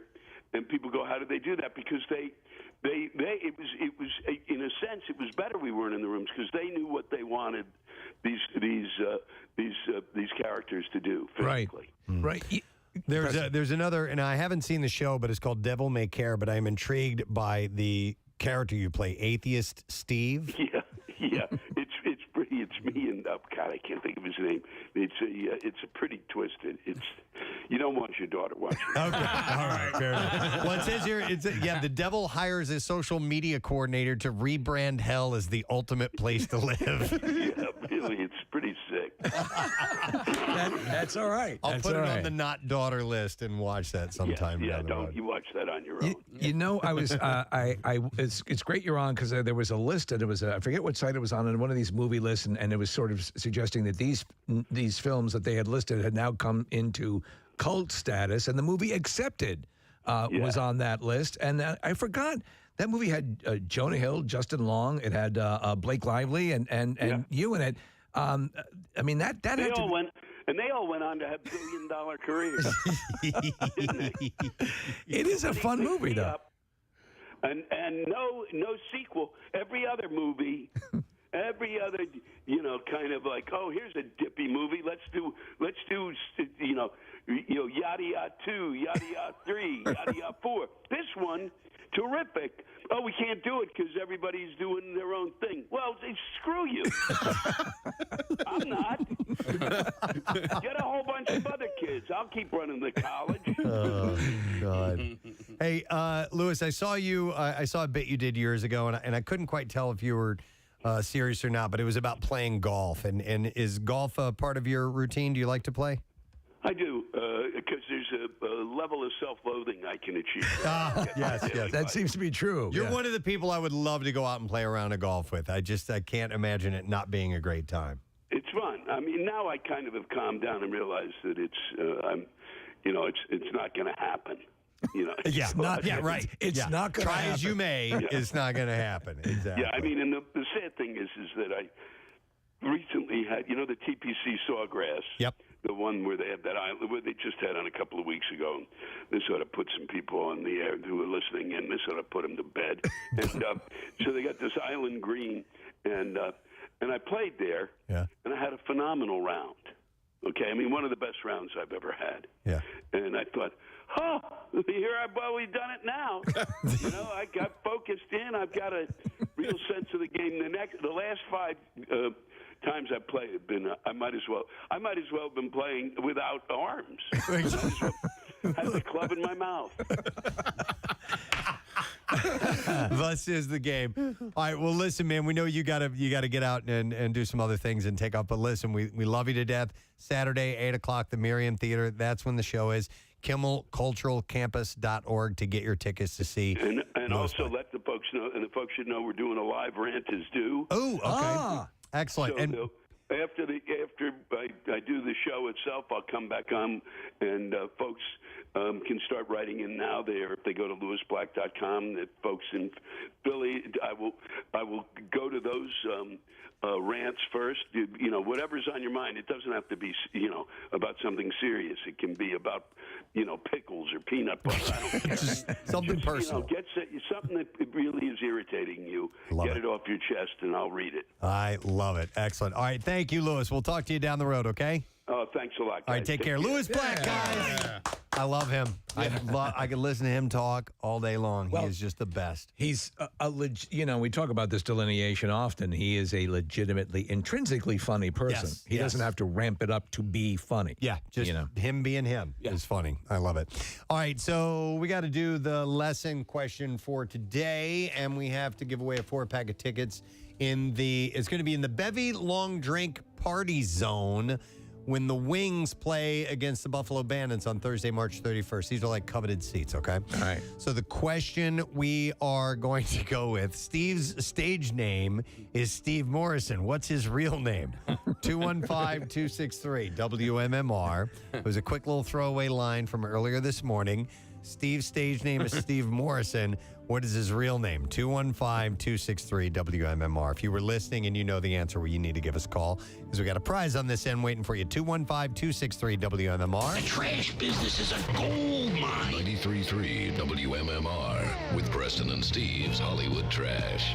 And it is brought to you by A.D. Moyer Lumber, trusted experts since 1939. A.D. Moyer Lumber is your professional source for desks, windows, doors, kitchens, millwork, and more. You can visit them on the web at admoyer.com. What's going on, Steve? Well, this was a story yesterday. More's come out about it. Speculation that 1939 Marvel comic book that sold at auction for $2.4 million was purchased by the Disney Corporation. Ooh. Apparently, the first issue contains earlier, less impressive superheroes like the Human Man and the Multitasker. Oh, my God. Cast and crew on the set of NCIS are getting sick with a mystery illness that has many of them vomiting and sweating uncontrollably. Producers suspect the culprit might be a new restaurant around the corner that sells, quote, irregular chicken. Oh. And finally, Shailene Woodley and Aaron Rodgers appear to be giving it another go as the two were seen at Dimitri Winery in California getting very affectionate. In fact, the couple actually took a turn crushing grapes by having aggressive intercourse on top of them. Wow. And that's your Hollywood Trash. All righty. We'll see if we can get the answer to the question this morning. Steve's stage name is Steve Morrison. What is his real name? 215-263 WMMR. And we are going to go to John, see if we can get the answer. Hey, John, good morning. Hey, good morning. All right, so what is Steve's real name, John? Steve's real name is Casey Foster. Yes. I want you to hang on. We just got you a 4-pack of tickets in the Bevy Long Drink Party Zone when the Philadelphia Wings face off against the Buffalo Bandits. That's Thursday, March 31st. You can enjoy discounted drinks, lawn games, and giveaways in the Party Zone while standing turf level and just feet away from the action. Tickets for the Party Zone are $27 and available only at wingslax.com. Now, Preston and Steve's Music News on 93.3 WMMR. Brought to you by Natural Lawn of America. Safer for your lawn, kids, and pets. You can schedule their full-service program and get free seeding every year. Call 800-FREE-SEED. Natural Lawn of America. Greener grass, fewer weeds, guaranteed. Only have 2 things this morning, actually. Rob Zombie and Mudvayne are co-headlining this summer's Freaks on Parade tour, and they're coming to town. They will be in Camden, New Jersey on July 29th. And Zombie is touring in support of his 2021 album, The Lunar Injection Kool-Aid Eclipse Conspiracy. We have to imagine that this means that the Munsters movie has wrapped up, right? Well, he's in the middle of that right now. So by then, probably he will Yeah. be done, I would imagine, because this tour doesn't start until July 20th. All right. So he's got some time left. The Freaks on Parade tour will be Mudvayne's first full tour in 12 years, by the way. And then one last thing, Flea continues to focus intently on his musicianship, especially his bass playing. The Red Hot Chili Peppers are currently prepping for a massive tour behind their from their upcoming album Unlimited Love, which is set for release on April 1st. And I believe I saw a headline. I didn't read the story last night, but they're getting a star on the Hollywood Walk of Fame. The Chili Peppers? Yeah. In a new interview featured in the April issue of Bass Player magazine, Flea shed light on how he's approaching the instrument these days. He said, I think about playing bass, particularly as it relates to Red Hot Chili Peppers, as like a river. With the bass lines and the way that I want to play them, I want to live my life in a way that allows me to open myself up for this cosmic spiritual river to flow through me.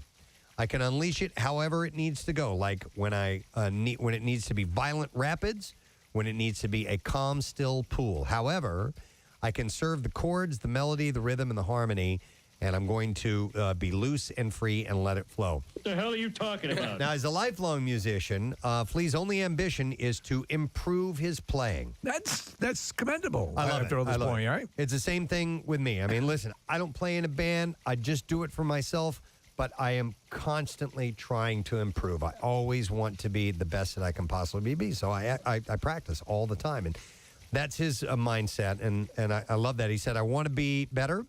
He said, the specific goals that I have as a bass player are that I want to become a better soloist. I want to expand my cerebral knowledge of chord progressions and bass lines so I can be a good jazz bass player. That's so, like, I reached a certain point of efficiency as a hairstylist, but Yes. I need to get back to it. You do. Yeah. I need to get... And practice makes Yeah. perfect, sir. He said, I want to rock harder than ever. I want to stir the souls of human beings when we play, and I want to be a good bandmate. I want to connect with my bandmates and be a great support to them and help them be the best they can be. I love my band, and I'm really proud of the music we've recorded. I feel like it's beautiful. I feel like it's the best we can do. I feel like we're firing on all cylinders and at the top of our game, and I just want to continue to do all of those things. How about that? So You were yes. right about the Walk of Fame. Okay, what does it say here? So I find it interesting where their star is going to be. Okay, it's going to be next to TV producer Harry Friedman's star. Pat Sajak and Jack Parr's stars will neighbor the Red Hot Chili Peppers to the west and east, respectively. Huh. I wonder if they bring back all, like, will Frusciante be there and the guys who aren't in the band anymore? I would think so. Wait, Frusciante is in the band, isn't he? Yeah. Oh, I'm sorry, yeah. Klinghoffer. Yeah. That's a good question because there were a number of people that were in the band at one time. Jack Irons was in the band. So was... Tony Bennett? No, not Tony Bennett. Yeah, because they had a few different drummers along the way. All right, so Give it away now. Yeah. I wonder if the cast of Point Break will be there as well. Anthony was in the movie. Yeah, yeah. Well, Patrick Swayze probably won't be there. No. Dave Navarro, that's right. Right. And yeah, so a bunch of people. That's a good question. And one that I can't answer now, and we're done. And that is all I have. Santa's gotta go. In music news, Santa's got to go, for sure. Okay. Can you hit the Santa's got to go? Oh, yeah. I'll do that right now. I need it. Santa's got to go. Thank you. Santa's got to go. One more time, if you will. Santa's got to go. Doesn't matter the time of year. It's always relevant. That's year round. Christmas keeps on giving. I don't know what the hell you expect of me. Santa's got to go. That's what he said right before that. I don't know what the hell you expected. Santa's a little ornery today, isn't he? What do you think? Toys grow on trees? All right. All right, we're going to break. We'll come back. We'll wrap it up. Make sure you stay with us. Preston and Steve on 93.3.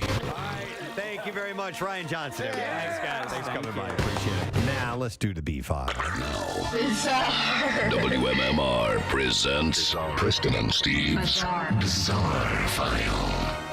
All right, so let's start with this. Smashing Pumpkins are going to kick off their Bright and Oh So Shiny reunion tour in July, and the band's Billy Corgan has now shared a proposed list of songs. Are you doing Music news. Son of a bitch. That's amazing. I was thinking, I thought it was maybe weird happen at the music news, or Grab the wrong folder. maybe he found a king cobra in his car or something, or Look, I'm just on autopilot right now. Okay? That's exactly what it is, right? You're at home right now watching The Walking Dead, aren't you? I am. I haven't seen that episode yet, damn it. Oh, man. That was great. Thank you. Hey, just sneak preview, guys. I love the music, though. That wouldn't be a tip-off. It didn't even register with me at all. A man dubbed America's most wanted deadbeat dad. Let's just call him Billy Corrigan. Has been arrested.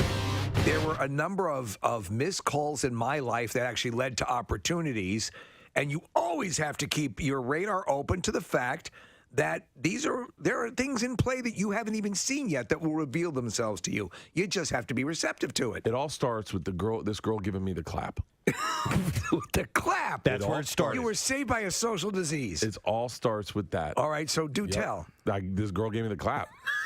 I dated her for 5 years. She was my girlfriend. She slept with my best friend, and then she gave me the clap. I remember going to the doctor, and he was like, "Yo, she's a hoe." By the way, this is Is that a medical term? No, this is. He used the more formal RE. I don't know if you can say it on WHORE. I don't know if you can say that on whore. Yeah. Oh, if you like an idiot, I just spelled it. Yeah. Like you can't spell it. So he was like, "Your girlfriend's a whore," and I was like, "What?" By the way, this is when you thought doctors were like older. He's probably just 27 years old. Yeah. Like he's just a kid, dude. And he's like, she's a whore, man. And he said, I go, no, you got that wrong. He goes, let me ask you a question. When you go to a bar, do you and your junk split up to cover more territory? And I was like, excuse me? And he goes, do you? And I said, no. And he goes, then I'm telling you right now, if you're telling me you haven't slept with anyone else, just her, she gave it to you. She's a whore. She's sleeping around. That's how you get it. You just sleep around. Yeah. Oh And I was like, that's impossible. I want the test. And he was like, I can just give you the medicine. You don't need the test. And I went, no, I don't. I must not have it. She's not a whore. And he's like, all right, I'll give you the test. Q-tip. Yep.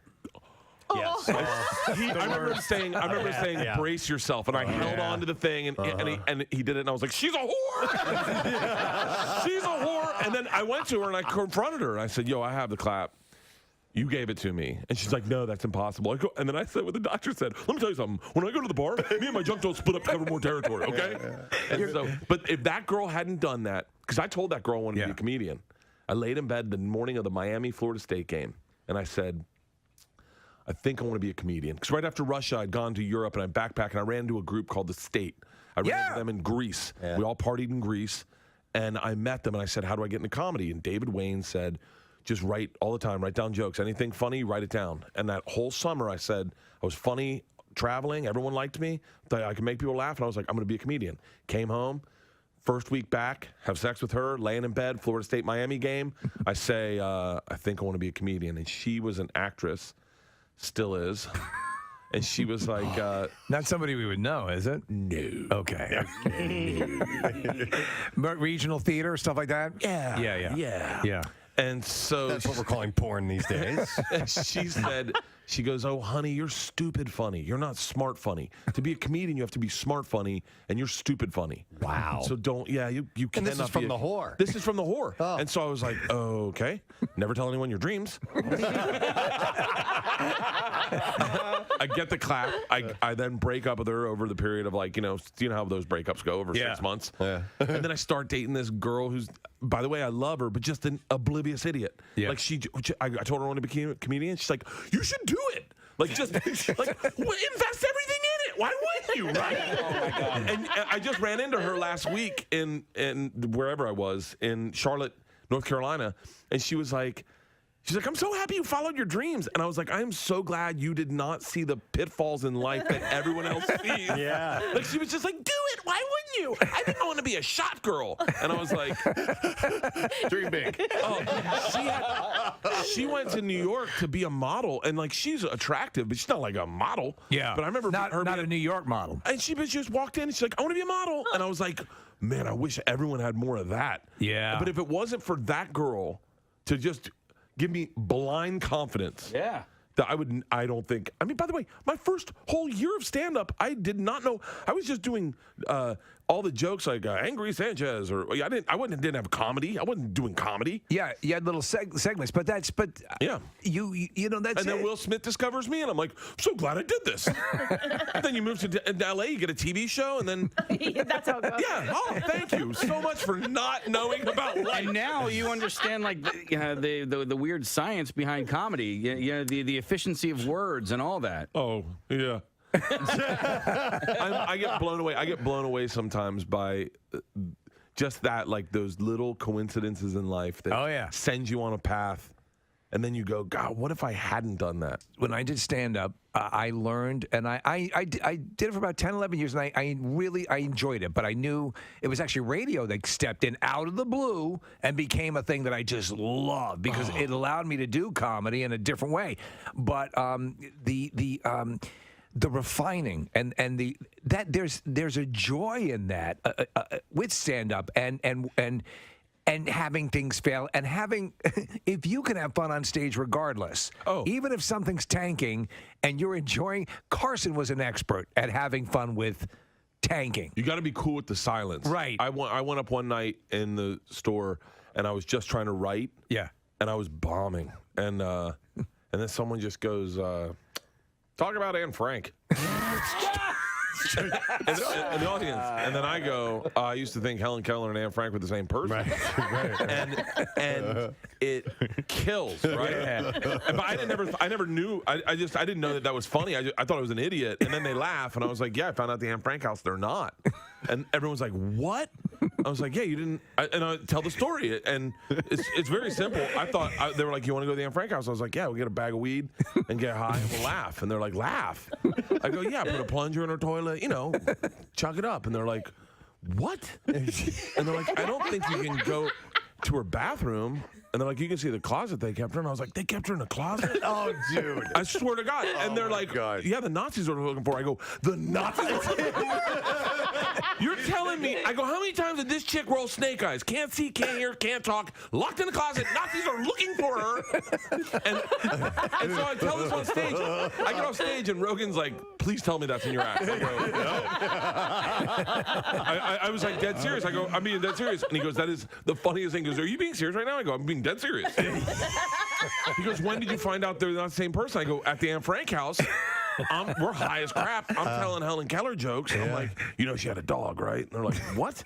I was like, to my friends, I'm like, oh, he ran away. And they're like, how do you know so much about Anne Frank? I was like, well, you would too if your name was. And this lady goes, are you telling Helen Keller jokes? And I'm like, oh my God. So then I take that story, I tell it on Comedy Central with Ari Shaffir on This Is Not Happening, and then all of a sudden you got a bit. But if you're not willing to fail or get the clap, so if you have the clap right, I think what we're saying is if you're listening and you have a venereal disease, this might be the best day of your life. Look at it as a plus. Success is just around the corner. Success is just around the corner. There's something you and your spouse what you are going to vote for. It's all sponsored by Deech. Deech. God, I've been doing this all morning long. I see a word, and then I look to the next word I'm going to go to, and then I put the two of them together. It happens. Dodge Chrysler, and I got Deech out of it. As for the Deecher. Dodge, and then Jeep is after that. Yeah. Dodge, Chrysler, Jeep. I did all three of them together. Deech. Dodge, Chrysler, Jeep, Ram City. Ask for Deech when you go in there. They'll know who you're talking about. Yeah. Yo, Deech. Yeah. Good Deutsch. Yeah. Good Deutsch, Deech. The less words, the better. So you can just combine them. It's word economy is what it is, to be honest. So I would like to thank our guest, Jim Piddock. From a lot of the Christopher Guest movies. One of his most notable characters is from Best in Show. He played the expert, the dog expert, the color commentator with Fred Willard. He was awesome. He was great. He's got so many great stories. His book is called Caught with My Pants Down and Other Tales from a Life in Hollywood, and it's available now. Jeff Foxworthy was on. He's got a new comedy special, and it's called The Good Old Days, and it is on Netflix today, and he's always great. And one of my favorites, Lewis Black, who's going to be at the Miriam Theater on Saturday night at 8 o'clock, and KimmelCulturalCampus.org to get your tickets. So great roster of guests today. It was wonderful. Pierre Robert is here. Hey, man. Good day. They were all great. I heard all three of them. Oh, did you? Yeah, and I love Lewis Black's voice. That's Just why his, that gravelly. Yeah. It reminds me of Kathy's voice. Oh my God. The last time we had him on, I asked him if it hurt when he yelled like that, when he starts going off on his tangents. Right. And he said, no, it doesn't bother him at all. It's just kind of his thing, and because he will start yelling, going like that. And it cracks me up every time. Well, and you're noticing his hand movements, Nick, because I became aware of him on a Jon Stewart show. Yeah. I didn't know anything about him prior to that. He did Back in Black on the Daily Show. Right. That was the segment that He actually started on when Kilborn was hosting. He goes all the way back that far. I yeah, didn't know that. Okay. He's just, that was cool. The whole roster was a very nice roster today. Nice. Thanks for buying me lunch yesterday. It was. That was very nice of you. My honor and my pleasure. Yeah. You got the elk when we were hunting last time, so I figured I'd get lunch. I skinned it. I dressed that thing, so I guess you. No one makes elk jerky like you, though. Nobody does. Nobody does. Nope. All right, shall we get the letter there, Hoss? Preston and Steve on 93.3 WMMR. Now, the Daily Letter. All right, the Preston and Steve show is brought to you today by the letter. Love that. O as in auto. All right. Wait, like what? no. Like the name Otto. Otto von Hoosier. Oh, letters O. All right. Yeah. O-T-T-O. I'll tell you a story about that in a second. So, a pair of lower level tickets for both Roger Waters concerts Friday, August 8th, and Saturday, August 6th at Wells Fargo Center. Roger Waters, This Is Not a Drill Tour. Tickets on sale now for both shows via wellsfargocenterphilly.com. A good friend of mine, Dan, was we were senior in high school, and they did this like year-end video, that everybody got to get as a little parting gift. And somebody was filming Dan, and Dan was doing, like, he called it a standing O. It was like a standing O. And they go, what's that stand for, Danny? And he goes, honesty. Oh, no. But he meant it? I think he meant it. Very good. The old school, What's up on the show today, man? Well, we will have one block in between Emma March Madness, which will be ZZ Top. And then we have some fantastic lineups. First at noon, it's the Battle of the K bands. It's the Killers versus Korn. So we'll see what happens with that. We've got, you guys were referencing this earlier, AC/DC, and I think you guys picked Journey, right? Yep. Yeah. Okay. We kind of know the way that's going to break. No, but again, Journey I say. is going to slay AC/DC. It depends on the songs and how people are in general feeling. Right. And what, you never know. You never know. And Dave Matthews Band against The Offspring in the 2 o'clock hour. So we shall see. Yeah. Yep. It's going to be great. So it continues. By the way, today is a Tuesday, and that means we have to give away some free ink, and a $350 gift certificate for Floating World Tattoo and Piercing goes to Jason Phipps. Jason Phipps! Conchi, the Fipster. And don't forget, you can check out their artwork at floatingworldtattoos.com or on Instagram at Floating World Tattoos, and they are located at 1729 South Street in Philadelphia. So stop by and see our friends at Floating World Tattoo and Piercing. Thank you to our sponsors. Preston and Steve Show is brought to you today by Dunkin', the official coffee of the Preston and Steve Show. Also by Acme Market. You can get your free flu shot or COVID-19 booster at their pharmacy. Acme Fresh Foods, local flavors. Also brought to you by 80 Moyer Lumber, trusted experts since 1939. Your professional source for decks, windows, doors, kitchens, millwork, and more. Tomorrow, we got another full boat. So, Fox Good Day will do that. Secret text word, yes.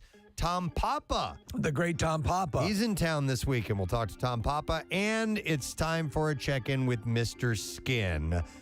The Skinatomy Awards. Yes. Or is it the... Skinatomy Awards. Or the Anatomy Awards are coming up with the Academy Awards. So we'll have that and more tomorrow. That is it. We're done. Rage on. Have a great day. We'll see you tomorrow, friend. Bye-bye.